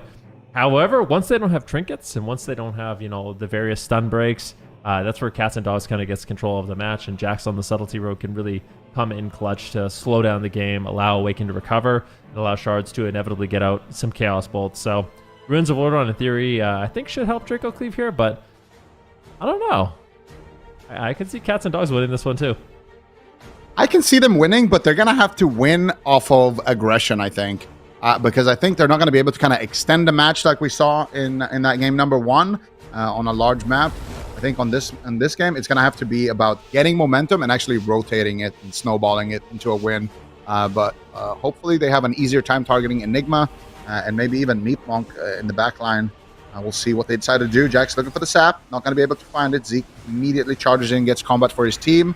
Earthen Wall Totem is going to be dropped. Zeke's going to trinket out of that first stun and get an offensive Blinding Sleet. Here comes the Static Field Totem, pulls Shards back, and they're playing with the Diamond Eyes here, so that's a big adaptation. A lot of those traps broke to the DK dots in that previous match. They don't want to be dealing with that anymore, so they're just going to go for the Diamond Eyes, which is going to be a trap that just lasts a little bit less. Oh my gosh. But can't break, and look at his damage on the charge. He's just taking so much pressure. You don't want to use that second charge of the pain suppression. Does port away and recover, but a solid opener here from the Draco Cleave. Yeah, so one thing to pay attention to for Void Weaver is the Collapsing Void is basically a complete full heal. So when you see the Mind Blast go out, if Awaken can actually get off a few Void Blasts and that Collapsing Void is out, once that explodes, everyone's full health immediately. So it's a huge heal. So even though it can look really scary, once the Collapsing Void explodes, it's going to be A-OK for the side of Cats and Dogs. Draco Cleave playing a pretty passive start to this game. Shards now going to be attacked here by Zeke, who is deciding to push in on the Unholy Death Knight. Awaken getting some cast off once again. And I was kind of, my ooh and ah earlier in the game was they're trying to interrupt Awaken, but his casts are just so fast. They literally weren't able the sap. to. Nice. Oh my god, nice sap there. Oh my god, it's setting up onto Enigma. They might just kill him right now. They get the Trinket Turtle off of that sap. Jax making a big play right there for the cats and dogs. And Meatmonk has no Trinket as well. So if they can get another setup, they do have the Tremor Totem, but if they can land a full Fear, maybe out of a stun 2 times, they could potentially close it out onto Enigma now. Now on the side of Draco Cleave, you are definitely scared. Awaken still has that pain suppression, and the second charge is rotating back up. There's a collapsing void, and Awaken is doing exactly what he should here. Just blast the pets and do a little bit of pad damage. So his damage on detail is going to be a much higher than it actually is, but he's just doing that to get those atonement heals, like you pointed out. And Jax, once again, looking hungry here, looking to make a push. They could maybe even go after Meatmonk. No, they're going to kidney shot him, go after Zeke. Zeke's going to Trinket and just try to stop the attack here with an Asphyxiate stun on to Sharge, which was trinketed. Here comes the damage though onto Enigma. Big Chaos Bolt connects onto Enigma. What are you gonna do? Meatmonk, he needs to do something. He uses his Orc Racial to get a little bit of spell power, to get some stronger heals there, and he does manage to recover Enigma. Now Sharge is on the run. Yeah, Awaken gets stunned out of the Diamond Ice trap. The fade off, just repositioning to a little bit of a safer position, but as long as he can cast on the pets and get that atonement healing out, things should be okay. Zeke trying to line of sight, and Awaken just going to continue to blast as the smoke bomb comes down. Meat just jumps over. He is not messing around, but he gets feared! Oh no! Feared! Cheap shot, he trinkets into the Spirit Link, so not the same blunder from last game, but still a great setup there by Cats and Dogs, forcing out some major cooldowns by Draco Cleave. Yeah, and now Draco Cleave looking to make a push. Here comes the Bestial Wrath onto Sharge. Big damage. Counter shot onto Sharge as well, shutting him down. But here comes the Chaos Bolt. No interrupt available. One is going to connect onto Zeke. Meatmonk in a stun, into a gouge, into a stun, into a fear. No, triple DR fear, but it's going to be enough. Zeke dropping so low, but that anti-magic shell plus the Roar of Sacrifice will be enough to keep him alive. But now they're swapping to Enigma. He's got no trinket for 2 seconds, and he does manage to recover as well. Meatmonk recovering his entire team, and now Enigma at least has some defense. He's got his trinket and his turtles rotating back up in 20 seconds. So Enigma should be a pretty safe bet right now. Instead, they're going to go after Zeke, and I think Zeke is going to be a very vulnerable target here. I am very scared for him. No trinket on Meep. No trinket on Zeke. There comes the killing blow, potentially full fear. No, the Gnaw stun shuts it down, but Chaos Bolt is going to connect no matter what. And Zeke takes one to the face, but once again, Meatmonk does manage to keep him alive. That was a great interrupt. Full fear. Charge, though. Full fear. Could have been it. Full fear connects, though. Boom, Here comes the Chaos boom. Bolt. Anti-magic shell and the Diamond Eyes onto the Warlock. Enigma saving the day there. Beautiful recovery from Draco Cleave. Yeah, and now they actually have good pressure, so Shards, he's going to be going for a Cataclysm, trying to get his Wither up on all 3 targets. It's a really good thing to do, but everyone's just out of line of sight, especially against pets. You can get a lot of Soul Shard generation, and that's what Shards will do. So opting to max out the damage. Mana is actually even at this point of the game, so really, really back and forth. 1 Chaos Bolt lands on Zeke, 2 Chaos Bolts land on Zeke. But it looks like he'll be able to just shrug that off quite easily. But not this! 3, 4! I mean, how many does he have? Zeke is forced back to the pillar. I mean, he survives the first 2. The second 2 getting a little bit dicier, and they're just going to be comfortable line of sighting. Yeah, and he had that Dreadlord in the back line as well, spamming out some Chaos Bolts. The Fiend. And Zeke is pushing in. Nice fake cast by Charge. And he's immediately getting pushed back to the pillar, but there's the Trink. Actually gets... yeah, he does Trinket the Death Coil right there, or the Mortal Coil, rather. Charge getting gripped back, but he's just going to go ahead and walk back towards his healer. Trinket's out of a stun. Nice static field totem. He's going to pull him back for a second there, but now everyone on the side of Draco Cleave is kind of just trying to stay alive. Zeke with no trinket, but he does have the Icebound Fortitude rotated back up. He does have Anti-Magic Shell, so Zeke should be a fine... He should be fine for the next couple of stunts here, but here comes a big setup. Zeke, immediate Icebound Fortitude. Meatmonk sitting through a full blind into a DR Fear as well. Chaos Bolt's going to connect onto Enigma. It's going to be the target of choice, but he's going to use that Roar of Sacrifice onto himself. Gouge onto Meep, still not out of crowd control. And it looks like finally Draco Cleave is making a setup. Stun into Trap onto Awaken. Charge ports away. Yeah, nicely done. Fully recovered our Cats and Dogs. 30% dampening, though, and I do worry for Draco Cleave. I mean, the composition that they're running, it can stall pretty well, and it can line of sight, but when you're just constantly being forced back to the pillar like this, it is not the position you really want to be in. Shards literally gates in aggressively. They want to just end the game.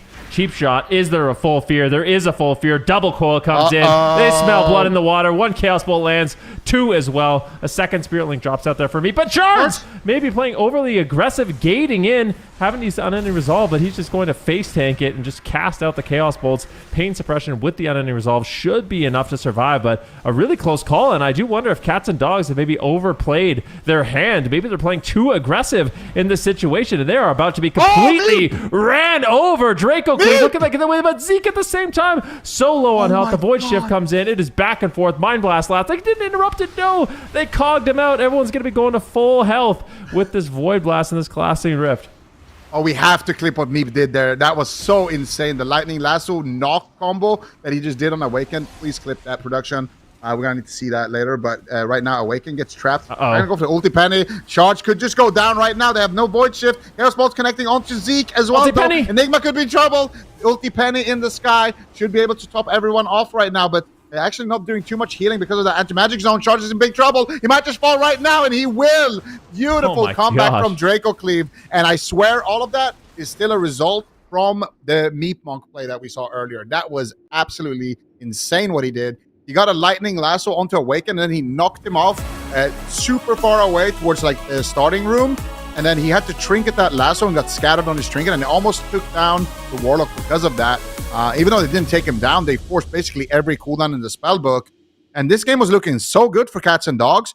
Yeah, here, right here. Look at me. So, actually, this is right after it happened. Unlucky. But that was the scatter shot that happened right after the Meep Monk knock. But that was a huge play that netted them the entire spell book, basically. And then it kind of led them to this position where the priest has no trinket, he's got no void shift, and the ulti penny. Not going to do too much with the anti-magic zone being dropped there.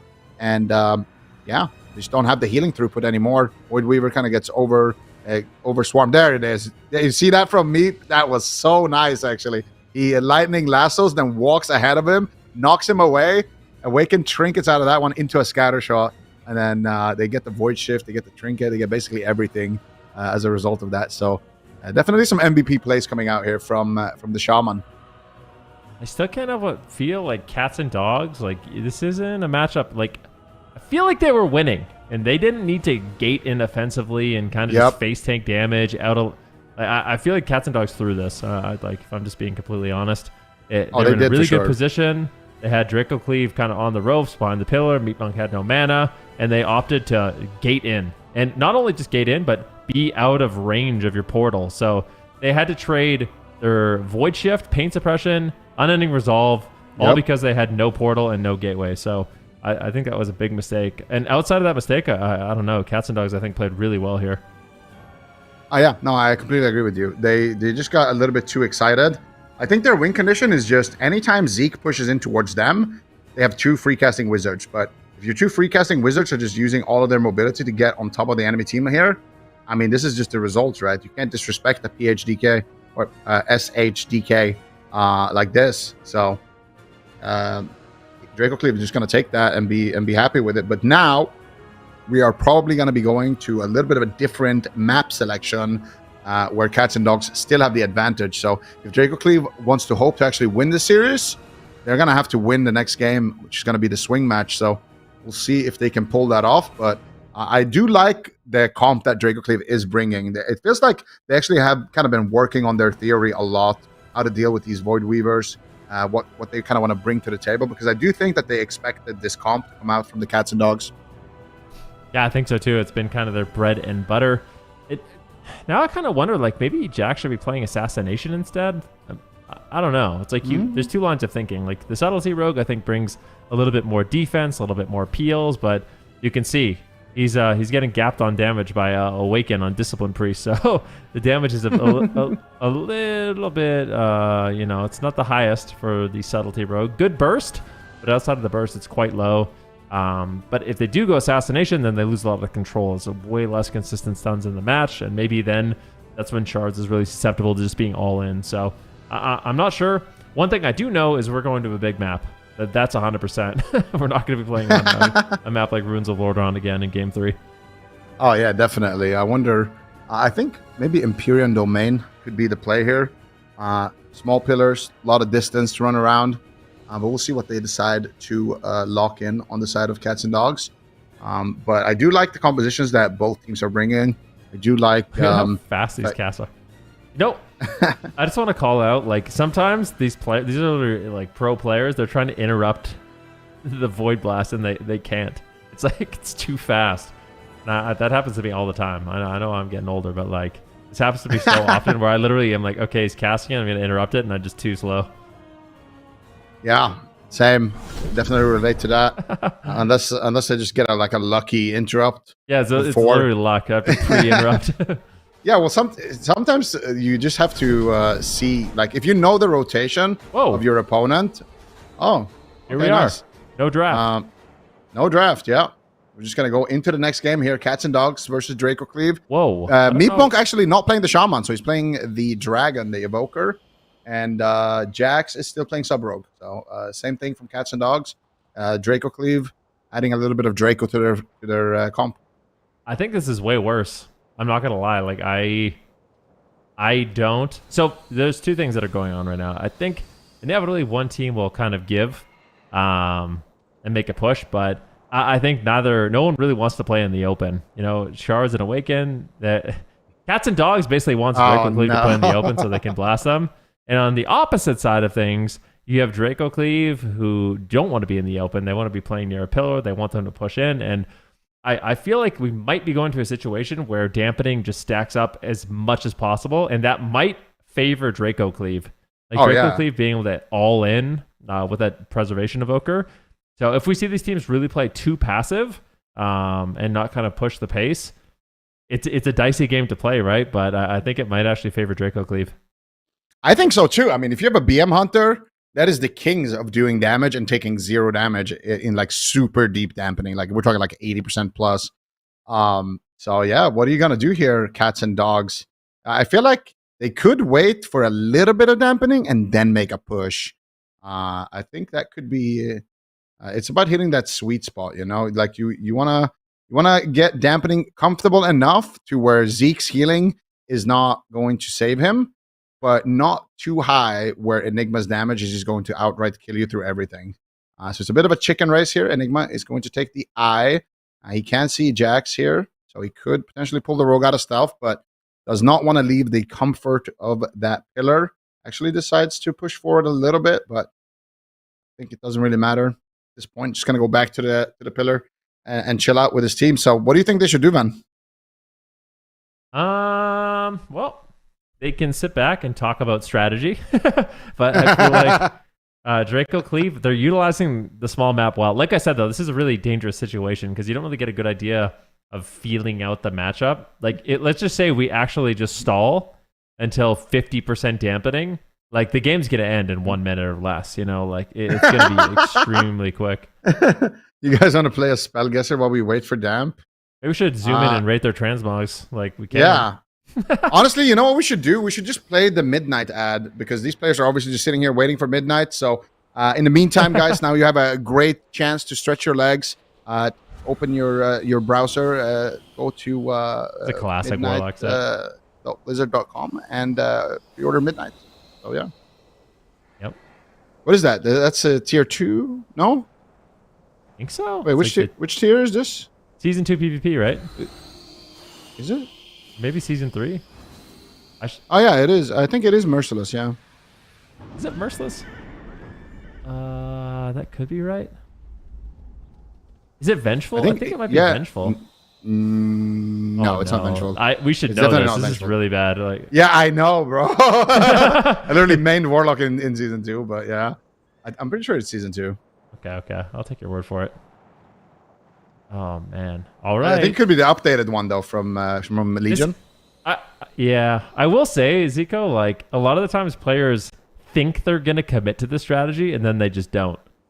So the fact that both these teams actually are committed to letting dampening stack up. Now the real question is like, how deep are we going before someone makes a move? Oh, Shards is moving in. They've had enough. They realized, okay, yeah. See, they finally. I think this is smart. They can't just give them infinite time to all in with all their cooldowns or they will inevitably lose. So a good time to get the game going. Yeah, okay. So 20% is what we start at. Jax is going to be actually the target of choice here. He gets stunned, taking a lot of damage, but still has his trinket, still has cloak, still has evasion. And Enigma now going to be the target of choice. Nice anti-magic shell from Zeke onto Enigma, stopping that first chaos bolt. And then the anti-magic zone dropped as well. Cataclysm coming out. There's a Shards looking for the fear, gets scatter shot. Nice interrupts here onto Shards, not allowing him to fear Meat Monk out of that stun. There's the coil onto Zeke. Shards still looking for that interrupt, or still looking for that fear, but he gets interrupted again by the Gnaw stun. Nice port on the grip. Still looking for fear, not able to find it, but that means he can cast Chaos Bolt because he got interrupted, but at the same time, awakening the Sleepwalk. Big trouble here for Shards. I bet he wish he didn't have a 23% healing reduction on him right now. Big heal connects there, and that is going to be the unending resolve, though, as well as the Trinket Void Shift, or the Will of the Forsaken Void Shift. No. Huge cooldowns over that for Cats and Dogs. Shards putting a new portal down. He's like, yeah, I don't like it there. In range of them. He's going to put it across the map. So this is a bit more of a standard positioning, but is it too little too late? Full fear, though, on Meep. Zeke is getting low. One Chaos Bolt lands. Blinding Sleet on the second. Smoke Bomb comes down, trying to deny some incoming heals, but this positioning is much better now. And Shards can portal away to safety if he needs. Doesn't look like he needs to just yet.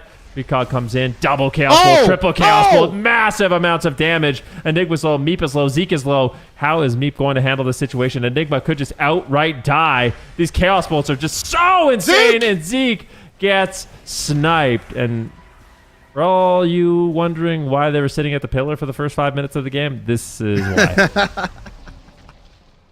Yeah, well, I guess like getting the opener from the PHDK, or I'm just going to keep calling it PHDK, but from the DKBM out of the way. Get that out of the way, and you survive that, and then you have a 30% dampening pad to go with your Chaos Bolts. That is going to be absolutely brutal to deal with, and it works out here for Cats and Dogs. They kind of chose a perfect point where Zeke's healing and his anti-magic shells and stuff is not going to do too much. You can see his anti-magic shell just absorbing one Chaos Ball right there, and he still has to trade even more cooldowns. Enigma also rotting down, and then just the final bolt right there, just zoom through the corner. And yeah, I guess the dampening here worked out in favor of Cats and Dogs. But this is the problem with Tolvir in general. Like, the map is so big that you sometimes get these positions where one team is like a heavy wizard comp and the other one is like kind of a heavy melee team, and no one wants to commit, because the wizard team commits and goes behind the pillar. Well, then they're just stacking on a melee team who has a massive pillar to work with as well. And on the opposite side, if you walk out in the open field, well, look at Zeke. And Shards did a really good job this game with his managing interrupts and fake casting and working with the precognition and just getting off casts. And that's what makes this composition so deadly to deal with. And also, I have a question. Why are we playing a Prez Evoker? Like, didn't you just win with Shaman? Like, first game was really close with the Shaman. Second game, you literally won. I do wonder the thought process in swapping on Prez. That just kind of popped into my head. But yeah, I think this one of the things that makes this comp so deadly is Shards is spamming Fears and Chaos Bolts. And if you don't stop those, you're probably going to lose. But that means you don't have interrupts for Awaken. And that's where all those heals come in. So it's one of those things that just makes the Destro Warlock Void Weaver such a potent composition, is you just can't stop everything. But yeah, Deep will be going back to the Shaman. Yeah, I like that a lot more. I mean, I guess they were thinking, okay, we want to just snowball into an early win with Meep just doing a lot of damage on the Prez Evoker, maybe landing a Sleepwalk. To be fair, they got pretty close before they kind of reset the portal on the opposite side of the map when Cats and Dogs pushed in the beginning. They did get that Sleepwalk that forced out the Will plus the Void Shift, so maybe that was the line of thinking. But yeah, I don't agree with it either. I like the Shaman a lot more. I feel like Meep actually looks pretty comfortable on it too. You got some nice lassos, landing some hexes, good interrupts, just having grounding totem as well. Like we saw it in game number 1 where they did a smoke bomb setup onto Zeke and Meep wasn't in any crowd control. He just dropped the grounding totem on the Chaos Bolt, and that basically nullifies the entire go. So I think the Shaman just brings a lot of utility, plus also a late game potential for DRACO CLEAVE. So happy to see him back on the Shaman. We're going to close quarters. Hook point is going to be it. Cats and Dogs right now 1 win away from taking it. DRACO CLEAVE looking for that game 5. All right, here we go. Gates open. Cats and Dogs, can they close it out, or is the small map once again going to work in favor of DRACO CLEAVE? But It's interesting. I feel like Draco Cleave, they need some dampening to be able to push through the healing of the Void Weaver. So I do expect once again that they play a very passive approach to this game. Maybe just do hit and runs with cooldowns and then run away back to the pillar and just get out of line of sight of Awaken and Shards. Double Blinding Sleep comes in. Immediate gateway by Shards or a grip as he just manages to escape. Another grip, but he's in a great position to maybe land some bolts. One bolt lands. Looks like Zeke will be forced back to the pillar immediately. Awaken just throwing the ultimate penitence as well. Just getting that cooldown and ripping it right away. I think he just wants to pad, but finally a diamond meters? eyes. Yeah, no, 100%. I think so too. There's no way. There was no. Yeah. Oh my God. Poor Jax. Actually, he's just down there at the bottom, just living the sub dream. But full cheap shot connects here onto Zeke. Mind Blast connects as well. There's the collapsing void charged in a nice. Look at his triangle formation. Typically, the triangle formation is with the healer being where Charge is, and Charge is where the healer is. But this is just kind of a new version of that. Just keep the Void Weaver weaving, and everything will be fine. 2 Chaos Bolts onto Zeke. Grip, double blinding sleep potentially, maybe. Not gonna look for it just yet. Looking to get a setup. Nice gateway coming out there right as the blinding shot. Look at Meep though with a beautiful knock, trying to knock him even further away from his healer, giving them an opportunity to maybe go after Awaken. But it looks like Zeke is going to be the one actually taking the brunt end of that exchange. Fading out the anti-magic shell. Should be fine. Wow, that's a fast cast. He's got a fast cast bolt lined up. I mean, look at this. Haste levels are quite high right now in this season. Shard's getting lightning lassoed. Here comes the coil. 1 bolt lands. Does he have a second? Lots of damage, but it looks like a stun on Jax. Zeke just doing what he can to try to slow down the pressure. Meep using the static field totem as well. Stun into trap. Right at the pain suppression to keep Shards nice and healthy. Looks like they're making a little swap on Jax. Zeke continues to push forward. Shadow Step Cheap Shot coming in. Here come the cast. Awaken and Shards just free casting here onto Zeke. Jax almost acting like a caddy in this game, just setting up the tees for Shards and Awaken to hit a long drive in this match. Oh my God, Charge is looking for the putt. Can he find it onto Enigma? There's the fear. 1 putt is going to connect. Oh my God. Charge is actually dying behind a pillar though. Taking so much damage. Void Blast onto the pets. Awaken realizes he has to start weaving. And Charge is going to connect. Or Charge is going to get popped rather. Triple blinding sleep here on the entire team. Enigma looking for the trap. Don't think he was able to find it there. Didn't have it available just yet. Enigma could still potentially stun into trap onto Awaken. It looks like he's just going to disengage instead and go back to Meat Monk. Lightning Lasso onto Jax. Maybe a little bit of a swap, but here's the fake cast. 1 Chaos Bolt is going to connect. Where's the caddy? He's looking for the stuns. Charge actually gets gripped back in, but he doesn't mind that. He's going to look for a fear. Doesn't look like he's going to be able to find it just yet. Meat Monk with good positioning. He's going to be able to avoid that. Charge immediately smelling the danger here and just ports behind the pillar. Yeah, it's a good thing to do. And these Cataclysms, it feels so good to press on the 10,000 pets that Zeke and Enigma are bringing. So you're getting a ton of Soul Shard generation at the same time. Shards right now getting interrupted into an interrupt. They're doing a good job shutting him down. Awaken's ahead on mana, though. He needs to play catch-up, though. He needs to get off the Void Blast. This is a good opportunity. Zeke realizes, okay, I cannot let him cast on me, and just line of sights. Awaken doing a good job to make a swap here onto Meep. Looks like Meep will weather the storm with the Astral Shift. That's enough to keep him nice and healthy, but a great push here by Cats and Dogs, and they fully recover. Yeah, finally some pressure coming out, though, onto Charge. They're looking for a setup, but oh my God, the Void Weaver is blasting. They missed the kick. Here comes the drive. Doesn't look like Charge is going to be able to find it. Zeke at 50% HP. Does have an anti-magic shell, so he looks lower. He looks like he's in more trouble than he actually is, but doesn't want to use that cooldown just yet. Wants to combine it maybe with his trinket on that next rogue stun, which could be happening momentarily. Awaken does get interrupted by Zeke. Grip on the Charge. Stun connects. Nice dispel, though, on that Shaman stun on the Cap Totem. And Charge is going to be happy playing it at the pillar. Get the Cataclysm out. Roll some Immolates. Meat Monk in a Kidney Shot Fear. Not going to land. Nice interrupt from Enigma.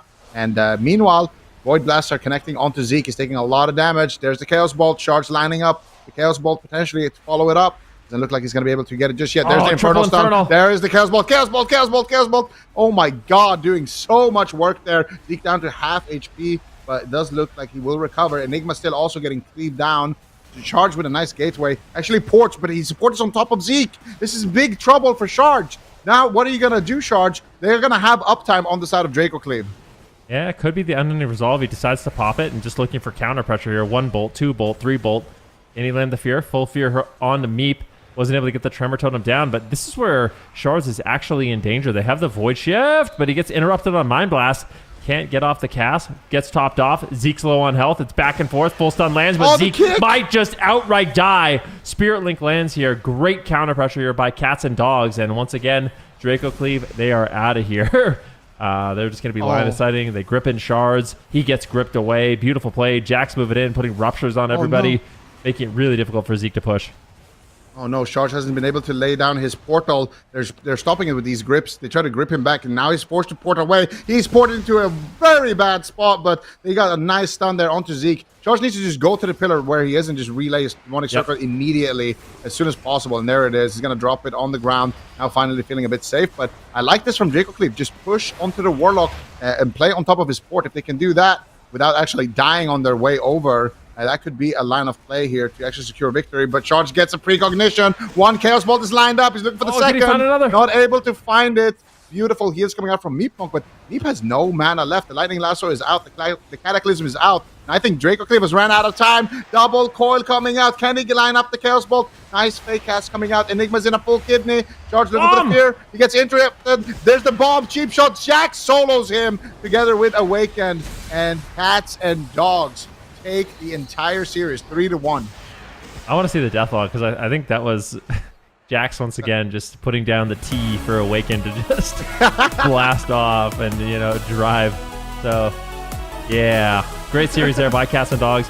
Honestly, Draco Cleave, I feel like they brought a good composition, and I'm somewhat surprised they weren't able to get the win.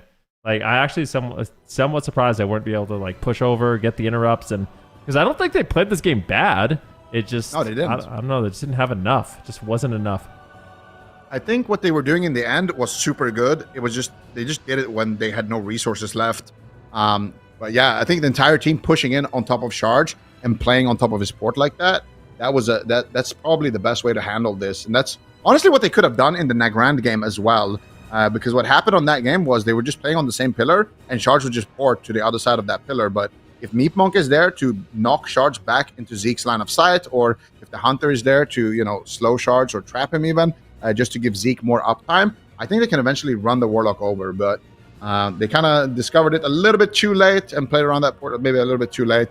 And at this point, yeah, we can see it here. Look at you can just see like those little blue zaps coming in, every single one of them. There's the penance, and just so much damage connecting. And then I think it was a collapsing void, maybe took him down in the end, or actually it might have just been an eviscerate from Jax. But yeah, that was a beautiful kick, by the way, here from Jax. The Shadow Step kick onto Meep Monk, forcing out the Spirit Link. Jax had a great game, actually. He did. He's a great caddy. It's been a great road for a long time. Jax is like old school, like really, really old school. That's why it's so cool to see this team do well, because they kind of just came out of nowhere. You know, they've been playing, I think Jax and Awakened have been playing together for quite some time. Awesome to see that they have Shards now, and they're able to have success. You know, right now, the current standings, I think they're top 3 on points. So yep, that's kind of like, it's almost unheard of where teams are just coming out of nowhere. You don't really see them compete in the AWC, and then all of a sudden, they're in top 3, and they're looking good. Literally only one team, I think, has beaten them so far. Yeah, top 3. Gators back, and welcome to the Jung ahead. But this is having 2 back-to-back performances. It's really, really solid for Cats and Dogs. So already securing themselves Championship Sunday, and yeah, if Direwolves gets knocked out, they're gonna furthermore increase that diff in the standings. And there's only gonna be one more cup after this weekend, so Cats and Dogs might actually secure themselves the top 3 position, which would be absolutely crazy.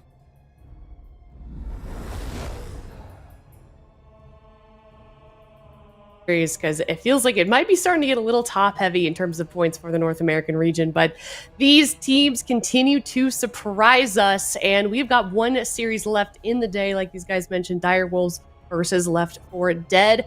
We've got that Gators back versus Welcome to the Jung series on Championship Sunday, and Cats and Dogs is going to be playing the winner of this series, and they had a tremendous game just now, and I am excited to see how they're going to do against one of these teams, either Direwolves or Left 4 Dead. Enrique, how do you feel like either of those series would maybe go in your mind? I don't know. I kind of feel like the composition that Left 4 Dead has would be better into Cats and Dogs. The Shadow Priest, Feral Druid Paladin has a ton of crowd control, so I feel like they'd be able to, play super aggressive, similar to what we see from Gators back. Try to keep Awaken on the back foot with instant crowd control and Cyclones, Hammer of Justice, Silence, be able to all in the Warlock. So out of the two teams, I feel like Left 4 Dead probably has a better chance. Direwolves, not looking too good into the Void Weaver. So we'll see if they can come up with a plan, but I feel like if they win the series, it's not looking good for the next one. Yeah, definitely going to be a difficult battle for any of the teams still left on either region, really, because Cup number 2 has been so competitive so far, and I feel like Cup 3 is going to be just the same. So we're going to head to a break. Before we do that, though, we've got a game of Who's a Spell. First of the day. Zico looks ready. Yeah, Are we ready? It sounded like you were throwing to a break right there. So I was like, wait a second. No, not They said during the game, do you guys want to play a spell guesser? I was like, what? Production owes us a spell guesser right now. What's going on? They do. All right. Whose spell is it anyways? Try to decipher the spell based only on the information available at you from the tooltip. And production's been messing with us a little bit lately on this one. Mm-hmm. All right. They said splitting words. They said that it's been. Oh my god. Okay. Yeah. Oh, yeah. So they said, you're always complaining that it's too easy. Let's see how you do this weekend. They said something like that earlier. This is gonna be easy. Yeah. Okay. Let's use our big brains here. Something that requires level 25. 1 minute cooldown. You think it's a 1 minute cooldown, or is it like 1 point something cooldown? I think 1 point for sure. 1.5 minute cooldown. You don't think so? I feel like the censoring is too long for a 1 minute cooldown. Think so? I agree. I feel like it's definitely. What else does it say? Like 1.5. The thing is, like in tooltips. Here's the thing: in tooltips, do they actually put min and like sec per second? Because I don't think they do. I think it's actually the full. What would this even be? I think they do. Don't they put 1 minute and 2 minutes? No, I'm saying like they use the full. Because I thought this before, but I swear, maybe it's. Like, I don't know. It's 60 seconds instead of 1 minute. You mean? No. Like, I'm just saying, like, they write out when it says minute cooldown, it's the full word minute. Oh, so yeah. I think so. I think it's the same. Yeah, okay. So we're definitely going to need to see some options here. But what's something that requires level 25? Does something... There's too many things. Like, I can't... Yeah. We need something to work with here. This is ridiculous. Yeah, no, this is... We need our options here. Do we get one word? Okay. Oh. Okay. I think it's Desperate Prayer. Really? Does Desperate Prayer require level 25? I think it's actually... Part of me feels like it's renewal. So I don't think Hellstone... So like, here's the thing. I don't think Hellstone requires a level to use. So I think we can just... That one's out. I think Desperate Prayer has more going on. Because I think Desperate Prayer gives you health and heals you. So... It would need more text. So I would say what's the 30%? Okay. I'm thinking renewal and exhilaration.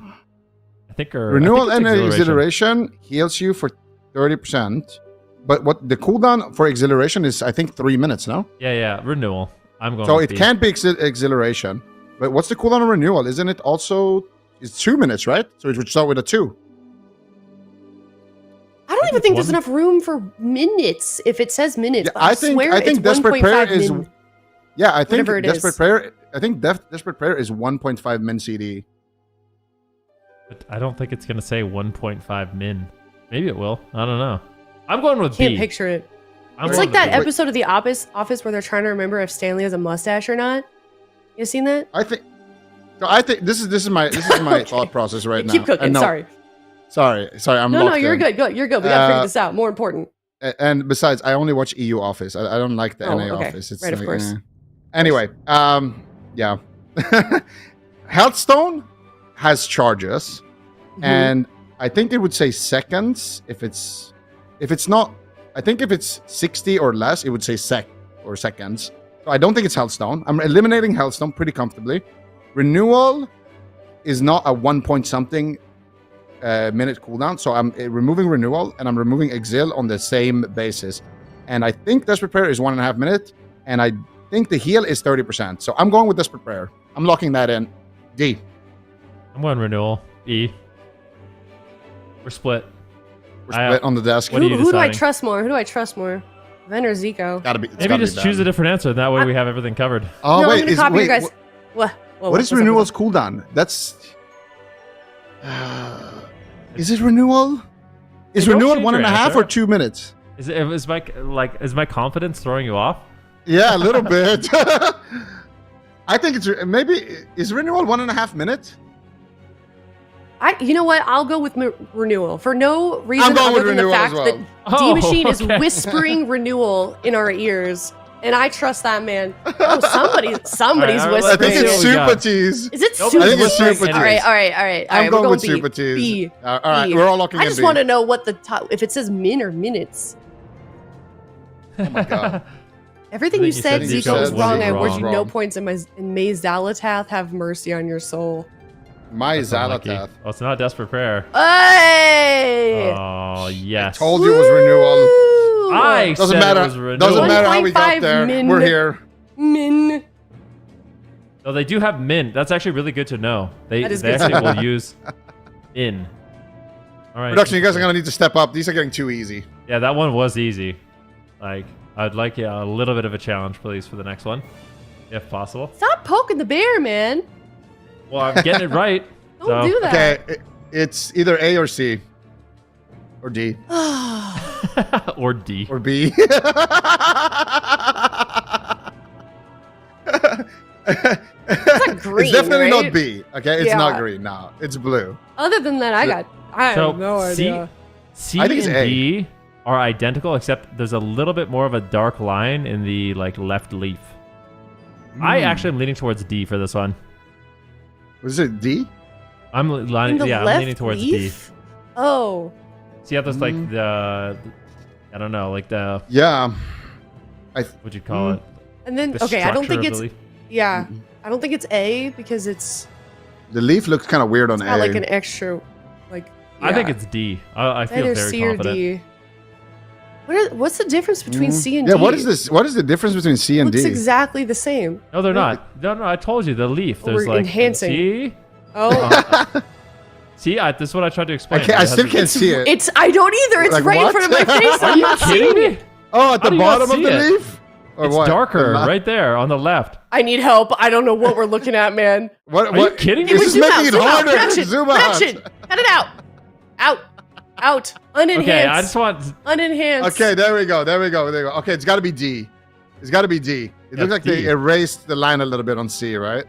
Yeah, that's Oh, what I I said. see it. Wow, that's so obvious. Okay. Yeah, but I didn't see that then. Okay, like I have old eyes. I'm going with I C. even pointed it out. don't know. I want to just like. I'm going with C because D. Okay. It looks like they drew it, doesn't it? Kind of. I think they erased it in C, and it's. You think D they is erased the it? true. Oh, it looks like they could have erased it too. I don't know. What are you guys going? I'm going D. I'm locked in. Is he go? I was gonna go D, but you're throwing me off now, man. I don't know. I'm just there's Oh, like a yeah, tool yeah. in Photoshop that you can use to like drag things, like colors. You know? I'm gonna go D as well. At least okay, me I'll and go Ben D. are both wrong then. I'll go D. Yeah, we're both right. I hope it was C. Just so I'm wrong. Here we go. Oh. Okay. No, it was that's C. crazy. That's crazy work. Man. All right. They baited us. They baited us. We did. We got baited. All right, We well did. played, production. Oh, we There's got another one. Okay. Oh, I know Someone's this one. What is it? Go ahead. Okay. Do it. Do it. You knew it. It's on the tip of your tongue. I can feel it. Actually, I don't. Oh. Instant? What were you gonna say? Okay, it has charges. Yeah, I was thinking shadowy apparition, but I don't know. I think it's Okay. Shadow Crash. I'm almost positive. Oh yeah, no, it says what is Shadowcraft 15? It It has charges. This is one of two things. It's either Shadow Oh, Crash yeah, or the it is new Shadow Shadow Crash. Crash, which is like the Void Tentacle Slam thing in Midnight. It is Shadowcraft because it says summons a massive shadow crash at the feet of your enemy or something like that. dealing shadow damage on your target or in front of your target, like AoE, applies dots to all your enemies. I think But it's Shadow Crash, like, yeah. Shadow Priest in Midnight got a new Shadow Crash. It's updated. It summons a giant tentacle that slaps your opponent and puts dots on everyone around it. So that could be it too. I don't know if they would get that. Tentacle Slam? I think it's Tentacle Slam. I've been playing Shadow Priest a lot on Midnight. I'm telling you. I trust you. Yeah, C? I mean, it's... You going with C? I called it before we even saw the answers. That's So true, you did. Yeah. That All is right, true. C. I'm going with We're C. following yeah, Ricky's Ten- lead, ten- or I am at Candy least. Slam. Yeah. Candy Slam.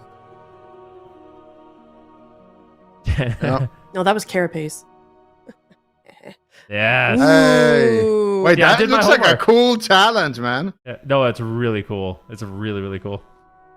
We like. Grade 6 Insanity. I wanna roll Does a Whiskey Shadow need Priest buffs soon. in Midnight? I don't know, man. They're doing kind of good Watch, already. watch. got a Oh, we get to video. see it. Oh my Look at- god. Oh, my god! Oh, Give me all your gold. dude. All right. Oh no. Okay, I'm not confident in this. It's definitely not C, right? I'm going with There's no B. way. It That's could be. weird. B speaks to my soul. B speaks to B my speaks soul. to your soul. What is the difference between? Oh, it's like slightly cut off or something. It could be D as well. What's the though. difference between B and D? Yeah. It's slightly like zoomed in. Oh, there's a border. Border. Oh yeah, there's like a.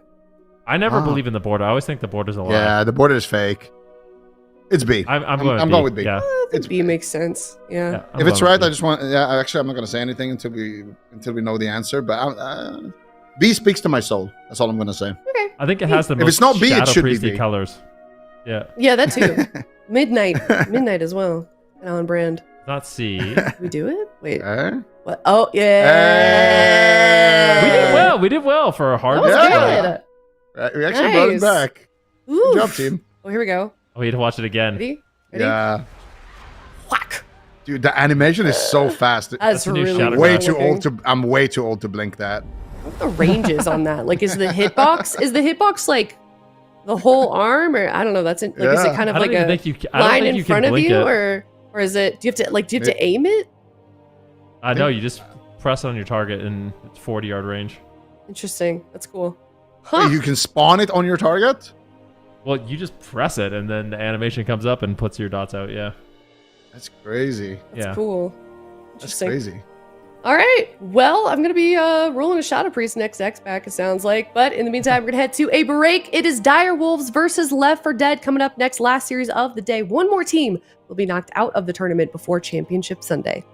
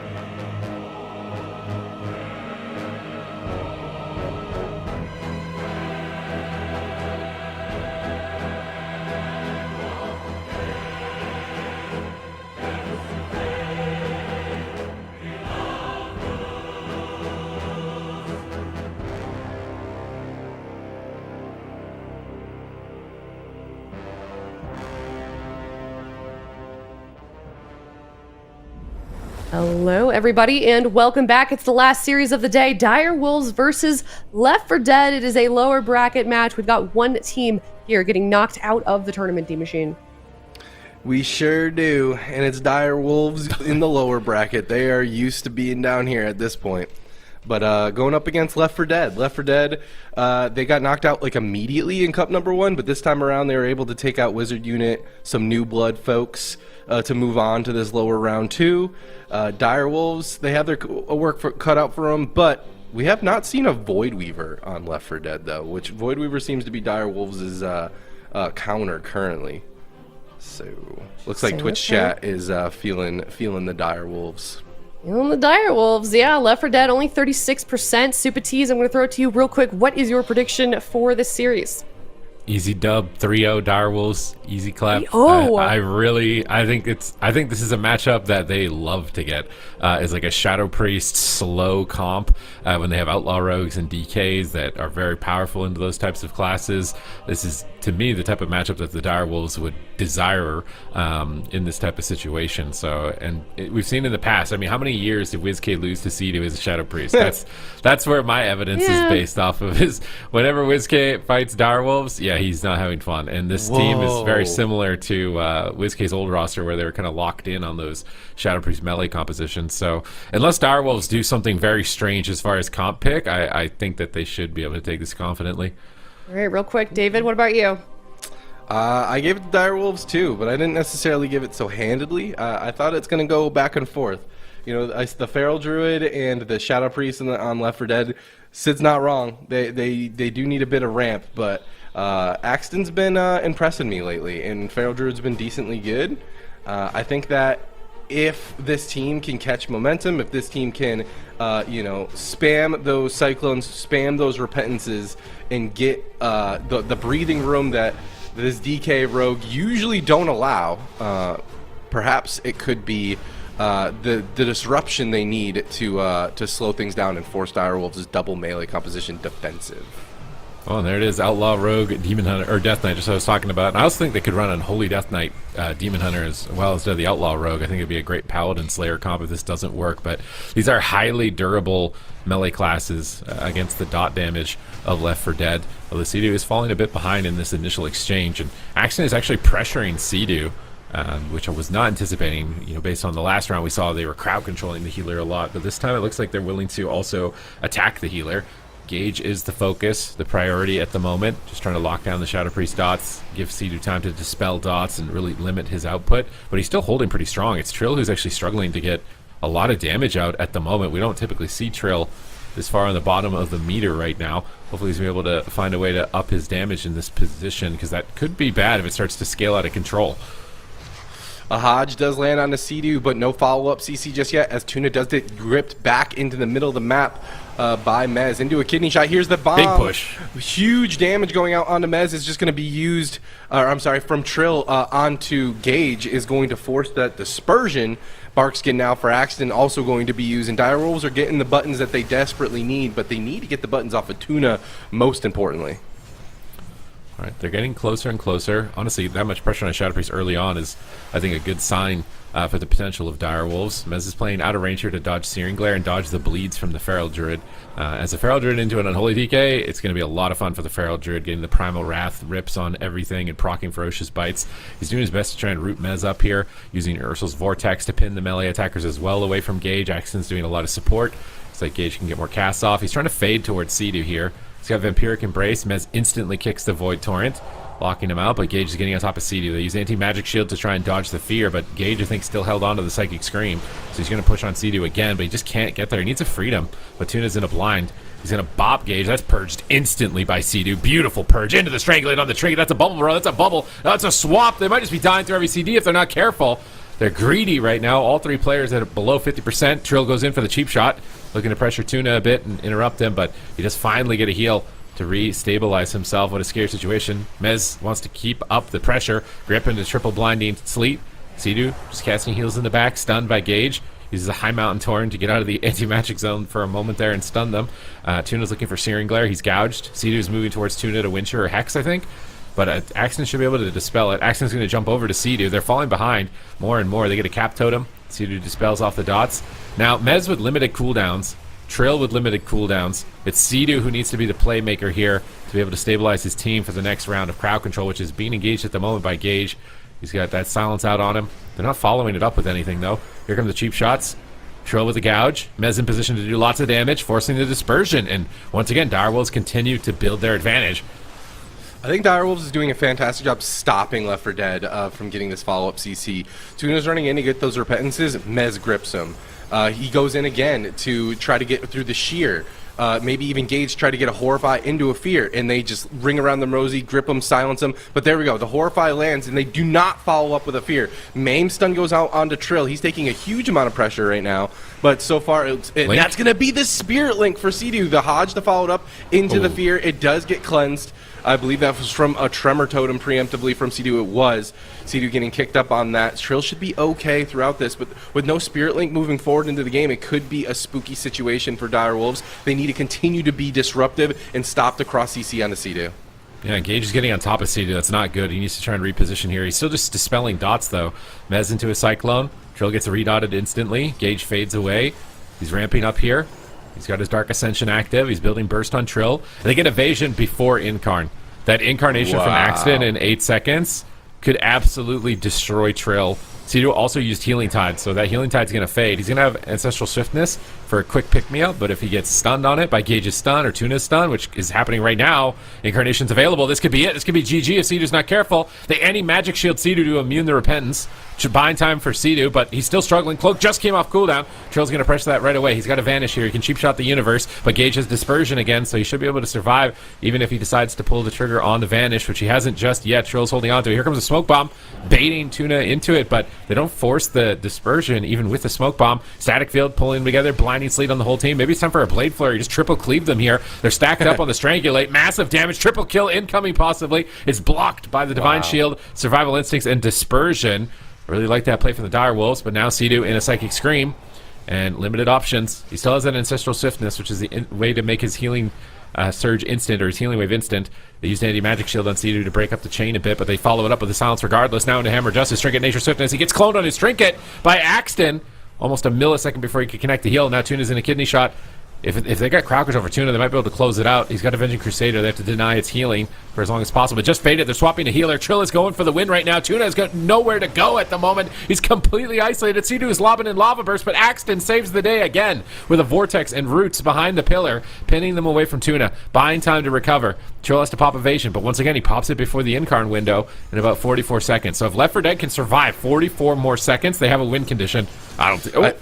Oh, there's the kick onto the follow-up Cyclone from Axton, but he does land it onto Mez, on the Strangulate onto Tuna. Tuna, it will fade, and Tuna's able to get the heals, and he's pushing in to get this CC out onto Sea-Doo. Sea-Doo sees that and is going to reposition accordingly. The Maim stun lands from the Axton. Is there a follow-up CC that can land on the Sea-Doo? No, not just yet. They're not able to get it because they're all so defensive themselves. Dispersion in just 10 short seconds. Axton's going to go ahead and use that Bark Skin right away. The Wings for Tuna as well. Sea-Doo clumping everyone up yet again. This could be a big disorient for Mez if he has it. He doesn't. Gage pushing in after that silence into the Horrify. Trill is on the run. If Link. Does he have it? It's up. But can Sea-Doo get it in time? The AMZ is going to be enough for now. Another button available for Sea-Doo, who's caught into that full fear. The blind, however, onto Tuna, into the silence. The cheap shot onto Axton is going to stop that Incarnation damage for now. And the Repentance follow-up from Tuna finally gets stopped. Gage, however, is forced into Dispersion, and this could go either way. This is so close. I think Sea-Doo's ahead. He's got Trinket Link, Grounding, Healing Tides coming up, Trill has Cloak, Evasion, Vanish. Really, I think they need to swap Mez. Honestly, right now, Direwolves just need the gas pedal down. Just go in, do damage. Don't ever get off. If we can purge the freedom off Gage here, because he's probably going to get freedom to push him for a fear, they can just win the game. He'll never get the Sea-Doo in time to get crowd control. Triple stun engagement. They have to fear DPS. They're desperate. Gage knows they're running out of options right now. And if he void shifts, that target could just die. Triple killing spree with the triple blinding sleet, gripping them all together. Hex being casted just to disrupt them for a moment. Lightning lasso around the corner. There's that freedom on Gage. Can they manage to purge it off in time? Cedar's in a Hammer of Justice. This is where he's got to make a call. Trinket Cloak or Trinket Link, likely in the near future. Mez uses anti-magic shield. He's got Icebound Fortitude available too, but he's not stunned. He's just trying to pop it. He needs Death Strikes here. He's getting critically low. They drop down the Link to save Mez. Bop is now burned through. Tuna has absolutely 0 mana. Barkskin has been pressed. Gage needs to keep his health high so he can use Void Shift, but they're targeting him, and Tuna has no mana. But Searing Glare hits the whole team on the Smoke Bomb. It was a beautiful Searing Glare from Tuna. That might have been GG right there if he didn't get that, but he just has 0 mana. He's just waiting to use a global at any point here as his mana regenerates passively. Cheap shot, no Trinket. They pops around Links. Just go Paladin, I think, or maybe just Shadow Breeze is fine, but maybe they all just die. Trinket Cloak Trail, is he going to be greedy here? I can't believe he's actually sitting that. They're so far ahead. Mez is just dead. There's nothing left for him out of nowhere. Mez High Mountains around the corner. Accent charges in to win, but he's overextended. He gets gripped around the corner, and Mez punishes, baiting the kitty around the corner, the kitty corner, and now Gage is trying to go in for the 2v3, but it's not going to happen here. Cedu recovers. He stays alive. Mez with the High Mountain bait. This is why we need the High Mountain compilation of the the greatest High Mountain racial moments of all time from AWC Season 3 for the War Within. Oh my god, I thought he was dead. I thought he was 100% dead. Axton thought he was dead too. That's why he went for it. Then when he didn't die, Axton's eyes just opened. They're like, no, Tail what between have his I legs. done? What have I done? You just saw that bear desperately, like, on the way out. He's like, oh, gosh, I shouldn't have feral charged over here. And Mez is like, where you going? Grips him right back in, out of line of sight of his healer. I'm not even sure if Tuna had any sort of a mana to deal with it at the very end there. That was kind of the moment they needed to take Mez out. But Cedu doing a fantastic job keeping his Death Knight alive. But also, quick shout out to that call that you made as well, Sid. That Searing Glare on the bomb, that surely was going to be a kill if he didn't land that. That was such a clutch play. So Left 4 Dead showing that they definitely have the capability of going the distance against direwolves. I'm not even convinced that a composition swap is necessary. I think that they could easily just change just a few things and take a win off direwolves. All right, Lord Mez, he's come to play, he's come to slay. Get out of his Death Knight way. What a crazy game, bro. I thought it was GG. I thought it was over. Axton even used Skull Bash. Immediately tail between his leg. I mean, what is Tuna going to do for him anyways, really, though? Like, yeah. I mean, Gage could have life swapped, actually. Wait, they actually could have won this game. That's actually huge. They legitimately could have won this game if Gage was just in line of him. He could have life swapped him. Axton would have killed them. 100% Axton would have killed him. He had Feral Frenzy. He had everything. If Gage could have got so Void Shift close, off. man. And he really didn't, and Mez really didn't have all that much left either. I mean, Cedu had a little bit of mana, but they didn't have Link. Ascendance, I think, was on cooldown as well. Here it is. Look at that. Yeah, like, Ascendance is about to fall. Right now, no AMS, no Icebound Fortitude. If Axton was able to get that life swap off, that could have easily been the game. I'd love to see both comps locked in again and go into a game number 2. Just go again. Well, it's a good chance of that happening because Axton's team has nothing else.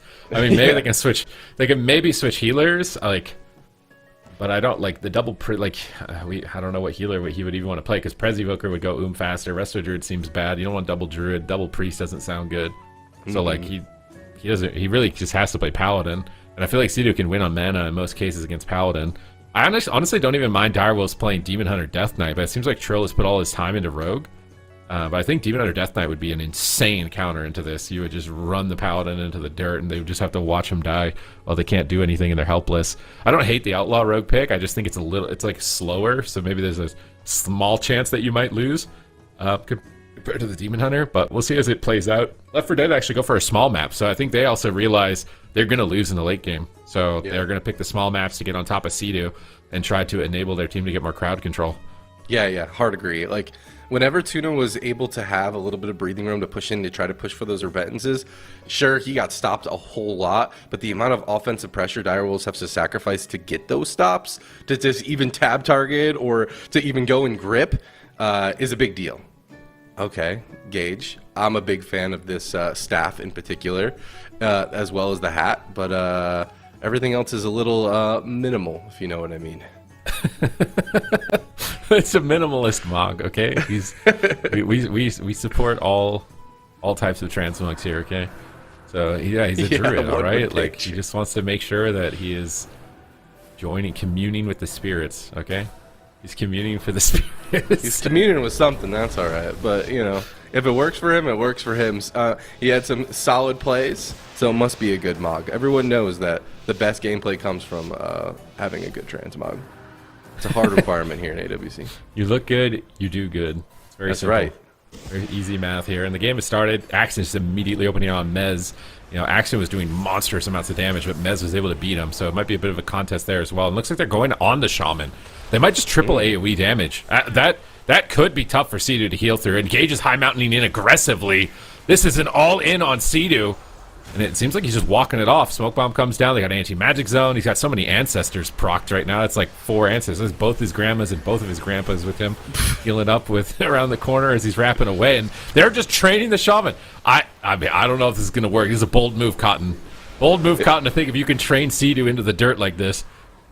Yeah, if there is a Shaman that is capable of withstanding the heat, it is Sea-Doo. The bash into the main, but now he's DR onto stuns, and he's sitting pretty at that full health. Now the full kidney shot's going to go out onto Axton. He's going to trinket it right away. He's going to respect that damage. Getting some cross pressure over out onto Mez and Trill at this point, but Gage is not giving up on the Sea-Doo dream. He is just chasing down the blue. And we have seen chasing down the blue work in the past, but this is forcing Tuna in a really rough situation over and over and over again. It's just like, look at Sea-Doo though. He's caught in a silence out of line of sight. The static totem gets dropped. Even Tuna running in here to try to get a Hodge. I think he actually Hodge a grounding. That was huge for Sea-Doo. There's a Maim stun going out onto Sea-Doo. Finally, as Axton reconnects onto him, Tuna and the Feral Druid just trying to pump as much damage as Gage finally reconnects onto him. And it looks like the cross damage onto Trill is becoming an issue. Lots of committed CC going out onto Tuna. He immediately trinkets the blind. The kidney shot goes on to Axton, and it looks like he's going to be fine for now with that bark skin, but Gage is the one who's in trouble, catching all the cheap shots followed up, and that's going to be the dispersion. Bash onto Sea-Doo at low health. He still has Trinket Link available to him, but he's desperately trying to hold on to that, and Mez and Trill are peeling quite well so far. Sea-Doo's able to stabilize. Oh, triple cheap shots incoming on Axton here. They have lay on hands sitting in the bank for Tuna, but he's spending a lot of mana to keep up this aggression, and they're just spamming Freedoms on the Priest to get Gage back to the Shaman. He's got no dispersion right now. Avenging Crusader needs to be enough. Sea-Doo seems to be just walking this off quite easily, even despite Axton's insane DPS right now. Gage in trouble, Axton in trouble, Tuna struggling, and I don't know if this is going to work for them. Sea-Doo still has Astral Shift. He can trinket wall. He trinket walls right away instantly there on the Incarnation. It's still scary with the silence. Tuna's wrapped around the corner to do some damage as well, but Axton and Trill, Axton just can't move. Mez just stuns him up on his Incarn. He can't get there. He's got no trinket. They don't have bop for this push. Sea-Doo's jumping around, and he'll move his totems with him here in a second probably. Static field, pull his enemies away. Get some distance off to the side. Tuna's looking for Searing Glare. Able to hit that. Sea-Doo in trouble. May need to link soon. The anti-magic shield him. He has no trinket, so... Oh no, he got stunned with no trinket. If they have more stuns, he might not be able to get to the link. Do they have more stuns? They don't have another one. Oh, he gets a heal off a Riptide. He gets the link down. I think it's smart to use this before he gets off stun DR because he won't be able to access it. But Sea-Doo actually is in a spot where he has nothing. He could die in the next stun silence off DR if they can stay on top of him, because the killing spree is pressuring Axton. Axton's trying to stay there. Bear root Sea-Doo for the Shadow Priest to get in line of sight. Sea-Doo has nothing. Tuna's dipping low, but Tuna can make a trade here. He can just lay on hands. He's got a trump card. He might be able to pull out silence on Sea-Doo. If they get the stun here, there's Shadow Priest on him. Yeah, he can solo him right now, I think. Oh, never mind. Big shield from Mez. Mez once again carrying the day. Axton in a kidney shot, gripped around the corner, smoke bomb, Tuna wraps around, lay on hands bubble. That was the lay on's bubble. It committed here to push on Sea-Doo. Can they finish him? He's got Healing Tide down. They double fear the DPS. Healing Tide recovers. He's got Trigger coming up 17. Axton's being pressured. I think that's it for Tuna. I think he's out of gas. Finally out of gas indeed. Bear form forced onto Axton. No bark skin, no survival instincts, no hand to sacrifice. Are the wings going to be in enough for Tuna to keep Axton alive? And they're opting actually to swap the damage over onto Trill. They can't continue the onslaught onto Sea-Doo. They can't keep pushing their Holy Paladin in an overextending position. As soon as Axton stabilized though, they could easily swap on the Sea-Doo, but he has Trinket now. Evasion for Trill is just going to be used preemptively. Fear lands onto Sea-Doo. What can they get done? Icebound Fortitude preemptively from Mez. Full kidney shot onto Axton. Surely this will be it. Tuna out of all cooldowns completely. A static totem onto Axton is going to pull him out of line of sight. Tuna has to push in yet again. They're swapping the damage over out onto Mez. He has no AMZ. He has no AMS. He does only have an AMZ. Ascendance from Sea-Doo, but no link available to him. Mez is so close. He gets knocked out of the AMZ. Tuna looking for the repentance. He goes for the juke, but it gets cheap shot to follow it up. This is Incarnation, however, and very few cooldowns for Sea-Doo. Sea-Doo does have that wall available if they need to go him, but I think they're going to be committing onto the DPS moving forward for Left 4 Dead. Yeah, Mez has nothing. I think he's a way better target right now. Even Trill might be decent, but his trinket's coming up in a second. Full stun. They need crowd control and Sea-Doo. They don't have it for 2 more seconds. They kind of miscoordinate. Gage High Mountain's in for a fear. High Mountain for High Mountain. No trinket. Can they get more crowd control? They have a silence. He needs to anti-magic shield it, but he anti-magic shields himself. They break through it instantly. He's going to have to spam Death Strikes here, I think. He's building up full runic power. He can just do it. He's using Death Coils. Actually, Sea-Doo's got him. Axton's in trouble. He's so low, full blind. Where's the trinket? He trinket sacks at 5% health, and the all-in from Left 4 Dead is getting punished. Sea-Doo just blocks every push left and right. They get no momentum. They're desperate to pull something off right now with all 3 members at 30% health. It looks like Sea-Doo has finally survived the gauntlet. There is a light at the end of the tunnel as Axton is about to fall. He trades Survival Instincts. Tuna charges in. He gets a Repentance. Can he get it? Oh, Trill is there with the kick. Nice shutdown. That might have been their only opportunity. Now Axton's in trouble. Tuna's got a couple more heals left, but he's gripped into a blinding sleet. He can't heal. Oh my god. Sea-Doo's feared into the corner. Tuna breaks out early. Connecting a heal. Mez is low. Maybe they can drop Mez. It's so close, actually. He's got Link. 1 second for the Link. He's got Spirit Link Totem. He's being greedy. Sea-Doo is the greediest shaman throughout the history of AWC. He's getting away with it. He can't keep getting away with it. He can't keep getting away with it. He drops the Link. He gets in there. His team is recovered. Tuna has Lay on Hands. It just came off cooldown. He presses it. Axton gets a second chance. Incarnation comes up in 15 seconds. Oh my gosh, this is so close. Barkskin is going to be used, but is it going to be enough here? 30% dampening. Mez on the AMS. Icebound Fortitude also available to him, but no Spirit Link. He's got to be so careful. Trill also getting cleaved down at the same time. Sea-Doo has his work cut out for him. There's the Icebound Fortitude. Finally, the stun on the Trill. This is also the Ascendance. Axton's Incarnation is just doing so much pressure, but he's so low, and Tuna is out of mana. There's the bomb. Is it going to be a cross kill? Cage isn't giving up just yet, but the Cloak of Shadow surely will stop it, and Dire Wolves do it. They survive it all. The onslaught of the Train the Blue fails, and they are up 2-0. Okay, but I feel like it's good that they tried to do something. Like, they're a 3-player roster. They basically only have 1 comp, so like they've got to test the waters and just see if there are any other opportunities. And they got maybe like a decent amount of pressure, but just not enough right there for them. But then when they swap back on DK, it looks like Mez is like, it's the scariest target is Mez. I feel like whenever I'm looking at like someone's about to die, it's almost always Mez on their team. He seems like he's the best target for them overall in the matchup. But they're able to survive it. They're able to weather the storm. The Shaman's getting the mana advantage. He's dealing with the attacks, the crowd control effectively. That High Mountain Torrent fear is so sick. Despite their aggression, they're not able to. And maybe I'm gonna have to make a High Mountain Torrent on the remix so I can get another 80 here. I gotta finish my Prot Warrior. Okay, I made a Prot Warrior first. Tanks are super OP. Spam that revenge. OP. Yep. You do 50 billion DPS spamming 1 button and you're invincible. Feels good. I like it. Best spec to level in remix, my opinion, of course. But this was lights out. Even if Tuna had mana, there was a smoke bomb from Trill. So yeah, Dire Wolves look good in the matchup. But to see where they're gonna go from here. Are they going to try another small map? Are they going to try to train the blue strat? Are they going to try actually committed strat after Mez? Imagine if he got that Repentance. Yeah, also. There's so many such close Repentances. But the thing is that what is he going to get it off on? And at the end there, it's obviously Sea-Doo, but Tuna's in like an offensive position all game while they train Sea-Doo, and it's just like, I mean, I don't know. I feel like I like the offensive positioning of having to train the blue, but I don't like the kill target because Sea-Doo's just so good at rotating, and Trill and Mez especially are so good at peeling. So you know what I want to see? I want to see them to go Mez, but I want to see Tuna have that, you know, all or nothing positioning to be constantly threatening those Repentances. That's what I want to see going into game number 3. Let's see where we're going. Ashrane's Fall, big map. Direwolves walking into the same thing, saying you got to have an answer.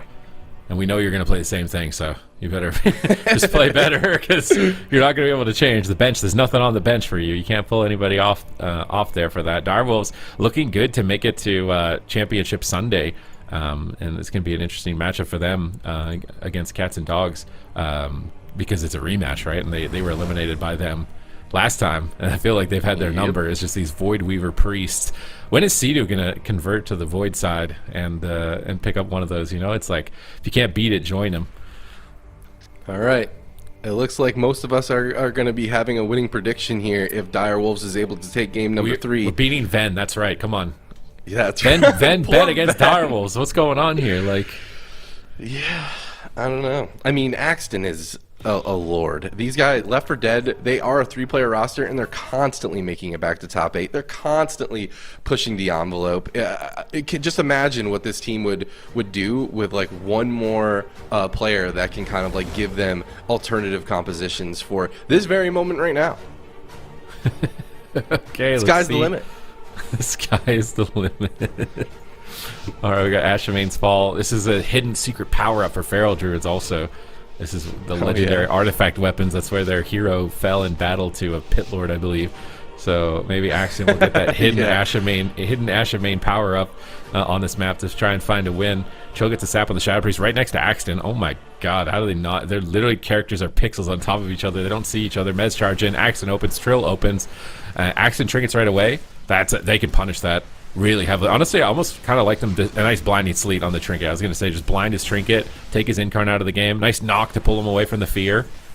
Now Gage is so far away. He's at the waddle, dude. High mountain waddle. Maybe just high mountains for a fear, actually, in a second. He's got Shadow Crash on Sea-Doo, so he's dotting Sea-Doo, but they're not focusing him. Full stun off DR. Trill is just rotating on shutting down the Feral Druid as much as possible. Grip on Tuna, pulling him off the pillar as well, away from Sea-Doo, and they're all in Chains of Ice. Look at Lord Mez. Full control of the battlefield. Static field. They're all stacked up. They can't get to the Shaman. Freedom's down on the Shadow Priest, but that static field is still there. Gage going to high mountain Torrent for a stun. He's in position. He gets the fear. Finally, they connect some crowd control. Mez is just dead out of nowhere. He's dead out of nowhere. Icebound barely comes through in time. He almost died in a silence. Sea-Doo had to trinket. That is critical for Left 4 Dead. They are showing that they can win this. They just pulled every major cooldown in one setup. If they can get Gage to the Shaman for the next crowd control, they've got him stunned. He's got fear in 8 seconds. Oh, the stun's too early, I think, unless they get a clone. They can't get the clone. They've got a chain. They can't win in a single crowd control, but they baited any magic shield at least. They didn't have a crowd control to chain anyways, so now any magic shield is out of the way for free. Gage is moving in. Where's the freedom? Searing Glare on the DK. He's waddling. Oh, he gets gripped away. He's so sad on that Shadow Priest. They're going to bop him aggressively. They know they can win here. There's no trinket. Although any magic zone could be a problem unless they get like a good knock. There's the Hammer of Justice. He pre-Healing Tided though. Healing Tide is healing. It's the only thing keeping Mez alive right now. They have a full fear. Healing Tide is still ticking. And that Healing Tide was MVP from Sea-Doo. Mez would have had to use Zone and might have even just died through it because not all the damage is magical. But Healing Tide is now faded. He's got to find a way to pick him up out of the crowd control. He's got Ancestral Swiftness. Big Healing Wave. They crit him right past it. Axton's in trouble a bit here as well.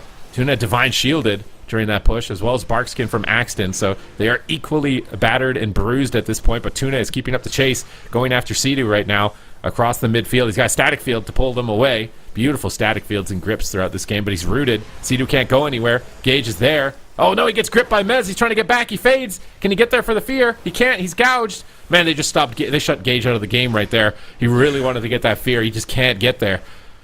Trill actually committed his trinket to stop Gage there. They understand that they need to peel for their blue so much, and they're doing a good job, but Left 4 Dead's holding on to everything until they do land that nice needed CC. Sea-Doo caught the AMS yet again, but Mez Icebound Fortitude just 10 short seconds. The silence lands on the Sea-Doo into the full fear. He has trinket. Trill's also cross-feared, but he's going to go ahead and evasion and cloak right away. Tuna looking for the follow-up repentance. He gets it. Mez is going to pop the Icebound Fortitude and the AMZ. He's going to sit in that. The kidney shot lands over out onto Axton. The gouge onto Tuna. The Barkskin should keep him A-okay for now. Lay on hand still available, and disperse back up for Gage. Left 4 Dead have the tools to continue to move on into this game, and it's all about whether or not Sea-Doo can keep his team alive. All right, Sea-Doo repositioning. He's got trinket. He's jumping away. Tuna's chasing him down. Trill intercepts. Cheap shot Hex maybe? No, into a grip. They have triple blinding sleet out of the cheap shots. They got him stacked up. Big blade flurry damage. Trill is going to be parsing here if they stay stacked. It's tons of AoE damage, but Avenging Crusader's up, and Tuna should be able to deal with the damage with that. Mez anti-magic shield on Sea-Doo, but it's too late. The fear already connected, and that... Oh no, Sea-Doo's trying to be greedy and sit through the fear. Mez line of sight's around the corner. There's nothing for him to death strike, though. As Axton charges in, Sea-Doo gets a big Ancestral Swiftness. They're moving in on the Feral Druid. He's got no trinket. He has to pre-bear, I think. Lightning Lasso. Nice lasso from Sea-Doo, pinning Tuna down. Axton is still low and trying to stay in, but he's forced into bear. Static Field pulls them away from the pillar, giving them some time to breathe here and recover a little more passively. They've bought time. They've got Trinket, Spirit Link Totem. Mez has cooldowns rotating back up. They've got pressure on Axton. They're in a great spot on mana. As long as Direwolves just keep a cool head, they should have this and move to Championship Sunday full blind. Tuna's greedy. He's sitting it. Into a kid. Trinket it, bro. There's no way you're sitting a kidney. Trinket, lay on hands. Barkskin. Now they've got to push. They have to get on top of Sea-Doo and finish Mez. Like, they don't have any more time left. Trinket and Spirit Link now available for Sea-Doo because of that previous greed. Mez at a sliver of health. Hodge goes out in the Trill. They're actually going to try to swap the damage. You got the over rep on the Trinket.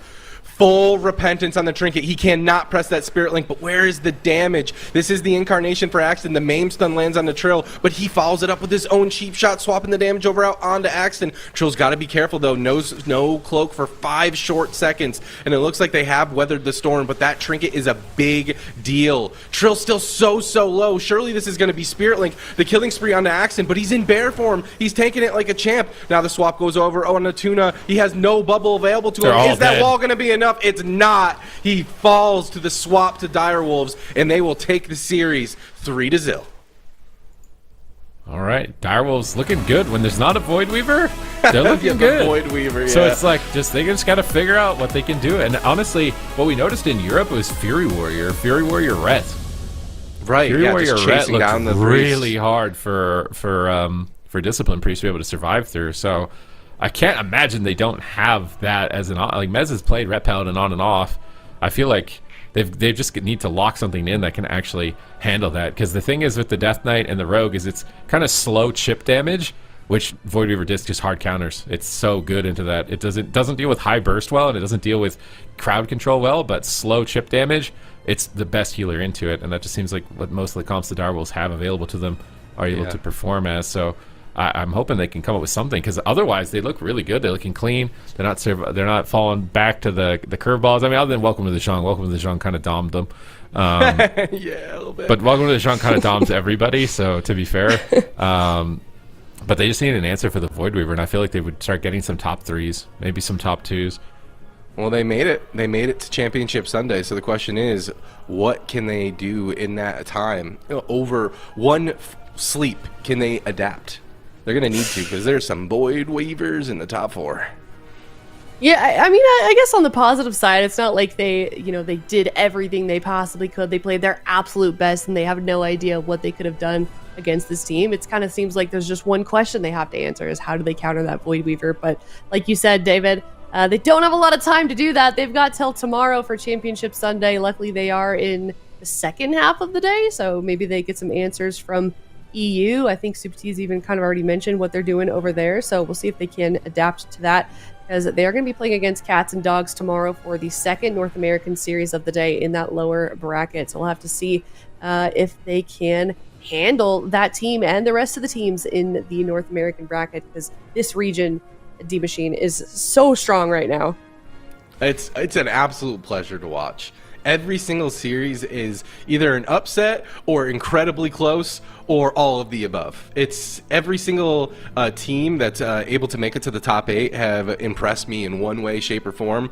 And I just cannot wait to see how this shapes up tomorrow. But also, honestly, even going into Cup 3, it just seems like a lot of teams came in hungry, and it's been an absolute treat. Between watching AWC with some of my favorite people every weekend or playing Legion Remix, I'm just having a grand old time right now. Yeah, could not agree more. But that is actually our last series of the day, and that means now we've just got one day left in this Cup, Super Tees. It is Championship Sunday, and here is the bracket for North America, the best day. Could not agree. The big day, the best day. We got Gators back versus Welcome to the Zhang. This is going to be an insane rematch. Gators back had the upper hand, but Welcome to the Zhang have diversified their pool a bit, as we saw their compositions against the Direwolves. So the Welcome to the Zhang are expanding, whereas the Gators back are kind of just locking in on what they're good at and hyper specializing. So we're going to see whether the specialists or the diversification ends up coming out on top between them, and that's always been an exciting series. Lower bracket rematch as well. It's a grudge match for the Direwolves. Can they finally beat their kryptonite? Because Cats and Dogs is going to be the first challenge for them on that North American portion of the day. And then we also have the European bracket, I believe, which has some interesting names in it, because Dobob, they're already out, bro. Yeah. Like, how are they already out?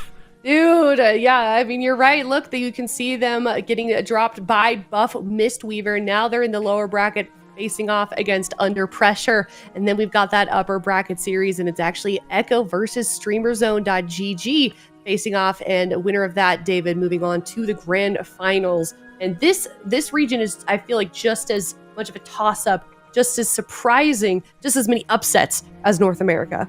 Are you kidding? Yeah, dude. Buff Mistweaver is the team that I'm going to be watching. Bank has basically won my heart over. That guy was able to make magic happen. We don't see a whole lot of Mistweavers, but not only do we not see a lot of Mistweavers, a Mistweaver taking down Dobob of all teams.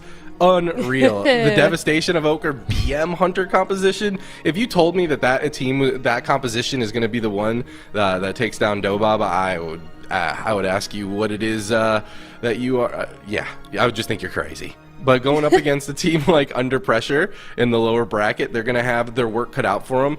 Echo versus Streamer Zone is just going to be an absolute delight. We've seen this matchup before actually, have we? Yeah, in the finals last time. But it was going back and forth so long. It nearly went to a Game 7.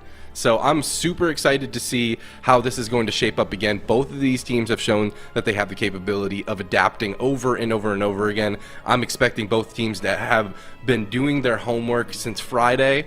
So that's going to be an explosive matchup yet again. Yeah, definitely make sure you're tuning in for both regions. Here is the standings for Echo. Just as a reminder, or for EU, Echo up at the top, 200 points. StreamerZone.gg at 180. Dobob no longer in the running at 120 points. So Under Pressure could easily get into that top 3 spot. But the question is, can they hold it against the rest of these teams? Because like we've just stressed so much, such a competitive region right now. And these teams are more than halfway through now to get points to make it into the grand finals at the end of the season or that gauntlet. But speaking of standings, we also have our prediction leaderboard, and I am interested to see where we ended up for the rest of the day. Yes! No! I'm not at the bottom! It's Joe. Chan couldn't carry you forever. Dude, what is this? Okay, you know what? They're tied with Zico. Zico's our only hope now to beat Chat. What the heck, Chat? Chat's just flexing on us. Yeah. That's so messed up. Why is the coin a clown now, man? Because he's a clown. He's losing. What do you mean he's losing? Okay, dude. Whatever. We still have Sunday. We're gonna bring it back, I believe, and it's definitely not because Chan's coming back. I'm above 50%. Okay, I'm happy. I'm above 50%. I'll take it. That's true. Yeah, I'm above two people, the coin and guests. I'll take that as well. I'm no longer at the bottom, at least, but I'd love to see how we can do Championship Sunday. But let us know how you did in your predictions. And in the meantime, we will see everybody tomorrow, same time, same place, twitch.tv/Warcraft. We are also on YouTube. Also, make sure you're following us on Twitter at WoW Esports if you'd like to follow along from that website as well. Thank you guys so much for watching. We will see you tomorrow. Goodbye.